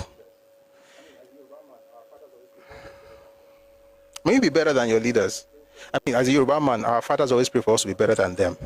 So I'm praying for you what our fathers pray for us and what we pray for our children. May you be better than your elders, and better in the sense that may you be truthful people. How is it? That's very difficult. I'm not saying it's not possible. I mean, you see people like Larry Njoku, for instance. You always have, the good ones. You see people like Larry Njoku. You see people like MC Ajuluchukwu. I'm trying to think of the good ones now, so that I don't like to generalize. But the vast majority, whether it's Mbadiwe or Rizzo or Azikiwe or Ojukwu or Achebio, or Madebo, Abba, or even the recent one that one just gaslighting me inside his book, Ilogbo Lam. Why? Or Igbokwe, why? Why? It's not about me. See, if I read your book, at least I have something to counter it. But how about the young Igbo people who just read this thing and they take it as gospel truth? Don't they think about the future of these young people? So you have kids just walking through the nation, walking through their lives, thinking they are hated and that they're second-class citizens in Nigeria. Not because anybody has done it to, but because, a lot of people, the argument is not about what has happened to them. And let me say something to you, and I'm going to go back to the book. If you think you are hated, sincerely, you will do everything that will make people hate you. Then you now tell them, after all, I've always been hated. In other words, you are the one fulfilling your prophecy by yourself. May you be, if you are from the East, may you be a better generation and may the younger ones bless you. I'm not saying you're not blessing the older ones, but they not try. They not try. They not try. But may your generation be different. I think Joe Igbokwe is a bit different. Yes, until you read the book. He wrote a book, by the way. Is it here or inside? I think it's here. Igbos, 25 years after the war. Go and read that book. He's a good man, no. See, everybody is good. I'm never saying people are bad. Just a mindset issue. Guys, sorry, I took a break because of that. I had the impression. How can you go to town with all of us have been here before. I don't know if you've been there before, but I've been here. Let me give you an example. It happened to me years ago. I was working on a project, right? This was many years ago.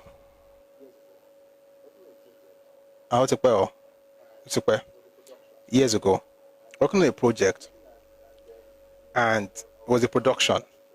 And I had written, and then, I was traveling back and forth, having rehearsals, and then I had this business.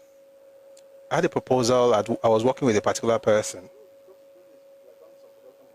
and he saw the proposal, and I was like, this is good. We've got to do this. We had done some productions before then, so it was like, based on the fact that this is what you do. We're going to give you the money and everything. This was years ago, so I was a lot younger. Can't carry me. I can't travel. They do rehearsal back to back every day. People were collecting. I was paying. One no people go tell them say everything will gather later. We're getting people. Everybody was working. Based on what? The fact that the person talks say Ingo Dwam. After that experience, this was years ago. See, it's good to do business and just try things. Even if you fail, you will learn stuff. Since that day in my life, I don't do all those things I promise you. The only thing that will make me do something based on a promise is if I got like a spiritual confirmation of that thing, whatever spiritual means to you. If I got that spiritual confirmation, then I'll do it. And I've done that. And interestingly, that one worked. In fact, those ones worked, even when there was nothing on the ground. I mean, we've tried in this live show, done some productions, fantastic stuff. But that one that I just said, when I was just thinking, okay, he said it, so let's just go and be working. Now, this is the lesson I'm trying to get out. When the person did not produce the money, and then all the people that were working couldn't participate in the production, everybody was, I was distraught. I felt bad for myself, and I felt bad for the people who were also working, because everybody was looking for looking forward to using the platform to, boost their career. But there's a lesson I learned from that thing. It's not that man's fault. It's my fault. So and that's why subsequently it's either I have the cash in hand, or I have like some, what do you call it now? Assurances spiritually before I then go and do stuff. And if I have spiritual assurance, instead, it's actually better than even having cash in hand. Like it will work, and it always works.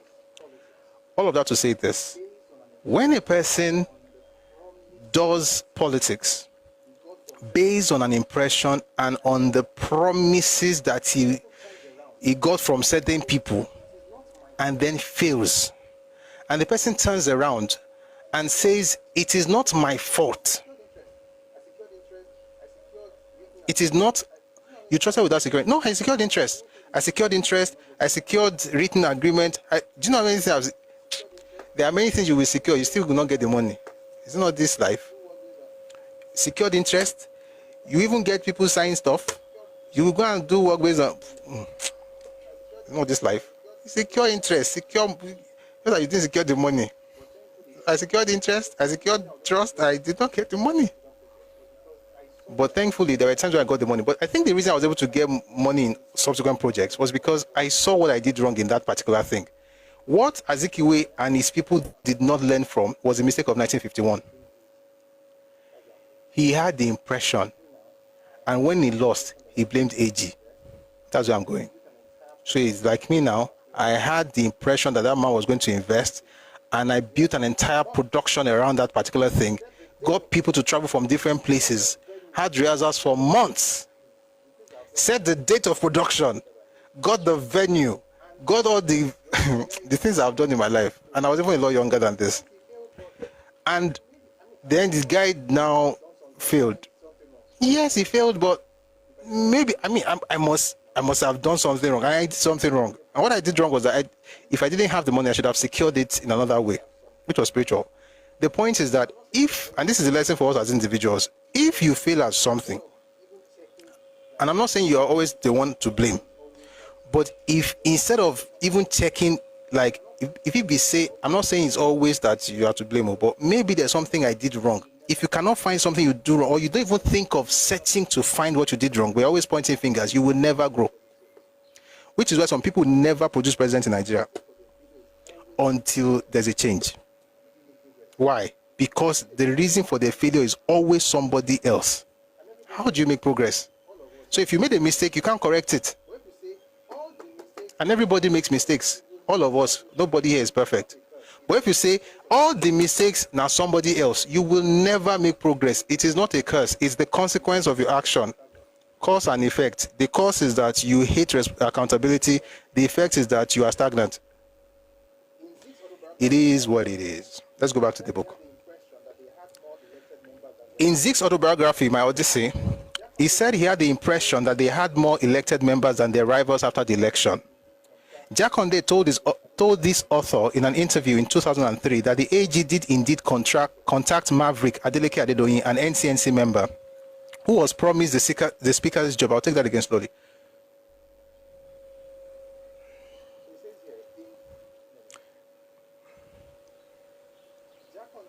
So he says here,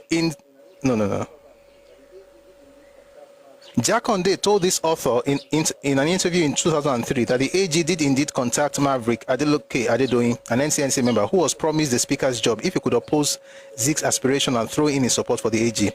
His father was asked to persuade his son to the camp. The state of political party allegiance was fluid before the election, and Awolowo consolidated his precious majority after the returns came in. The British umpires did not insist on party affiliation as a precondition for the electoral contest. NCNC stalwarts have made heavy weather of this to claim they won the election.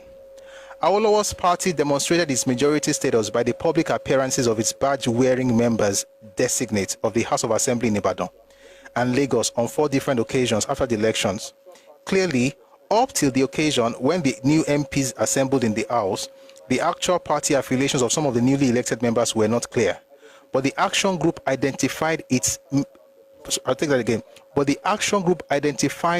members themselves outside and on the floor of the assembly by having them sit together as a group, while the NCNC members refused to do so even after the polls. Awolowo insisted on this sitting arrangement by organizing a short boycott by his members at the inaugural session of the House. The result of the election published in the Daily Times of September 26, 1951 showed that the NCNC actually won 25 seats to AG's 38 out of 72 seats contested in the 80-member legislature, leaving the affiliation of the remaining elected 17 members in the unknown column. NCNC got 25, Action Group got 38. That will be 63 out of 72.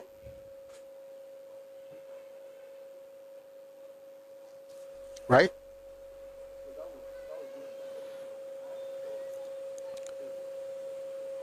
So that will leave 9. 9 plus 8 will be 17. So the remaining 17 were in the unknown column. The Ibadan People's Party won all the 6 seats it contested in the city, and 5 of its elected members aligned with the action group. I'm going to explain everything I'm reading very soon. 5 of its elected members aligned with the action group, the dominant party, after their election to give the AG a clear lead of 43 seats. Chief Adisa Akinloye, one of their elected members, was said to have suggested the name Egbe Afenifere as the vernacular rallying philosophy of the party, or the Yoruba rallying philosophy of the party. The leader, Adegoke Adelabu Elona, stuck with the NCNC and aspired to become the leader of opposition in the House. Some revisionists of history have distorted these events. Let me quickly explain before we go on. Okay, let me just finish this paragraph. It was this post-election realignment of forces that angered the NCNC leaders, who alleged that their sympathizers had been poached. Let me explain quickly. So, you had 80 seats in parliament, but only 72, not contestable. 72, yeah, NCNC 125, AG 138. You have 17 other seats. That's 8 from the 72 seats, and then the remaining 9, making 17 seats. Those 70 seats, when you look at the colonial guys election, they put those 17 people in unknown, beyond the unknown. Now, of those 17, some of them were from Ibadan People's Party. Now, this is the crazy part. You see, Adegoke Adelabu was an ally of NCNC. When Zik said that, he used the word, I have to find that word. When Zik said, I had the impression, this is what he meant. Adegoke Adelabu Pankelemes was an ally. Therefore, those that won in Ibadan People's Party or under the banner of Ibadan People's Party naturally will be expected to, be part of NCNC. Why? Because the leader of the party is an ally. And so they were expecting that Kosini. How many were there? I think there were 7. 6. Oh, these 6 people, Ibadan People's Party, they will join the 25, and then we'll have 31. So, or we can even get more of this. In fact, we can get all these 17. If we get 17 to join 25, then we're going to have 42. Therefore, we'll become the majority. All of these things, not that you actually did anything. These people were not NCNC members. When you hear cross-carpeting, the suggestion is that, NCNC won some seats, AG won some seats, they now sat down together, and then when Papa now spoke, NCNC members now crossed the carpet and now joined. What really happened was that those people that won, they were like the bride that everybody wanted to court. Like everybody wanted that new bride. Oh, you have won, come to my side. The impression you have doesn't mean that they have come to your side. And the news in town now about how, they took over everywhere doesn't make sense. I'm going to read from one other source before we finish, but let me just finish this one. So it says here that the NCNC platform in the years following the proclamation of the Constitution, no. Some revisionists of history have distorted these events. It was this post-election realignment of forces that angered the NCNC leaders, who alleged that their sympathizers had been poached.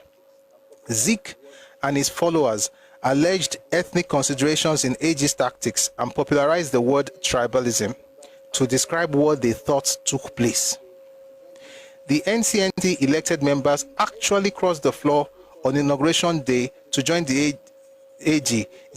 3 NCNC elected members actually crossed the floor on Inauguration Day to join the AG. Zik pointedly portrayed Awo as a tribalist on this score.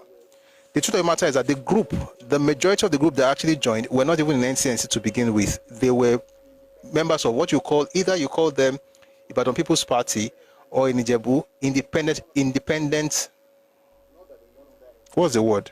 Independent candidates. They won in their own right, not that they won under NCNC. His sympathizers have followed suit. It is hard to imagine that the electorate of the Western region in a parliamentary system of government would collectively desire an Igbo based in Lagos to be their first premier in 1951. In the event, the action group, through legitimate means, was able to form the first indigenous regional government in the country after the general election of 24th September 1951. Western Nigeria's written constitution mandated the lieutenant governor to appoint the party leader who appeared to him to command a working majority as the leader of government business, and the Right Honorable Obafemi Awolowo, who had won a seat from his Ijebu Remo constituency, emerged as the leader of government business because of Her Majesty's government in Western Nigeria. Sorry, take that again. The Right Honorable Obafemi Awolowo, who had won a seat from his Ijebu Remo constituency, emerged as the leader of government business of Her Majesty's government in Western Nigeria after the first meeting of the House at Agodi Gardens, Ibadan, on 7th January 1952.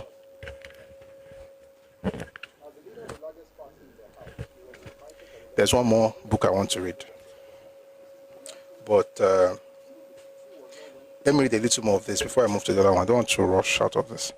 As the leader of the largest party in the House, he was invited by the Lieutenant Governor. Let me explain what they are saying by Lieutenant Governor. You see, even 52 was not when Awo became premier. Awo did not become premier until 1954. But in 52, he became the leader of government business. What really happened was, see, at the time, we didn't have independence, of course. We didn't have independence until 1960. We had a governor general, right? But we also had the lieutenant governor. The lieutenant governor was the governor of the region. He was answerable to the governor general. So this leader of government business had to be invited by, and the lieutenant governor was an Oyinbo, was a colonial officer. Okay? So when you hear lieutenant governor, he's talking about, or lieutenant governor, he's talking about like the Oyinbo premier of the region, so to speak.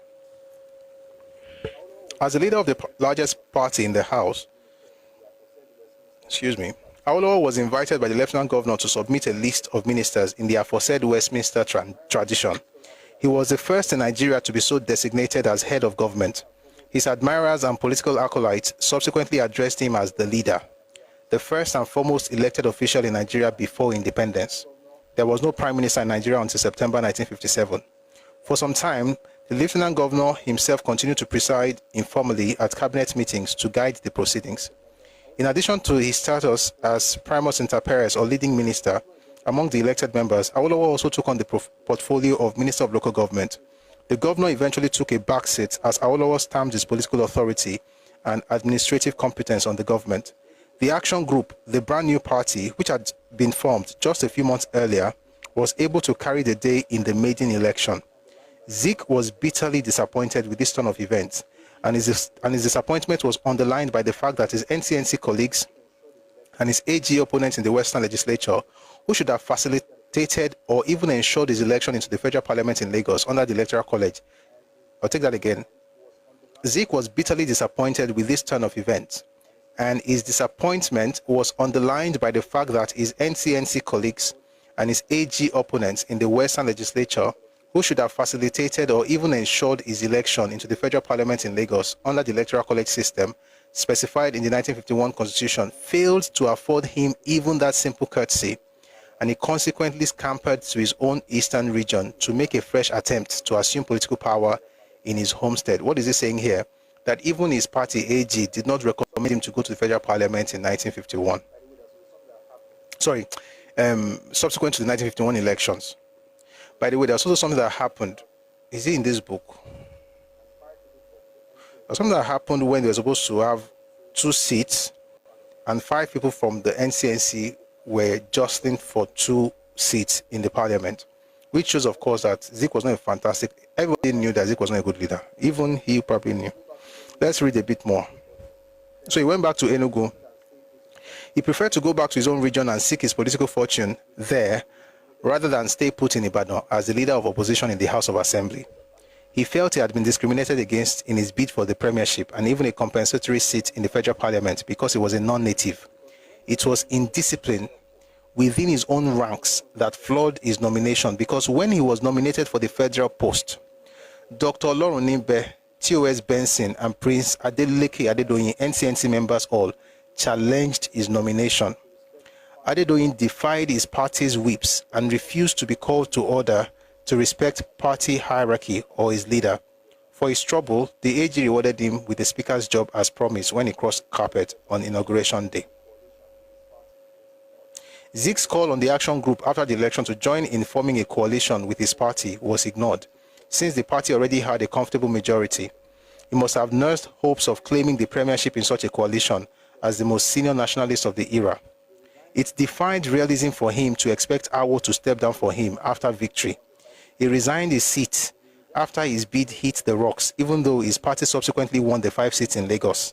In the event, Chief T.O.S. Benson, representing Lagos, first became leader of opposition in the Western House, followed by Chief Dennis Osatebe, an NCNC member from Asaba.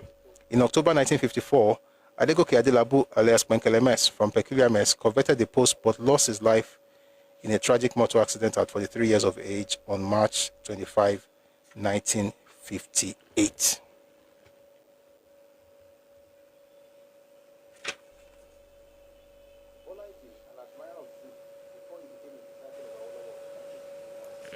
Bola Ige, an admirer of Zik before he became a disciple of Awolowo in 1961 and governor of Oyo State in 1979, said in his memoir that since the action group had shown their majority on the floor of the House, there was no need to overkill Zik by denying him election to the federal legislature. These events leading to the emergence of Chief Awolowo as the first leader of government business of the Western region in January 52 have been described in some detail here to lay the foundation for the subsequent bitter rivalry that was to ensue in post-independence Nigeria between the two leading southern statesmen of the era, Zik and Awo. We'll talk more about this maybe tomorrow, but let me just read one more source. What time is it? 6:25. Okay, we're going to bring people up very soon.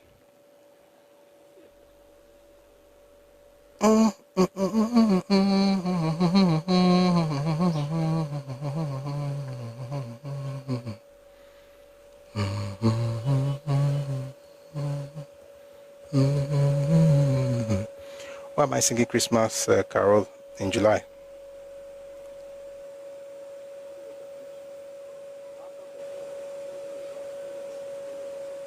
Somebody wrote on YouTube, after the war, all Yorubas who knew the story of Azikiwe, Ironsi, Ojukwu and their sabotage of Yoruba land and Nigeria cooled down because of Gowon's appeals for forgiveness. They are forgiven, but we're going to tell the story.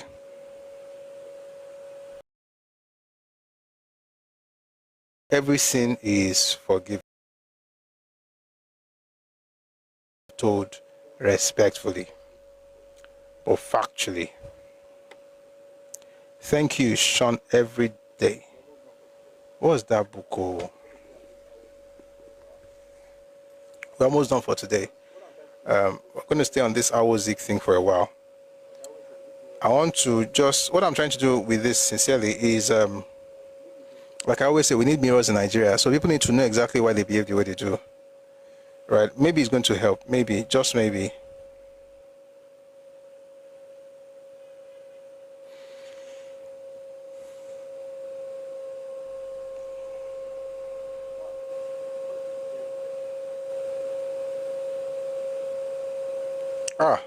Tomorrow is going to be very interesting because I'm seeing the things I want to read tomorrow.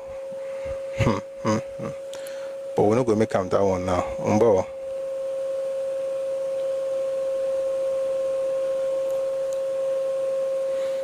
What am I looking for?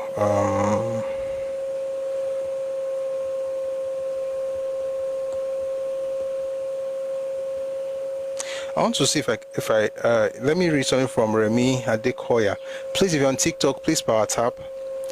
And thank you for the gifts, Larry Balogun, and thank everyone for your support. Thank you. Thank you, thank you, thank you.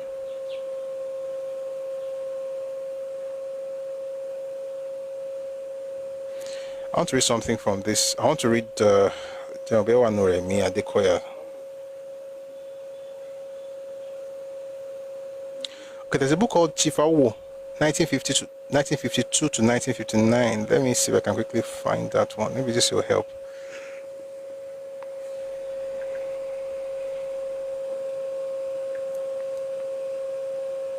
Number.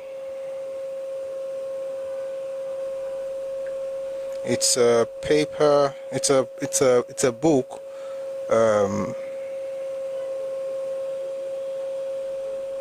It's a political philosophy of Chipapa.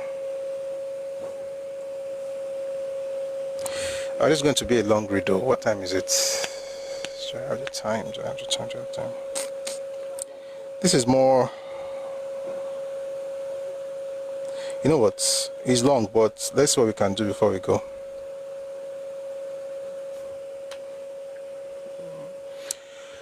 Let me prepare myself.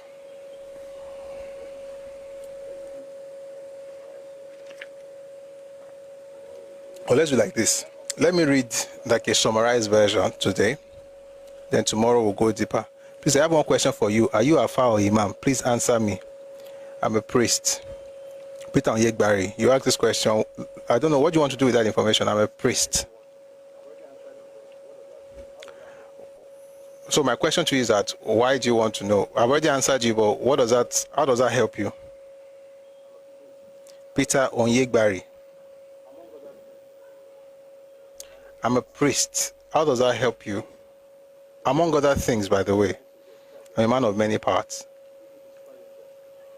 So if you don't mind telling me, I would like to hear before I go to this book, because this book is quite interesting, and I don't want to start reading the book and thinking maybe you have something to say, and all right, if you're not speaking, let this be the last time you're going to ask me that question. Thank you very much for understanding. God bless you. The next time you ask me that question, I'm going to mute you, because I don't understand why. I know exactly what you're doing, by the way. It's not very bright, but I like to humor people. The 1951 parliamentary elections was contested. The 1951 parliamentary elections was contested by two main political parties. The Action Group and the NCNC vied for supremacy in the Western Nigeria. Although there were other local parties, mostly cultural organizations without affiliation to the AG or the NCNC before the elections. I'm going to start all over again. I think it's very, very important. This is actually more... It's even more elaborate than what we read from Olufemi Ogunsanwo, which is also a fantastic book, by the way. The book again is called Awo Unfinished Greatness. This one is called Chief Obafemi Awolowo as Premier of Western Nigeria. The book is called Chief Awo 1952 to 1959, or Chief Obafemi Awolowo as Premier of Western Nigeria. Here goes. Was contested by two main political parties. The Action Group and the NCNC vied for supremacy in the Western Nigeria, although there were affiliation to the AG or the NCNC before the elections. Some of these local organizations were Ibadan People's Party, the one we mentioned earlier with Adegoke Adelabo, Ibadan People's Party and Ibadan Citizens Council, ICC, in Ibadan, Ondo Improvement League in Ondo, Otuedo in Benin, Nigeria People's Congress, NPC, in Lagos. Before the elections, the Public Relations Officer of the Nigerian government, Mr. Harold Cooper, wrote to all political parties contesting the elections to make known names of their candidates for the final elections to the House of Assembly. Remember what we said, what Ogunsanwo was saying in his book, that NCNC did not publish those names. In addition, Mr. Cooper told newsmen at a press conference that, quote, this would help his department to identify the party to which elected candidates belong when issuing press releases or broadcasting results of the final election on Monday, September 22nd. It is understood that letters have been dispatched to the secretariats of the NCNC, the Action Group, the Nigerian People's Congress, and other parties contesting the elections, end quote. The Action Group submitted its list of candidates, while the NCNC did not submit or publish the names of its candidates. Why? Please, you can explain when you come up. The NCNC did not submit or publish the names of its candidates. In addition, the Action Group list was released before the final elections and published in the Daily Service, which had become our own paper at the time, and the Nigerian Tribune, which was founded by Papa in the 1940s. On and before the September, by the way, Nigerian Tribune, I think it was 46 or 47, is the oldest surviving newspaper in Nigeria. That's the flex I wanted to put out there. Remember, I must find the dates because it's important. I must be no. Sorry for the short break. Was founded by Obafemi Awolowo in 1949, November 16, 1949.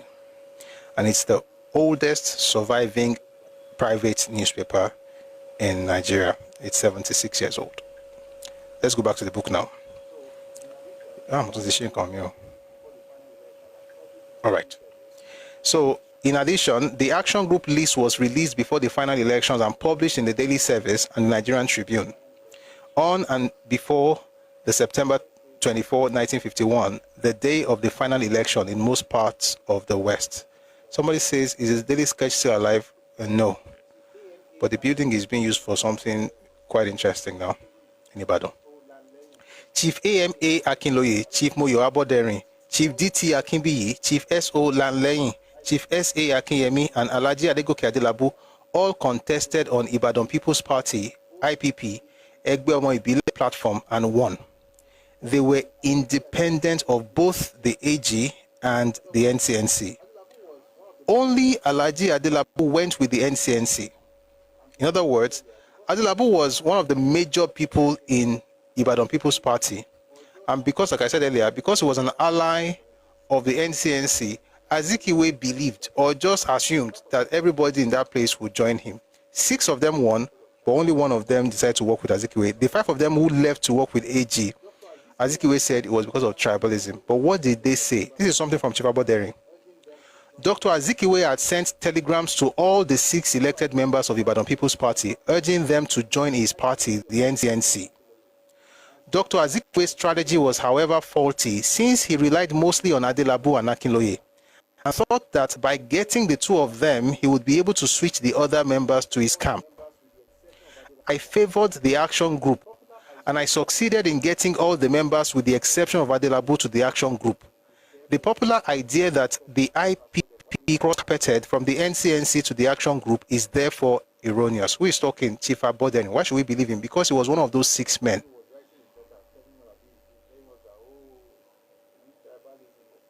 Bombadiwe was writing his letter, telling us about his book, telling us that, oh, they use tribalism. Oh, they use tribalism. Oh. They were not members of NCNC. They were members of the Ibadan People's Party. And the man said, and I'll read it again, Dr. Azikiwe had sent telegrams, not the app that we are using right now, but you get the point. Dr. Azikiwe had sent telegrams to all the 6 elected members of Ibadan People's Party, urging them to join his party, the NCNC. Dr. Azikiwe's strategy was, however, faulty, since he relied mostly on Adelabu and Akinloye, and thought that by getting the 2 of them, he would be able to switch the other members to his camp. I favored the action group, and I succeeded in getting all the members of the, with the exception, sorry, the book is called, I made a mistake. The Political Philosophy of Chief Awolowo. I'm reading the chapter. I'm the chapter of the book, sorry. The book is The Political Philosophy of Chief Obafemi Awolowo by Olayiwola Abegunrin. But this is quoting Aboderin here. He says, I favored the action group, and I succeeded in getting all the members with the exception of Adelabu to the action group. The popular idea that the IPP cross-carpeted from the NCNC to the action group is therefore erroneous. At the close of the election on September 24, 1951, the action group, judging by its list of candidates released before the election, had won 38 out of 72 seats contested. 3 days later, 3 candidates who contested as independent and won, who contested as independent and won, joined forces with their colleagues to sign the action group pact of loyalty. They were Alhaji D.S. Adegbenro. You should remember that name. He was one who became premier after Akintola. Alhaji D.S. Adegbenro, Egba Division. J.O. Osuntokun, Ekiti Division. S.O. Hassan, Ekpe Division, making AG 41 seats. Chief Adeola Odutola contested and won as an independent in Ijebu-Ode. And after the election, declared for the AG, Odimelo, Odi 42. Chief Adeola Odutola's declaration for the action group was announced by Chief Bode Thomas in the Daily Times of November 1, 1951. In addition, the 3 Otu Edo members, including Eso Igudaro, Benin Province, one on the platform of their local party, and they also declared for the action group. The Western regional elections of November 1951 gave the action group a majority victory of 44 seats out of 75 seats in the Western Nigerian House of Assembly. Only in Lagos were the 5 seats won by the NCNC led by Nnamdi Azikiwe, and there were internal squabbles and indiscipline within the party, which led to all the 5 NCNC legislators contesting among themselves for the 2 seats allocated to Lagos in the House of Representatives. That's what I was talking about earlier. It's in this book. While the 1951 elections became the seats of discord, the results in Lagos, as recorded in the Daily Times on November 22, 1951, had noted that, quote, the election result was a disappointment to the NCNC, whose leader, Nnamdi Azikiwe, has anticipated a majority in the regional and central federal legislature prior to the election. Azikiwe declared that he would not accept a ministerial post in an inferior legislature of the colonial type. This loss crippled the plan of the NCNC leader to paralyze the machinery of government, which will lead to the reformulation of a new constitution for Nigeria. What kind of constitution would they have released in 1951? Can anybody guess? I want to see if we have been following. What kind of constitution would Zik have given Nigeria in 51 if he had been able to paralyze the machinery of government at the federal level and at the regional level? Carries events. You will not fall and throw it away. And Shubudano, which would have sealed in the nation called unitary, which would have sealed the plan they created in 1944.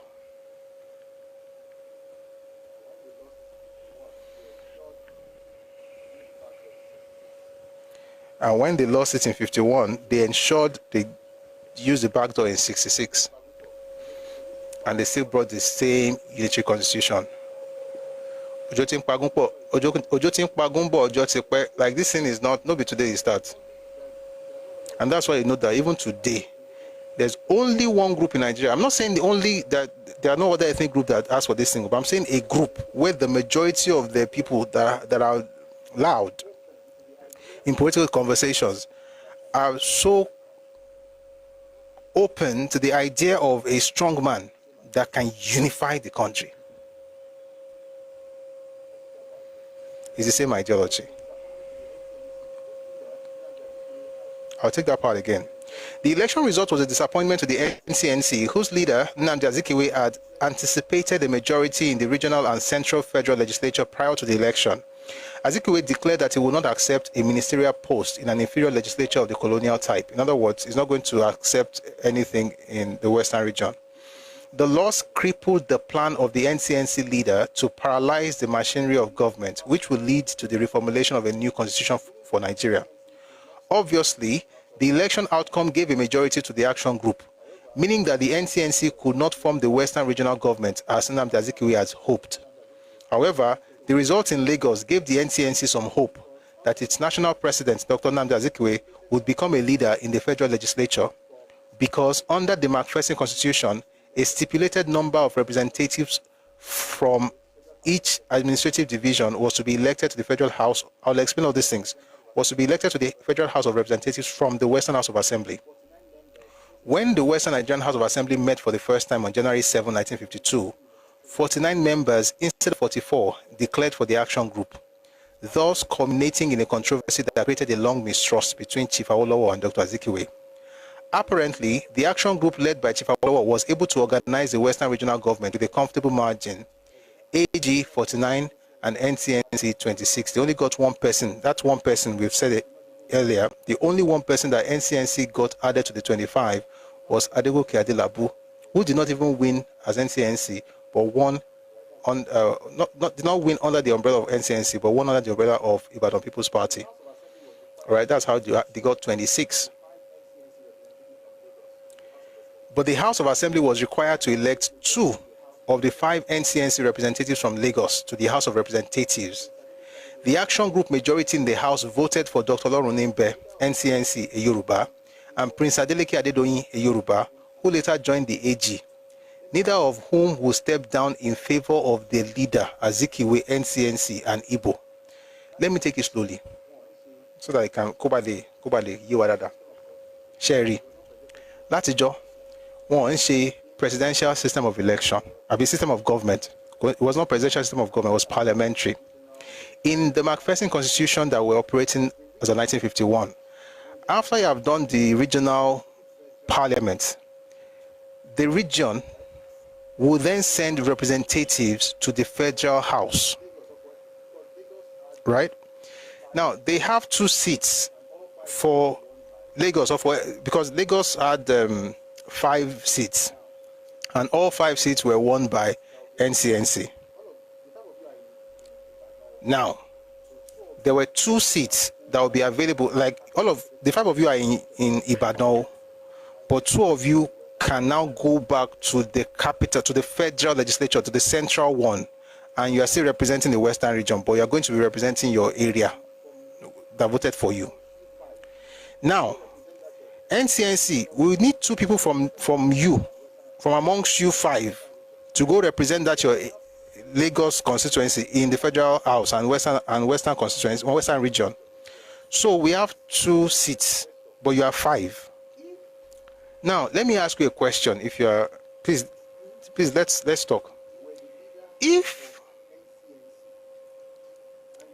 you were the leader of NCNC and you had managed to win all 5 seats in Lagos, but you are in Ibadan. Again, the Lagos that we're talking about was under Ibadan, under Western region, and the capital of Western region was Ibadan. So you're in Ibadan. And Ibadan is now asking that we need 2 of you to go to the central legislature to represent the Western region, to represent Lagos State in Western region, or be in the federal parliament. What would you do as the leader? Let me answer my question. Would it not have made sense if you, as the leader of those 5, had a meeting in Lagos? Since all of you are from Lagos, I know you are Igbo, the other ones are Yoruba, T.O.S. Benson, all of them, and what's his name, Azikwe. You would have a meeting, 5 of us, guys, there are 2 seats. How do we do this thing? You take this, you take that, or I take this, I don't want one person to take it, or let's vote, or whatever you have to do. You come up with an arrangement amongst yourselves. Or like somebody said, you appoint to Yoruba people. No, Zik would never appoint to Yoruba people. How? His dream was not even to go back to Federal Kinikon. His dream really was to become the premier of Western region. So what Zik did, let me tell you what Zik did. Zik appeared with the 5 people, and they didn't have. When the Ibadan people, the parliament in Ibadan asked, so what are the 2 people that will go? They could not nominate 2 people amongst themselves. So what happened? The region, of course, dominated by AG, then decided to vote 2 people, Dr. Olorunimbe, who is NCNC, and Prince Adeleke Adedoyin, who is also NCNC. Now, after those 2 people have won, there's something else that could have happened. One of them could have stepped down for the leader. Abi? Is the leader Abi? But they said no. What does that tell you? There's no leadership. You know why? Because even if you are a leader, even if you discover that they don't want to step down, you can let it be. The reason I know that there's no leadership is not because they don't want to step down. It's because after they decide not to step down, you then decide to blame Awo for everything, which means that you did not take responsibility for anything, which means that you are not a leader. Even if it happened that they said, Oga, no, want to be Kinikon, as soon as you blame somebody else, like everything that happened, not once does it see anything wrong. Maybe one day we're going to read his book. It's somewhere inside my Odyssey, his autobiography. He talked about this thing, although not propaganda, but we can also listen to his side. But we already read what he said. Oh, they cross-carpeted. Who cross-carpeted? People who won on their own. Can you imagine? I referred to Marian Lola typed exactly the same thing at the same time. Same thing is Obi is doing today. You can't lead the people. You can't tell them what to do. Everybody's organ his own right. How exactly are you supposed to lead anybody? whenever they are angry, and by the way, whatever Papa had to do to make sure that these people were the one that won, I agree with him 100%. What were you looking for? Were you lost? You leave your house, come and become a guy here. And by the way, like I always say, it's more ambition. See, ambition is not bad. But at least somewhere in your ambition, let's even hear like a modicum of care. Like you even care for the people. You don't care for the people. You don't care for the land. You just want power. Which is why you will never win in Yoruba land. Where were we? Apparently, the action group led by Chief Awolowo was able to organize the Western Regional Government with a comfortable margin, AG 49 and NCNC 26. But the House of Assembly was required to elect 2 of the 5 NCNC representatives from Lagos to the House of Representatives. The action group majority in the House voted for Dr. Olorunimbe, NCNC, a Yoruba, and Prince Adeleke Adedoyin, a Yoruba, who later joined the AG, neither of whom would step down in favor of the leader, Dr. Azikiwe, NCNC, and Igbo. Azikiwe and most of the Igbo believed that Chief Awolowo used ethnic persuasion to win over Dr. Olorunimbe and Prince Adedoyin, and both deserted Dr. Azikiwe's NCNC-led political party and joined the action group. Whatever they wanted to use, they should use it. By the way, at this point, AG had already formed government to this. Did NCNC people ever join AG? Yes. But they joined after they formed government. Like this one, they already... Shoot. Sorry, guys. All right. They already formed government. So they did not need those people to form government. But if they tell them that, oh, you are Yoruba, why are you voting for an Igbo man to become king? Of course, it's politics. You can use anything to get anybody to do anything. After all, it's the same game that Azikiwe played in 1940 when he said the reason they did not want Oba Akinsoya is because he was an Ijebu man. Azikiwe single-handedly destroyed NYM for that statement. By the time the dust settled, Ijebu and Igbo pulled out of NYM. I know the crazy part, while Azikiwe was in town saying that, oh, NYM was against Oba Akinsoya because he was from Ijebu, the man who supported Akinsoya's opponent, his opponent was Ernest Sikoli. The man who supported Ernest Sikoli was also an Ijebu man, whose name is Bafemi Awolowo. How is an Ijebu man supporting an Ijebu man against an Ijebu man because he's Ijebu? In actual fact, the reason he supported Ernest Sikoli was because of the guidelines of the NYM that says that the leader of the movement, or the president of that movement, NYM, if he signifies interest in any political office, nobody should contest with him. And just in case you're not here when we discussed it, what really happened was that there was a vacant post at the Legislative Council in Lagos, and the post became vacant because the occupant of that post, Kofu Abayomi, had to go to London for a course, right? But you see, Kofu Abayomi, the interesting thing is that Kofu Abayomi used to be the president, I'm using the word president, or chairman or leader of NYM, or chairman of NYM, Nigerian Youth Movement. And it was because he was chairman that he was able to run for that office without anybody contesting with him. So he went in other words, there is no primary. If the chairman of the movement or of the party would have to contest for that post, it would be with another person from another party. There will be no primaries because the leader has signified interest already. So that's how Kofu Abayomi, got in the race, and then of course he won the election and then got into that post. Now that he was leaving for a course in London, Ikoli was an editor. Awolowo was a freelance journalist. So he supported Ikoli. Number one, he knew him. Number one, because according to the party hierarchy or party guidelines, you're supposed to observe hierarchy when you are thinking of an elective post outside the party. Please, if you're on TikTok, please power tap. This thing is showing Amber Alert. And so what really happened was that NS Ikoli was supported. They made a mistake, by the way. NYM made a mistake that we should learn from. When Kofu Abayomi said he was going to London, these guys now decided to have an election. When they said, okay, who wants to fill that post? Ikoli said he wanted to fill the post. And then Akinsoya also said, by the way, Samuel Akinsoya eventually became a king. Samuel Akinsoya also said that he wanted to run, and they now decided to have an election. That was the mistake that NYM made. When they had election, Akinsoya now won within the house, like the primaries. After that election, after the fact, the leadership of the party now said, we made a mistake. We should not have had an election. This is contrary to the guidelines of the party. The chairman wants to run, you should allow him to run. So, Yoruba coin from Hausa or Yoruba? No, the answer is no. Thank you, Karis Evans. He became the Odemo of Ishararemo.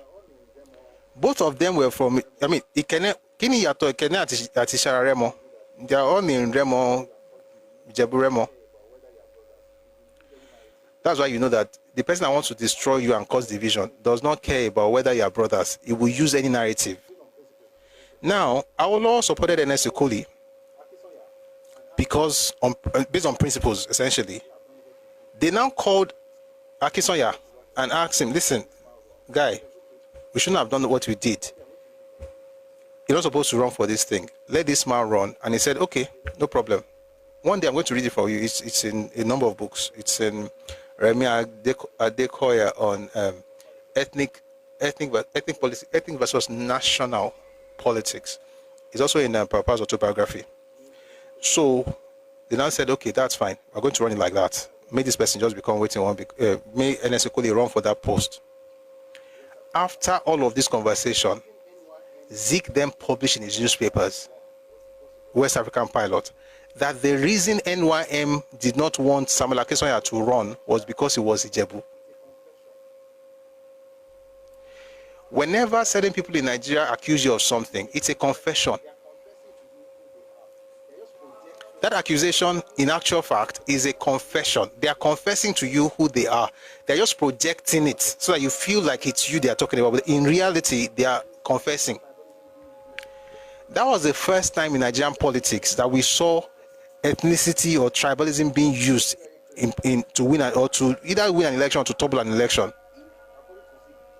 So to make it very clear, if according to Zik, that was what Papa said to Dr. Olorunimbe in 1951, then so be it.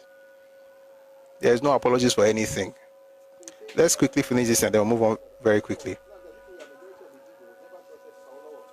So he says, henceforth, Nnamdi Azikiwe, a majority of the Igbo, never trusted Chief Awolowo and the Yoruba, as Awolowo was labeled a tribalist, thus putting more flame on the political discord between Chief Awolowo and Dr. Azikiwe, which had started in the Nigerian youth movement in 1937 to 1938. Actually, it's not 37 to 38, it's 37 to 41.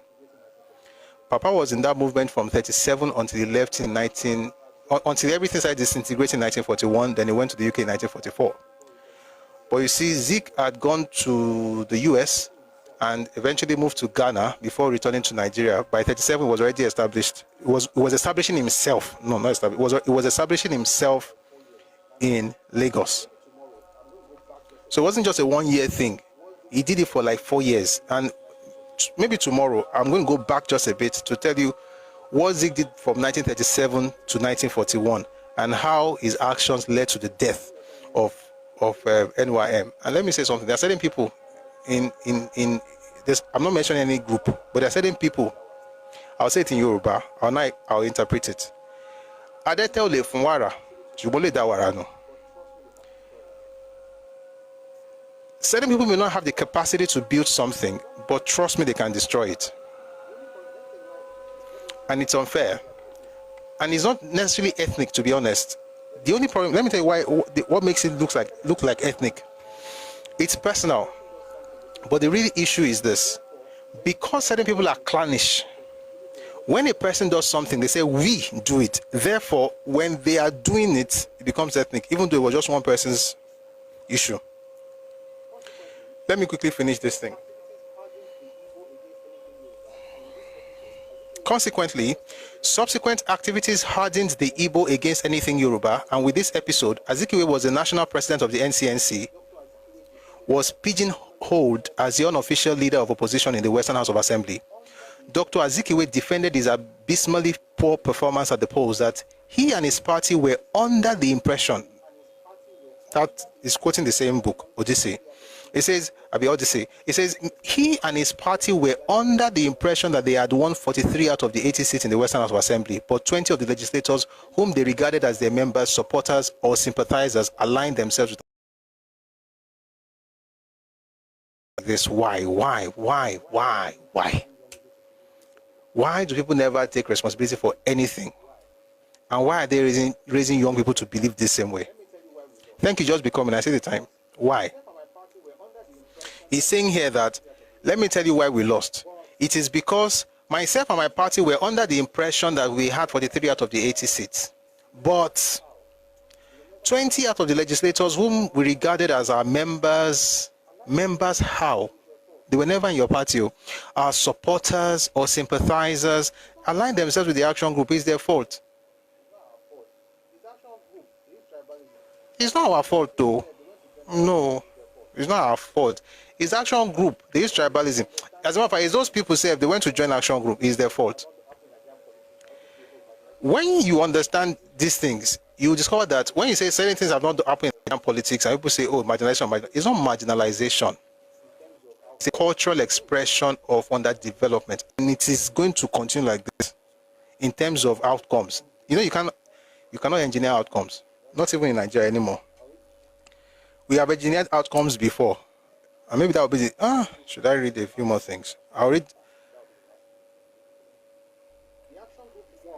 this and then I'll tell you how we engineered outcomes in the past, and that will be the last thing that will bring people up. The action group won because it was strong, disciplined, cohesive, committed, and well organized. The NCNC had the goodwill but lacked organization. The internal squabbles and indiscipline within the NCNC affected its image. For instance, the 5 NCNC legislators contesting among themselves for the 2 seats allocated to Lagos in the House of Assembly, Action Group concentrated on the West and limited its operations to the Western region throughout the period of the countrywide elections. The Action Group's campaign strategy was more appealing and effective. On the other hand, the NCNC sought votes only from big towns, while AG covered all grounds in towns, villages, and hamlets. Most important, Action Group came out with very impressive and well-reasoned policy papers, with the party manifesto informing the voters of the programs which the party would pursue if elected. It chose to work for the welfare state, which would, among other things, provide free education and free healthcare services for the people, free education and free health services for the people of the Western Nigeria. To cap it all, the party's motto, freedom for all and life more abundant, was appealing and encouraging to the people of Western region. The NCNC did not present any party program or party manifesto. Dr. Azikiwe promised that it would be after the elections that the NCNC will present its manifesto. What does that remind you of? Can somebody remember? There's somebody that this will remind you of. You're not going to tell your strategy because you can steal it. Anybody. Don't tell them your strategy because they can steal it. Thank you. Dr. Azikiwe promised that it will be after the elections that the NCNC will present its manifesto and accuse Chief Awolowo of presenting AG party programs ahead of the election results. However, the Action Group leaders' sagacity, popular appeal, and pragmatic approach to politics were indisputable. Don't tell them your plans, though, because they might steal it. It did not start in the last elections. It happened in 1951. What do you think that really means? He had no manifesto, no plans.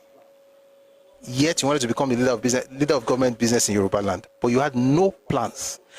See, maybe tomorrow, when you read the Action Group manifesto, or what they were planning to do, the thought that went into what they were trying to do, even you, if you are Hausa, you want to go to Yoruba land and go and vote.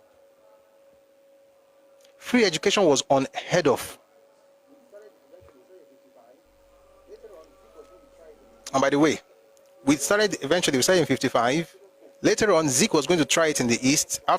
In 1 year, he stopped it. He couldn't cope. No organization, no planning, no structure, no leadership. Yet you wanted to rule Yoruba land. This is why I say about people that want to rule Yoruba land, whether it's Lagos or any part of Yoruba land, it will not happen because you don't really care about us. All we have to say is that they don't really care about us. You don't care. You don't care. Where's your manifesto? After the election, I'll tell you what I will do for the people. Who speaks like that? Tell me what you will do for me that will make me vote for you. No, just vote for me. Then I'll not tell you what I will do for you after I have won. After I had won, I will tell you. But if you tell me to tell you now, you might not go and steal my idea. You're not going to call it your own. Sound like a nursery pupil.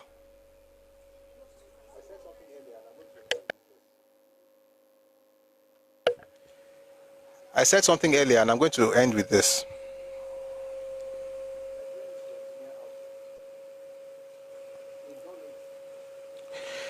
Nigeria used to engineer outcomes. We've done it at least 2 or 3 times. No, 3 or 4 times actually.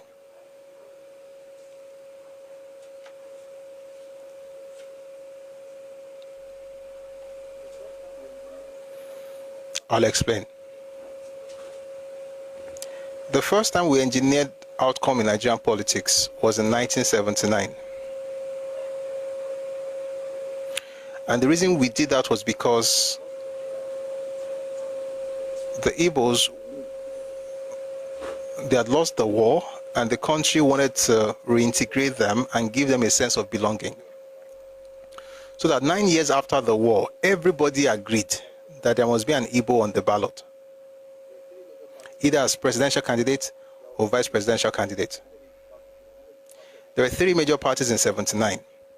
There was UPN, United Party of Nigeria, that's our party. There was NPN, Northern People's, what's the NPN, sir? Northern People's, Kiniko. What was NPN? Oh dear. Does anybody remember? People are not remembering. Let me write it down. Let me find it. I don't want to give any wrong information. National Park, Bao, Agogo, is everything okay? No, Northern People's Congress is MPC. That was National Party.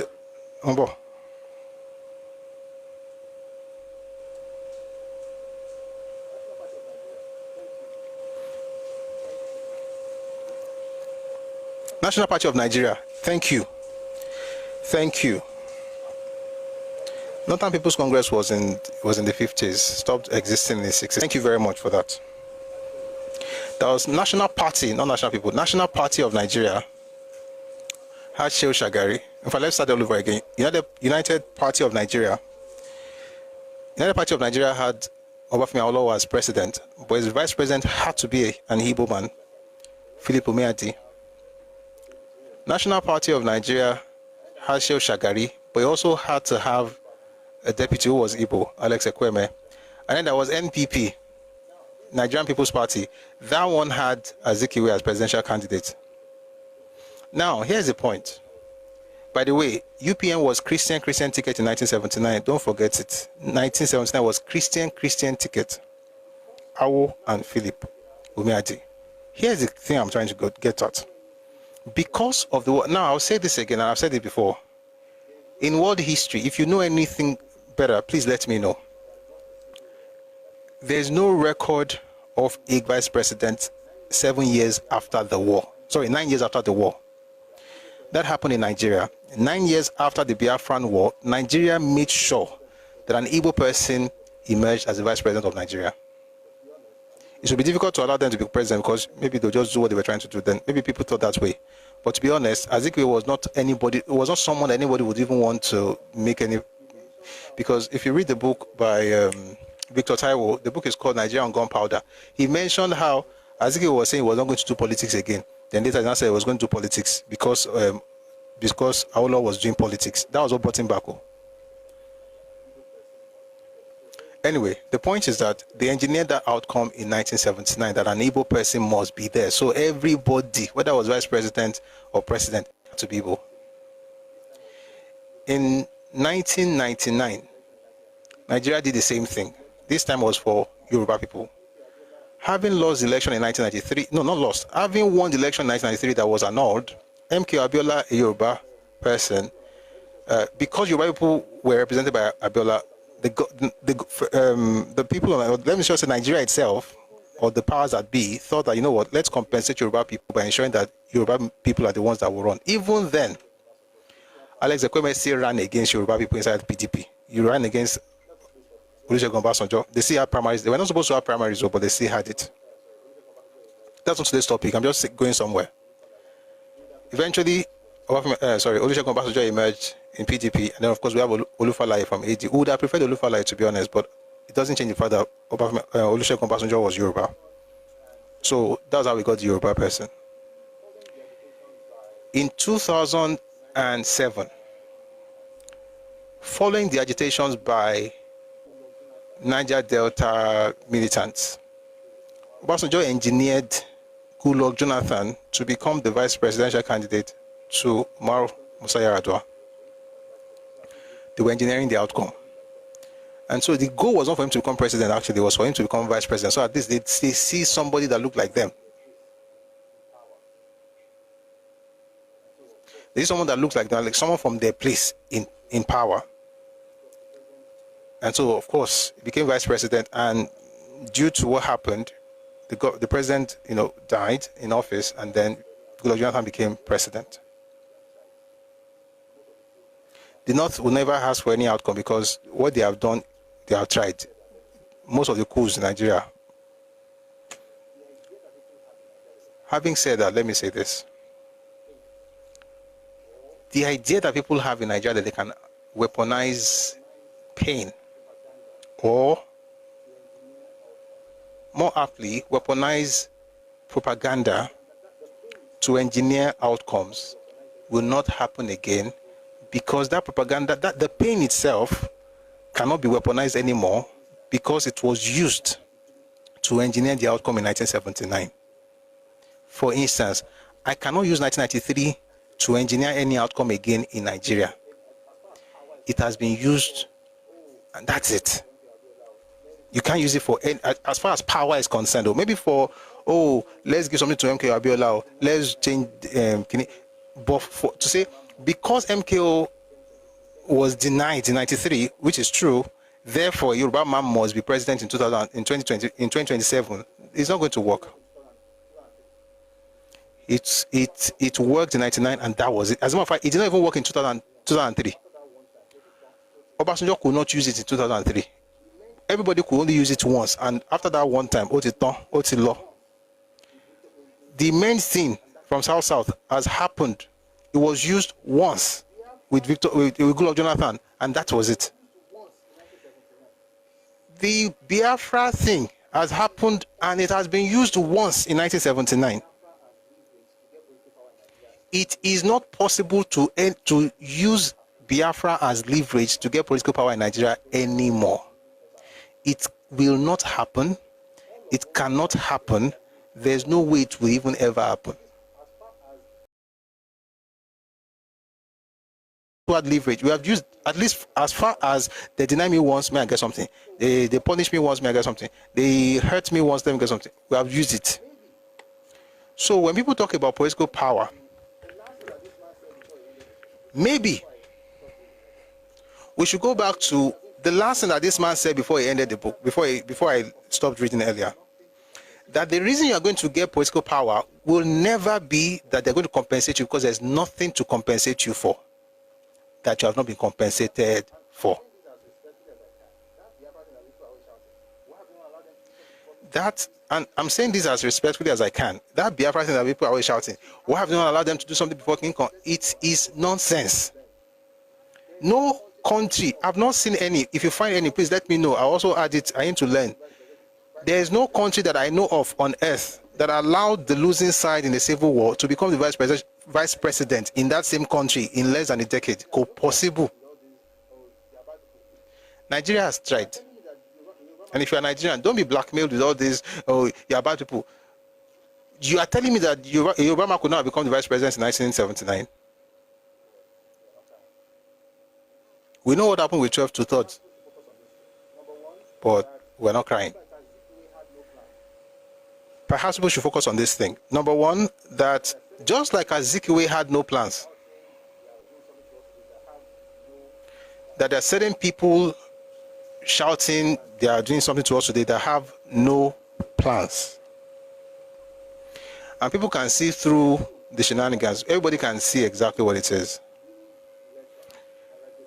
Number two, that there's a lot of work that goes into winning elections. And like they say here, Action Group won because it was strong, it was disciplined, it was cohesive, it was committed, it was well organized. All of these things, NCNC did not have it. And lastly, Nigeria is made up of several ethnic groups. And I like to call them nations. There are many nations within Nigeria, and this is my new thing that I want to be putting out there. Nations, sovereignty or not, we are nations. All those nations, big or small, have a right to the presidency. The TV man has as much as anybody. Yoruba, Isoko, everybody has a right to it. There's nothing like the Yorubas have done it, let another group do it. No. The Hausas have done it, let another group do it, because it should be fair. That's not fairness. That's blackmail. And that's not how this works. So moving forward, let's all play the game. But please, if there's any lesson to learn, don't play the game that Azikiwe played. It will make you lose.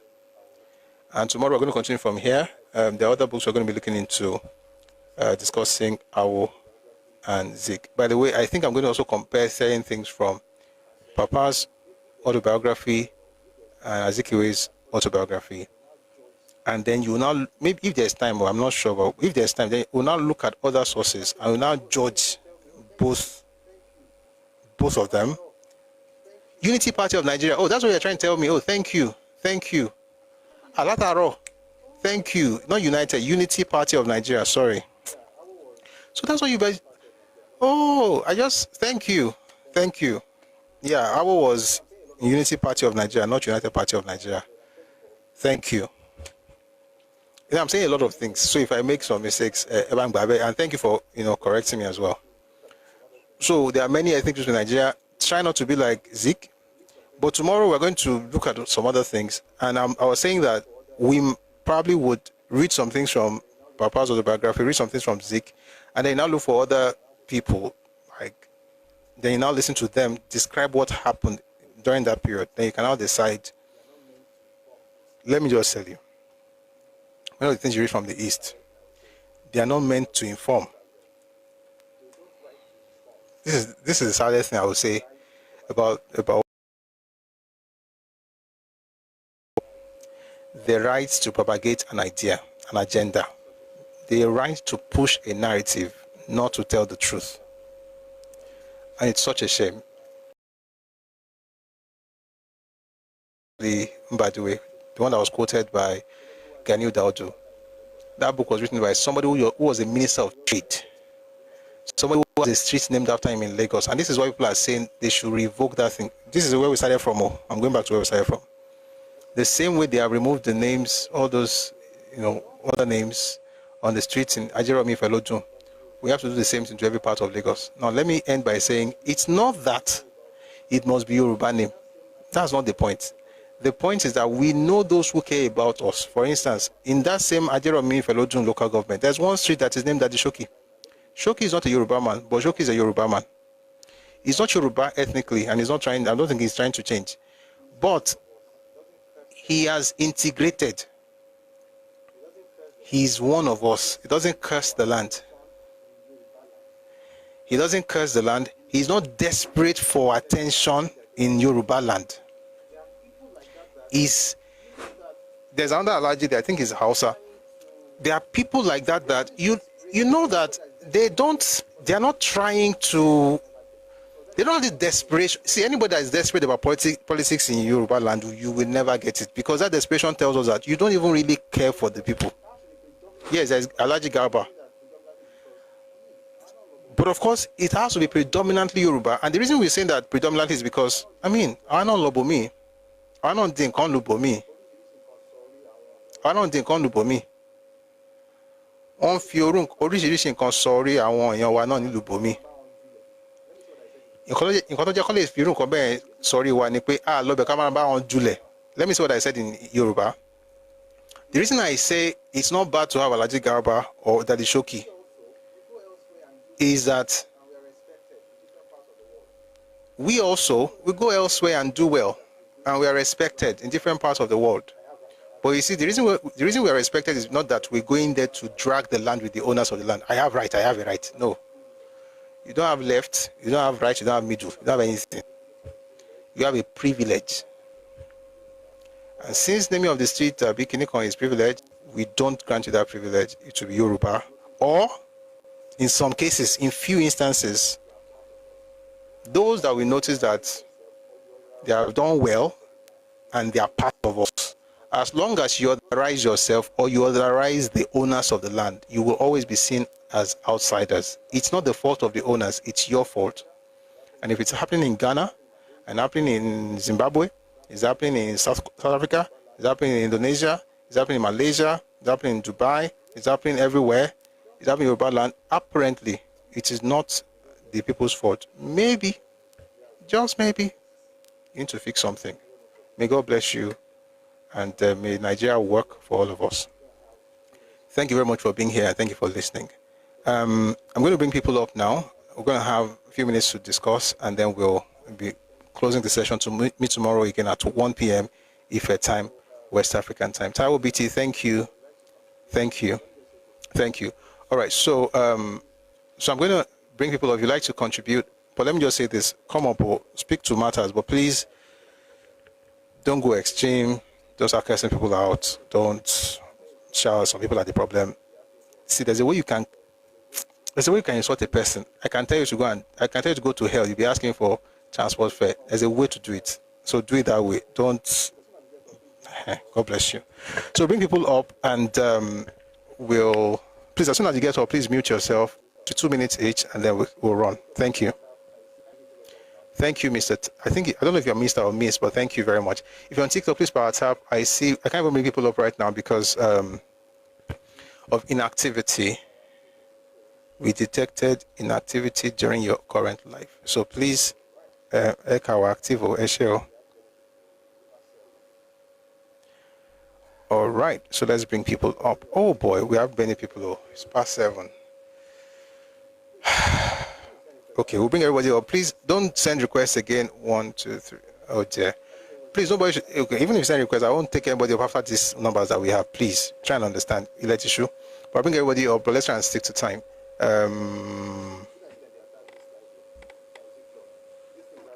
Please, you have to engage. Oh, be like I said, and they attack this live on TikTok. This thing is doing the same thing. It doesn't do this unless they're attacking it. So I think it's being reported. Please mute. Please mute. So please, if you're on TikTok, I think the live is being reported. This happens every time they're reporting it. So please, 2, 3, 4. I can't remember one more person. Please like, share. Power tap. Oh boy, it's happening again. Did I strike a never be strike a call? I don't know what I do. I don't know what I do. We make you love me so. All right, one more person. I'll take Perism and Afolabi, then I'll take Prof, because I'm not going to time Prof. So, all right, those of us who are still, in there, I'm going to bring you up very soon. So please try and understand we have to do this in batches. So I'll bring the 3 of you up. The last person, KTBC, please mute. Thank you. All right, so let's have Perism. 2 minutes, please. Good evening. Kalesa. Good yes, evening, sir. Yes, sir. Thank you. Today's class is one of at least the best class I've attended since I've been attending your live. Especially the way you explain. Initially, I thought indeed, they usually say Awolowo is the chief of tribalists for cajoling people to AG. I didn't even know this was what happened, but you've given us a well expository of what happened during those times. You know, at school, amidst them, I'm a graduate of University of Nigeria. So anytime we're talking about this First Republic, this thing, we usually go into heated argument. But there's something I usually think. Somebody attack me, tribalism. The only thing I usually tell them is, let's come to think of it. This man was born in Zungeru North. You are from the East. You left North. You have alliance to North by birth. You have alliance in it by origin. But you came to West that have their own political leaders, so you are struggling with them. It's quite absurd. So the is the father. Your Zik is the father of covetousness and greediness. Because there's nothing stopping you staying in your East. Why coming to West? Why continue up to now? You left Zungeru. You don't want to compete with Zaudana. You don't want to stay in your place, but you now see West as a place to expand your political destiny. Though one of my grandfather before he dies, this what he usually say. Only he want to make just like Zaudana is ruling the whole of the northern states. He want to come to South too and let him be the one ruling the whole of South. I thank God for our forefathers who are very proactive and stop him in all those acts. So my time is up. Thank you. I appreciate your program. Thank you very much. Thank you very much, sir. I can't mute. Please, you can take me there. I don't know what's wrong. I can't mute my mic. Okay, that's fine. Thank you very much, Eshel. And yes, you're very correct. That was the plan. The plan was to be the leader of. It was to own Nigeria. And why do they think that way? So, you have to also think about it. Why you always think? Why is everybody from here thinks like this? With all due respect, this is not a jab at anybody. But if an owner, let me say it this way, think of it like an owner versus a nomad. Like or a settler versus a nomad. Settler in the sense of you are home, you are settled, you are a city dweller, or you are dwelling in your own space, and then you now have a nomad who assumes that because you were born somewhere makes you one of those people. The truth is, let me say it this way, it is not that people born to folks other than Yoruba cannot become something in Yoruba land. It is that those people will have to be Yoruba. I'll say it again. It is not that people born to parents who are not Yoruba cannot be something in Yoruba land. The point is that those people have to be Yoruba. In other words, you have to become part of us. The real issue is not Yoruba people saying no. Is that you who wants to lead us, you want to lead us, but you hate the idea of becoming part of us. Why on earth would we want you to be to lead us? So at the end of the day, you can call us tribalists for doing that. Guess what? I don't care. I own it. If that makes you sleep at night, it's fine. But the point is, if you don't care about me enough to become part of my people, you have no right to think of leading my people. All right, we're going to move to the next person. But thank you very much for those kind words, Mr. Perez. Afolabi now, please. 2 minutes, thank you. Good evening, sir. Evening, sir. Good evening, sir. Evening, sir. Yes, Good evening, sir. Can you hear me? Yes, sir. Okay. Yes. This session you have answered because I've asked the question some weeks ago about this very session you are taking, and you took your time. I'm very grateful. You took your time to explain it to me. If you let me just remind you, I am someone. He was a this person that brought up this thing was a professor of law, and he had the infantry to say it on TV that after that election, Power tap. This thing is showing stuff. Oh, sorry, guys. So I'm sorry, my brother. I'm going to reset your time. They I'll had add a few seconds. Oh yeah, continue, please. Please power tap on that TikTok. They had to go and cajole the Oni of Ife, to talk to the remaining Yorubas to align with Action Group. You understand? And you explained it to me. But there are a few questions I want to ask just before my time is up. Number one, if we're practicing parliamentary system of government and Zik only won a seat from Lagos that qualified him for the Western Parliamentary House, who did he unseat in the Eastern region to have been a part of that parliament? You know, he went to the Eastern region and became... Oh, that was much later. That was much later. What was this man's name? No.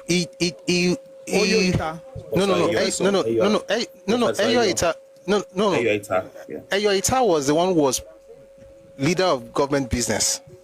He's the one that he removed in 53. Okay. But I'm saying he actually had to replace somebody in Onitsha. Prof. How? Prof, do you get what I'm saying? He removed Eyoita as the leader of business government, but Eyoita was not representing Onitsha. So there must have been somebody in Onitsha. So he unseated. Yeah, but I don't know. I can't remember exactly those details, but I know that it became... Did you remove anybody? No, I don't think it was part of that parliament. What he did was to use his followers there to make sure that that parliament collapsed. And I can talk about it. Okay. It was not to counter Eyoita because he wanted to take it over, right? So he used it. Sir Louis Mbanefo was from the Onitsha axis. Mbanefo did not step down for him. That's all. That's all. So two things. Number one, Mbanefo did not step down for Zik. Bro, am I mute? No, he did not step down for Zik. Yeah. So Zik ran on a fresh slate. He made sure that constitution failed, right? There were some things he did to make sure that it failed. Yeah. So when is your turn, please? You're going to, if you don't mind, I'd like you to explain how the seat ministers came into play, because that was one of the things that you said against Ayoita, which eventually got him to removed in 53. So, please, sir, can I yield my time to Prof? So no. Don't worry. No, use your time. He's already going to speak after you, but it's not. No, I'm already done. That's why. You're done. Okay. Oh, you're not using your time there. You're not using anything. Okay. Thank you very much. Thank you. I really appreciate it. Thank you. Now, Prof is going to take his time to explain these things a bit deeper. Prof, please go on. Thank you. Well done again. I came late to this class, so I think I'm an Olodo now because I didn't have most of the stuff. Yeah. But interesting. Let me explain your time a bit deeper so that you just use your own time instead of me having to say anything. You just Yeah. Interestingly, I'm actually writing a long article on this particular event just because of some additional information that I also stumbled on. But it's fairly correct, right? But I don't know if you're explaining that the way the structure, the way the Richard McPherson Constitution was that time, where the regional house we act as electoral college for the center. Yes. Yeah, and when people tend to say, "Oh, Zik won federal," no, he didn't win federal election. So, you get elected into the regional house, then the regional house will now act as the electoral college that will now send you to the center, right? And then you can be a member of the center as well as a member of the regional house, right? So in essence, you can be a member of the central house, which is in the also hold other positions. So I'll give you an example. One of the guys that won Lagos along with Zik was the mayor of Lagos, of LTC, Lagos Town Council, Dr. Olorun Nimbe, right? And he also represented Lagos at the Western Nigeria, at the regional parliament and Western Parliament, right? And he was also sent to the center, right? So those were the things that were happening there. But some of the things, like you said, this. Or let me even say this: the way these people, I think they've mastered the act of obfuscation, right? They've mastered that art. When you're quoting Mbadiwe, and I'm probably you're quoting him from Alhaji Ganiu Daudu's book. Yes. But I think if you also read his book, he also rehashed the same thing there. But and then Achebe, to someone that people quote to say, Achebe said he witnessed it, right? So there's obfuscation there. They will not tell you exactly what happened, but they will tell you, oh, this is the event. Oh, Zik was cheated, but how was he cheated? They won't tell you, right? So they won't tell you that Achebe said he was there. So where was Achebe, for example? Was he in the podium? Was he on the floor? Was he? He was a student with Ige that time at UI. Was he on the campus? What did he witness? Where and where? He never told anyone. But in his book, The Trouble with Nigeria, I said, oh, I witnessed it. So what does he mean by witness? And I think his biographer, Ezenwa, where also repeated the same thing too. So this, you have, when you're reading these people, you're all like Busia said, they are masters at just they don't write to inform, they write to push an agenda, right? So the issue with Zik, as you've explained, is there was lack of discipline within NCNC. However, there were issues before on the ground. One thing people didn't realize about that election was that election, a lot of the people who have contested in that election contested as independent, because the McPherson Constitution does not recognize political parties. So it never recognized political party. It did not ban it. It knew they are registered, but a lot of them went as independent. And that was why Harold Cooper requested that the parties should provide the list of their candidates, because it was a confusing environment. So you have Action Group, you have NCNC, you have Ondo Improvement League, or Tuedo. So they don't know who is who. Sorry, Prof, why do you think NCNC did not provide a list when they were asked to? It's the Wuru they want to do, right? So only AG and IPP, as you must have said, provided those lists. Now, those lists were provided. It was published in Daily Times. You saw those lists, you saw the names. Abi, you did not dispute it. AG put forward 68 names. And when they won, Harold Cooper said, yes, these 38 people that won, they are all part of the 68 that AG pushed that were published in the newspaper. What evidence do you need more than that? And they were independent, and then the other three that joined were independent candidates, and they were independent not because they were not AG, but AG by law actually said that if you are an official of the party, that the party would not sponsor you for election. So where parties have preferred candidates, they didn't sponsor their secretaries, like Alhaji Dauda Adebiro, for example, had to go as independent.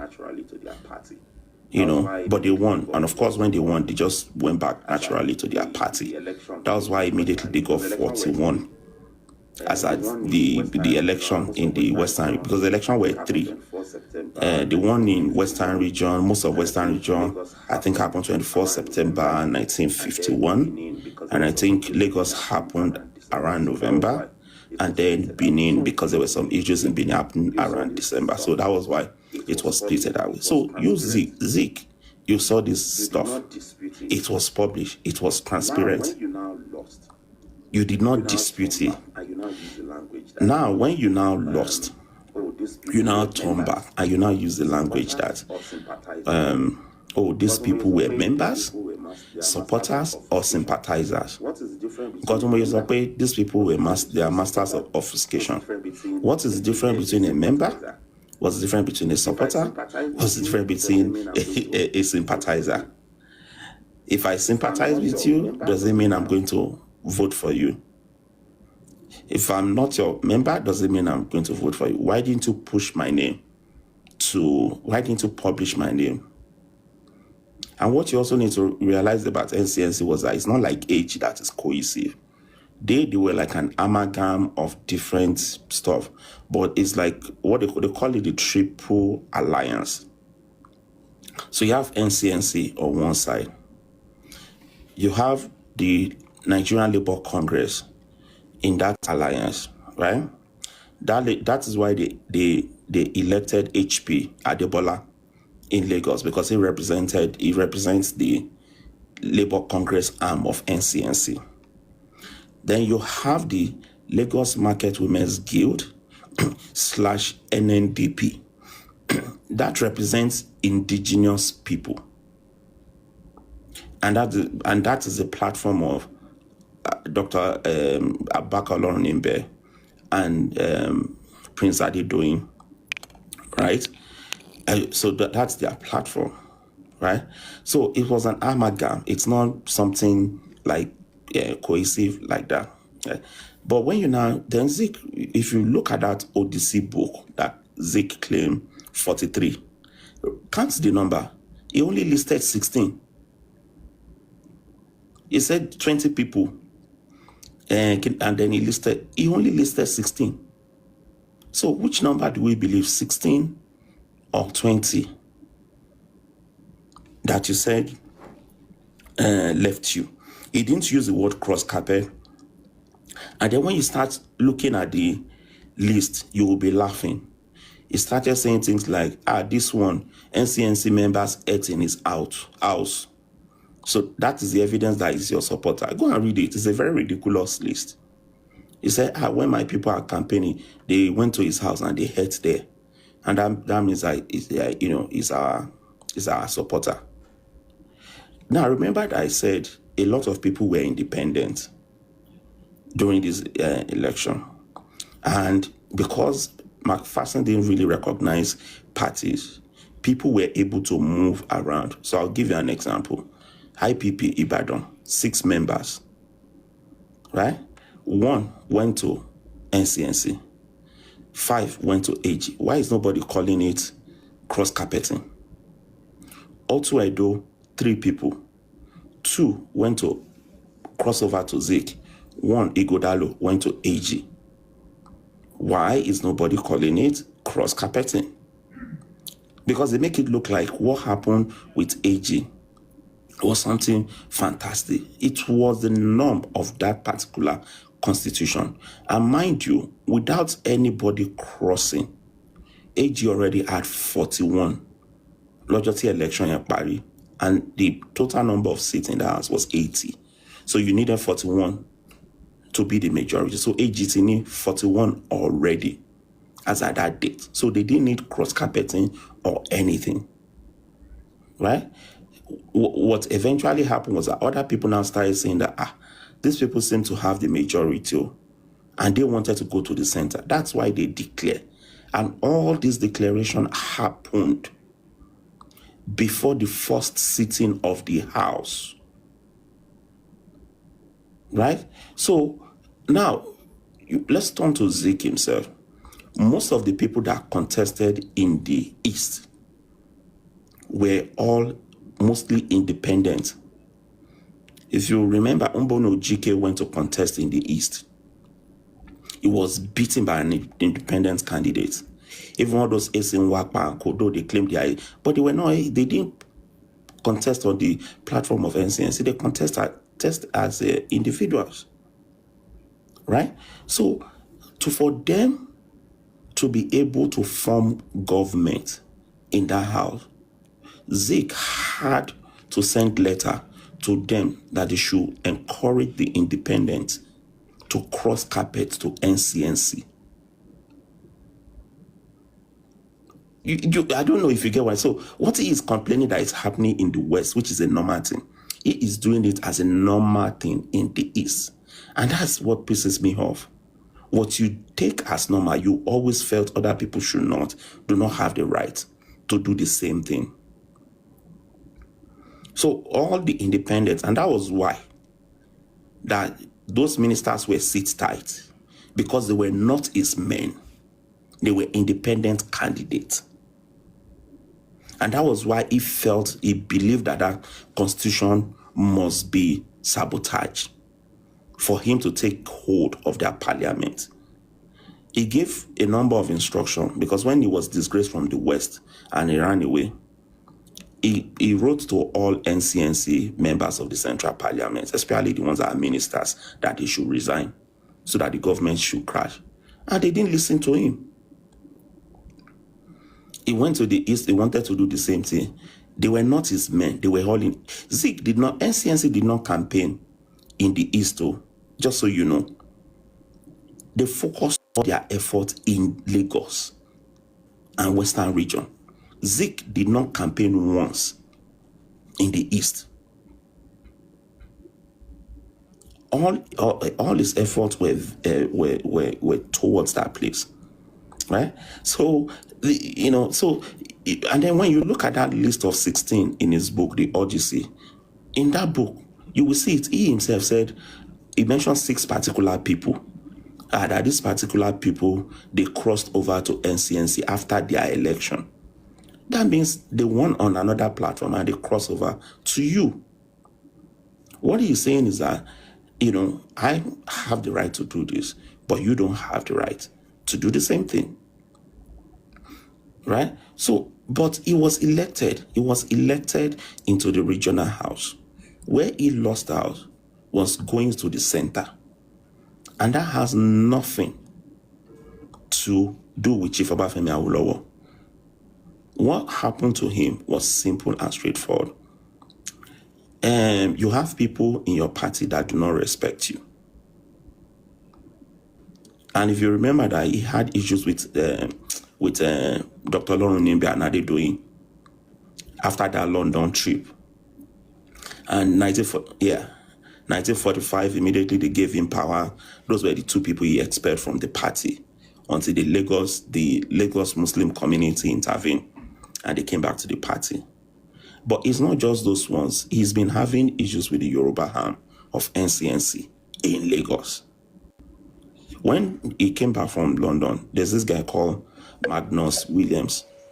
Magnus Williams is a Lagosian, he's a Yoruba guy, and is an NCNC guy. He was the acting president when Zik was in London for that conference.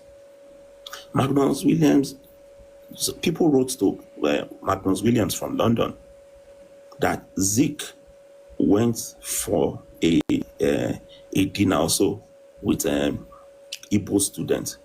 And the Igbo students were telling him not to trust Yoruba people and his colleagues. And Magnus Williams got the stuff. And Magnus Williams, lambasted Zik on the pages of Daily Times. What the Igbo people said, they said, he shouldn't have, when he got that information, he doesn't have the right to write about it. He should have brought it to Zik, as Zik is the Oga. The question the others were asking was that we all went to London. You Zik alone decided to go for it. All of them were going for all their receptions together. Right? They were all going for the receptions together. And then you Zik, only this one, you said you alone will go with Igbo students. And this was where you play. So he's been having issues with Adedoyin. He's been having with Dr. Olorun Nimbe.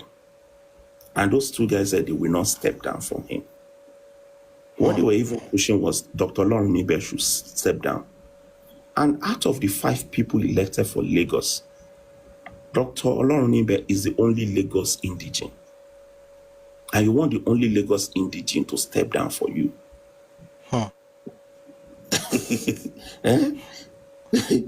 Then, as if that was not enough, you went to Prince Adedoyin's father.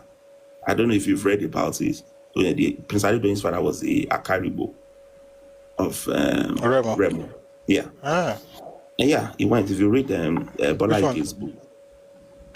People politics and politicians. Yeah. People politics and politicians. Exactly. Wow. But Bola Ige recounted the story there because Bola Ige was a Zikist supporter, though not a member of NCNC, but he was in the whole. You liked him. He was on the Zik side during this time as a student. They were all running around. And he said they rushed to the Akaribu's palace. And Akaribu, they told them that Zik has been here, that he should go and meet Zik and hear what the Akaribu told him. So he said, okay, what happened? Zik went to see the Akaribu. Because what I'm saying this is because he's accusing Yoruba people of using honey. He too tried to use the Akaribo. He went to the Akaribo. They welcomed him. Then he explained to Akaribo that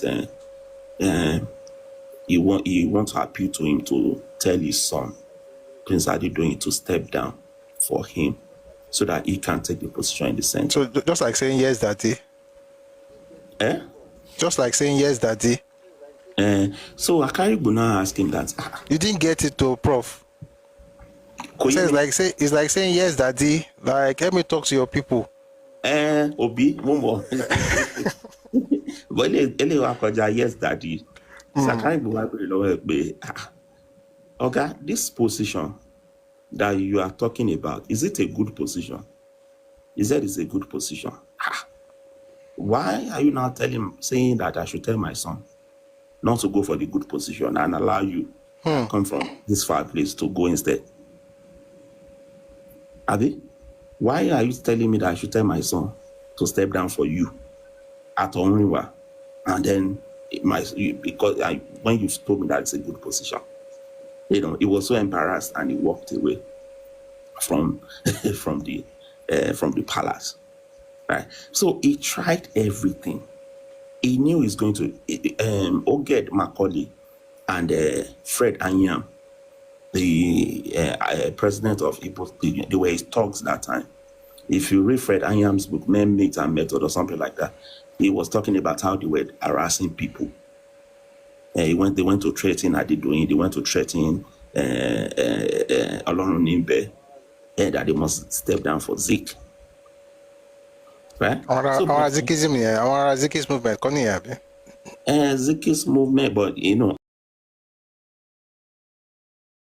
Oged Macaulay is just a bastard.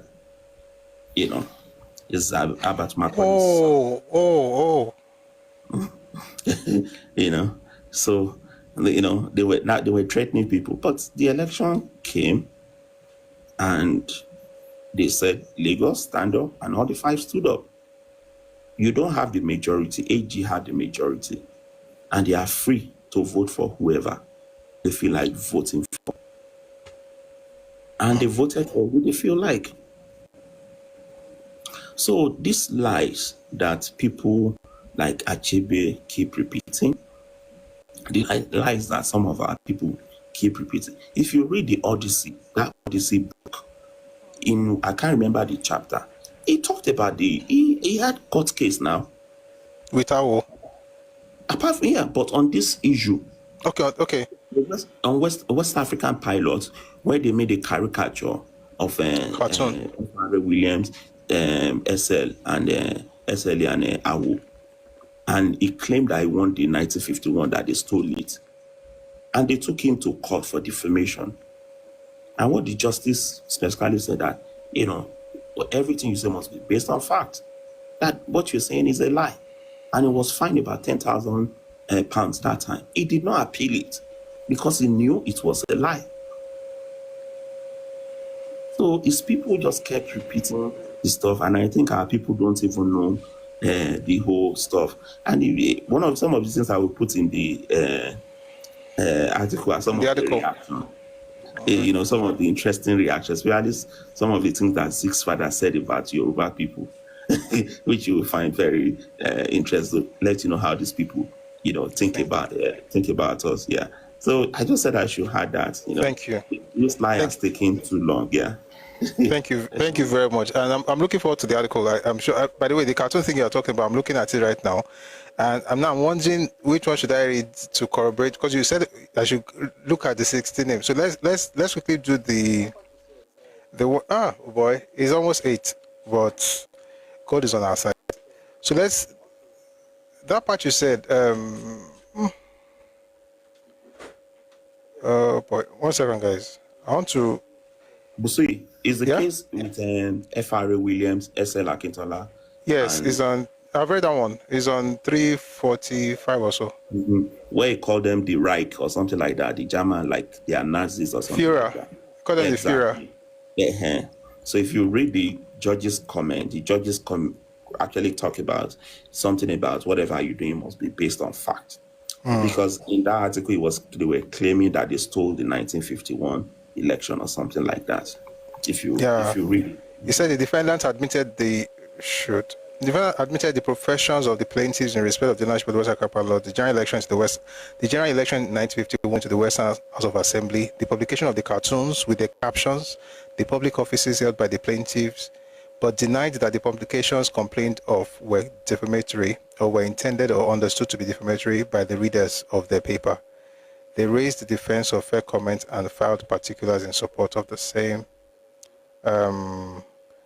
Justice Shomolu maintained that once any publication had been found to be defamatory, the law presumed damage, but that in awarding damages, the court was entitled to take account of all the circumstances of the libel.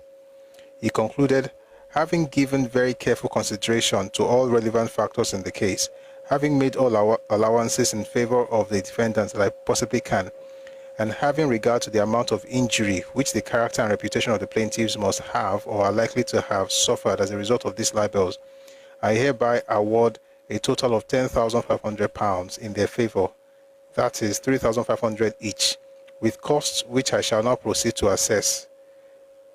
Judgment for the plaintiffs. This incidentally is the highest award of damages ever made by any court in Nigeria. Next time you think twice before you do cartoon. But the part I want to read... He never appealed that. Exactly. Because the claim was I won it. So this case has been there for a while. And they keep lying. In bad way lied. Achebe lied. Almost all of them, if you read their book. But the man himself is there. He's there saying it. Because I lost the case because I lied. He told you that people cross-carpeted to my party. Let me read that part of the cross-carpet. It says, towards the end of 1951, I stood for another election, this time to the Western House of Assembly, as a representative of Lagos, under the Macpherson Constitution, and I topped the poll. In fact, before this, we were talking about how he was, flying all over the place. I was going to do this tomorrow. I want to read Awo, then read him, and then, read someone, but we might as well read a little bit today. Before now, we were just talking about how he was doing business, how he was living how he traveled to the United States and Europe from May to October of 1947. How he was just enjoying life. And then now he's talking about how, he topped the polls. The NCNC was, this is the crazy part. Let me just read it from the beginning again. Towards the end of 1951, I stood for another election, this time to the Western House of Assembly, as a representative of Lagos, under the Macpherson Constitution, and I topped the poll. The NCNC was under the impression that it had won the election with 43 members out of 80. And I said it earlier, the way this man writes is exactly how Achebe also writes. Actually, they will not... Dr. Lonimbe topped the poll, not him. I think I have the figure somewhere, yeah. Oh, okay. They will not say... They'll be very careful not to say that the NCNC was under the impression that it had won. Did it win or not? You're not saying whether it won. You're not saying whether you didn't win. You just said we are under the impression that we won. Then it said the NCNC was under the impression that it had won the election with 43 members out of 80. As it turned out, 20 of the legislators were known as or regarded as NCNC members or supporters or sympathizers, and they decided to align themselves with another party. Some of these legislators who disappointed the hopes of the NCNC are as follows. Again, he says some. So when you're looking for the 20 names, you won't find because he wrote some, and then he wrote 16. Those 16 are actually quite funny. He said Arthur Prest was legal advisor of the NCNC at Sapele. The second one is actually the one that's quite funny. It makes absolutely no sense. Maybe I'll just stop with the second one. Because there's Arthur Prest, there's Naoro, there's Awoshika, Akinloye, Akinola, S.Y. Momo, Bishop Fisher, Mr. Koka, Olusa. But the second one is one I want to just talk about. It says Chief Arthur Prest. Then it says number 2, Chief Anthony Nauro had been a supporter and a sympathizer of the NCNC from time immemorial. The officers and members of the NCNC were aware of that opinion until after the election. Prof, 1 second before I move on. How many Anthony Nauros do we have in Nigeria? Is it the same person who was in AG and was pushing for that moved the motion for independence in 1953, is that the one that Zik was expecting to join NCNC because it has been supporter from time immemorial? Yes. Wonderful. Okay. So I just want to know, come on, equip me to what? Yeah, because Anthony Enaro was in the Zikist movement. Okay. And when they arrested them and Zik ran away and chickened out and started denouncing them. And when Enaro came out, and I think he used to work at one of Zik's newspaper. He published a pamphlet against Zik. There was open fights between them. It was known. And the man relocated back to his area, started his own newspaper. And when they formed Action Group, he was elected as I think assistant secretary, as a treasurer. And I think Prest was assistant secretary. And this list was published in the newspaper. Which was in 1951. So sorry. So author Press, of course, is Shekiri. You have Isha Enaro. Their names were on the list of contestants, I should say, those running for elective posts. Up to 68, yes. In September. So their names were on the list in September of 51, vying for that post. Yes. So how did Azikiwe expect that the people who vied for the post under AG will somehow defect to NCNC after winning? It's called wuru thinking. Okay. Logic. Logic. Okay. Tomorrow I'm going to read more of his book. Like I said earlier, I already read, so I will read to Zik. Then we'll now look for like an umpires as well. But thank you very much for that submission. So we're going to move very quickly. It's 8 o'clock, quite interesting. But we are 494,000 likes on TikTok, which is absolutely fantastic. So let me clap for you. Thank you. Thank you. Thank you for your support. Thank you for keeping the live alive. Right? Thank you so much. And thanks to the people who have been gifting. Thank you for your generosity. Thank you so much for your support.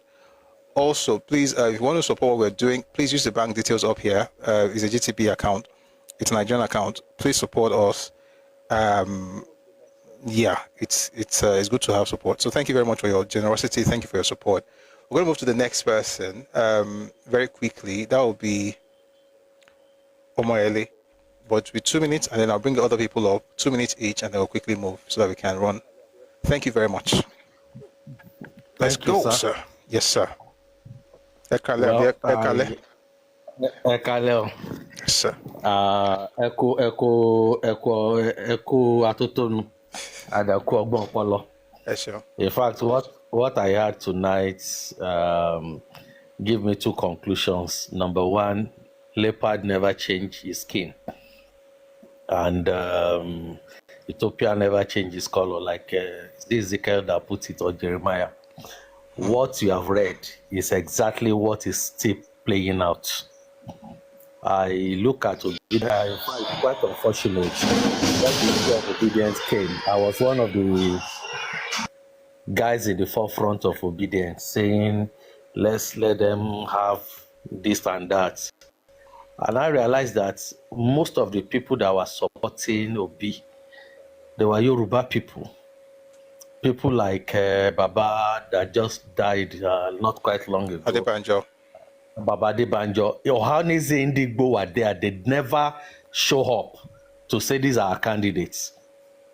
Their governors never come out to canvass for him. But I realized later that these people never had strategy. And people were telling us that you guys don't have strategy. All you have is propaganda. You will gather people on Twitter, gather people on Facebook. They will be abusing everybody. They will say, oh, look at people gathering. They are obedient, this and that. And at the end of the day, just like Zik, without strategy, you claim you won. You went to court, you can't say in court that you won. And later he also came out and was blaming Yoruba, said, Shebi, you voted based on tribalism. You voted based on, so you can be hitting your tribalism now. I was like, cut me a slack.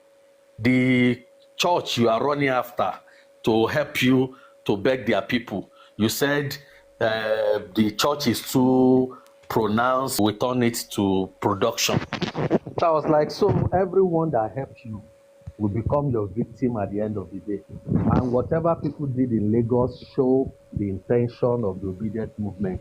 They have not seen themselves as part of Nigeria. even up till now, any news that they bring out on social media is about bad things about Nigeria. Nigeria is gone. Nigeria is this. Look at it, So it's what you did tonight is calling everybody that is young Yoruba guys back to our senses, not to forget the sense of history. Most of the time we repeat history by saying let's jettison what has happened in the past, let's start. But leopard never changed his skin. Thank you. Thank you very much, Mr. Moyele, and that's actually quite true. And let me just say something, because some people are saying something in the comment section. So for a lot of Yoruba people who supported Peter Obi, to be honest, they were trying to be quote unquote fair, because it doesn't look good. It's about optics. We've not had an Igbo president in so many years, so it doesn't look good.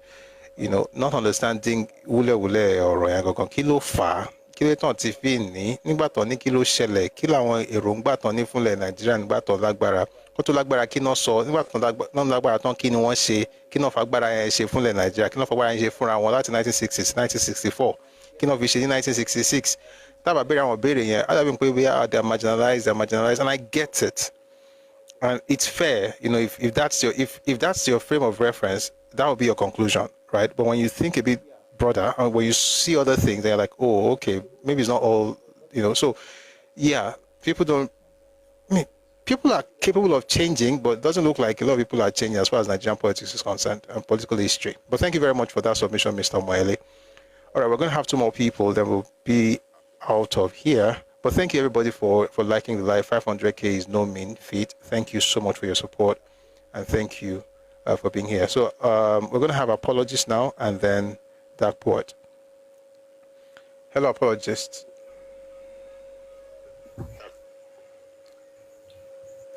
Good evening. Hello. Hello, Shetalalewa. Takuntakun. Sheon. Àlàáfíà ni o, bàbá mi. So I'm not going to say much, So I'm trying to see, listening to you, listening to Prof, I was just trying to connect the dots. So just thinking about what happened in 2023 and the 1950s. In fact, ó jọra wọn bàjẹ́. And I cannot say, how is it that after decade by decades, and they are still repeating the same thing? Like they will say, it's only a fool that will do the same thing, keep doing the same thing the same way, and expecting different results. And you keep the victim. In they might project others. I don't know. I just want to round up this way. When something happened in Ibadan, that bomb blast, the first thing that came out of these people is, it really matter who they voted for as human being. As if there were no obedience in Ibadan. Since that day, and I said, these people, no, it's a no for me. Thank you, Prof. Thank you so much. Thank you so much. Yeah. Thank you very much for that submission, Eshel. So, Dark will be our final speaker, and I thought Banks came up, but if it's Banks that's sending requests, I'll probably bring you up, but if someone else, I might be, because of time. Dark Poet, please, 2 minutes, please. Okay. Oh dear, I was trying to unmute you. I inadvertently muted. So please mute, please. No, but you're on mute for me. Okay. Good evening, everyone. Good evening, Prof. Evening, sir. Sherry, well, like I said, it's good we keep on understanding this nuance and this ideology from this kind of people. And like I said, my aim and my aim, Charlie, kidney spread as far as it will spread. They come on to a colleague, go or to leash your polong,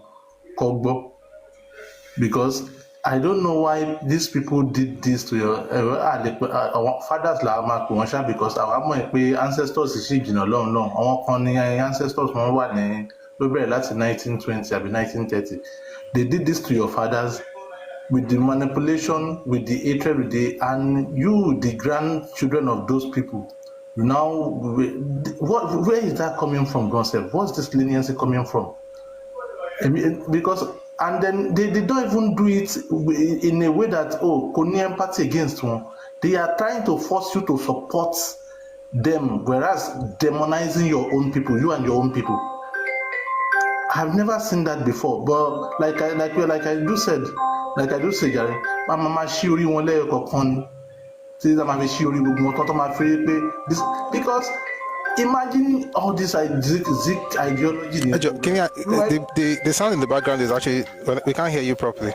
Oh, sorry, it's má bínú jàre, phone mi, the other phone mi ló ring, mo ti cut ẹ. So ó dà pé ó ti clear báyìí sí. Yeah, it's fine. Yeah. So so that is just what I want to say, and I will keep on saying it. If you are Yoruba person in the obedient movement, tó bá ti jẹ́ kó rí ẹ pé má end up bí àwọn ẹ̀gbọ́n Victor Banjo àti àwọn others, jẹ́ kó rí ẹ pé these people kò sí nǹkan tó fẹ́ fi ẹ́ ṣe ju kọ́ lù ẹ̀ kọ́ dẹ̀ jù ẹ́ nù bí toilet paper lọ. Tó bá dẹ̀ fi tẹ̀ tó kó máa jẹ́ kó máa regret at the end of the day. Wàá máa kanra ìkanra kan tí ò bá nǹkan kan lọ, wàá máa kanra mọ́ àwọn tí wọ́n tiẹ̀ sí kó lọ join nǹkan tó yẹ kó join. So thank you very much. Let me thank you. All right, thank you very much for that submission, Eshel. So Banks will be our last speaker, final speaker for today. 2 minutes, Banks. Good evening, sir. Good evening, Prof. God bless you. Thank you for honoring me again and bringing me up. Thank you. God bless you, sir.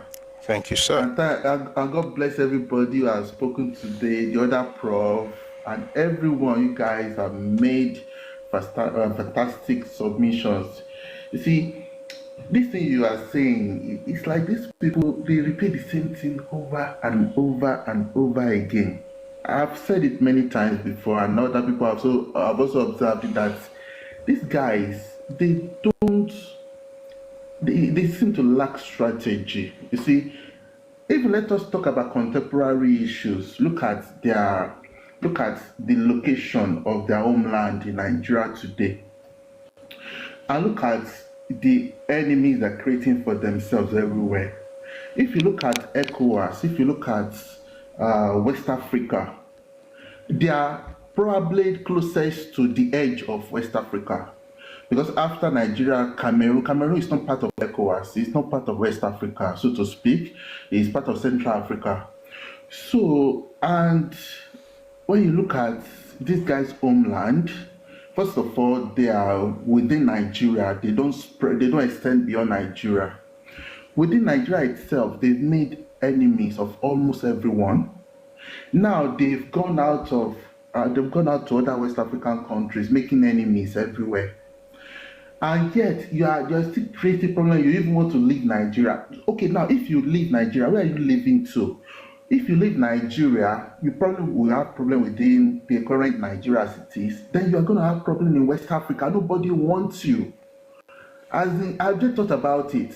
So you are going to become real beast of no nation because you are never going to be part of West Africa, or you're going to have so many enemies in West Africa. You will not be welcome within West Africa. You can't go to East Africa. You probably will not be part of Central Africa. And you see, Prof, I don't want to take too much of time. I just want to point out that fact that these guys are just making their own existence almost impossible. Thank you very much. Thank you very much for that submission, Mr. Banks. And I just want to thank everybody who came up to speak. Thank you for sharing your thoughts with us. Fantastic time we've had today. Thanks to everybody in the comment section. Thank you for liking the live. Thank you for sharing the live. Thank you for power tapping. Today we broke a huge record on TikTok. We are over when we're done. But I want to thank you for your generosity. Thank you for your support, for helping us to keep this going. We'll be again tomorrow at 1 p.m. Ife time, West African time. We're going to continue our conversation. We're going to be looking at Ẹkáàbọ and Zik. And we'll go a bit deeper into the thing about the cartoon. We'll just look at the things. I want to make sure, like I said, it's important not just to read our book, but also read Zig's book. And interestingly, I did not read Mbadue's book today because I was reading what he said from Ghanaian Daudu's. That also gives you an idea. When we say that I'm not making anything up, you're going to hear account of that same incident from other sources. All right. So thank you very much for being here, and thank you for 500 and wow, 515. Wow. Thank you guys. Thank you. All right. So our folks on YouTube and Facebook, we're going to let you go now because we usually end the live with anthems, the Nigerian anthem and the Yoruba anthem. But I want to thank you for being here. Please join us again tomorrow at 1 p.m. if your time was African time. We spend the first 30 minutes there about listening to music, just to make sure it's not just about history. So we listen to music and then we get into the news before we get into history. So if you're unable to listen to the music on YouTube, it's because of copyright issues, but you will be part of the news and also the historical session. All right. So thank you very much for joining us. Facebook, YouTube, have a lovely evening. 1 p.m. That was 1 p.m. if your time, West African time. All right. Those of us on TikTok, by the way, Olori, thank you for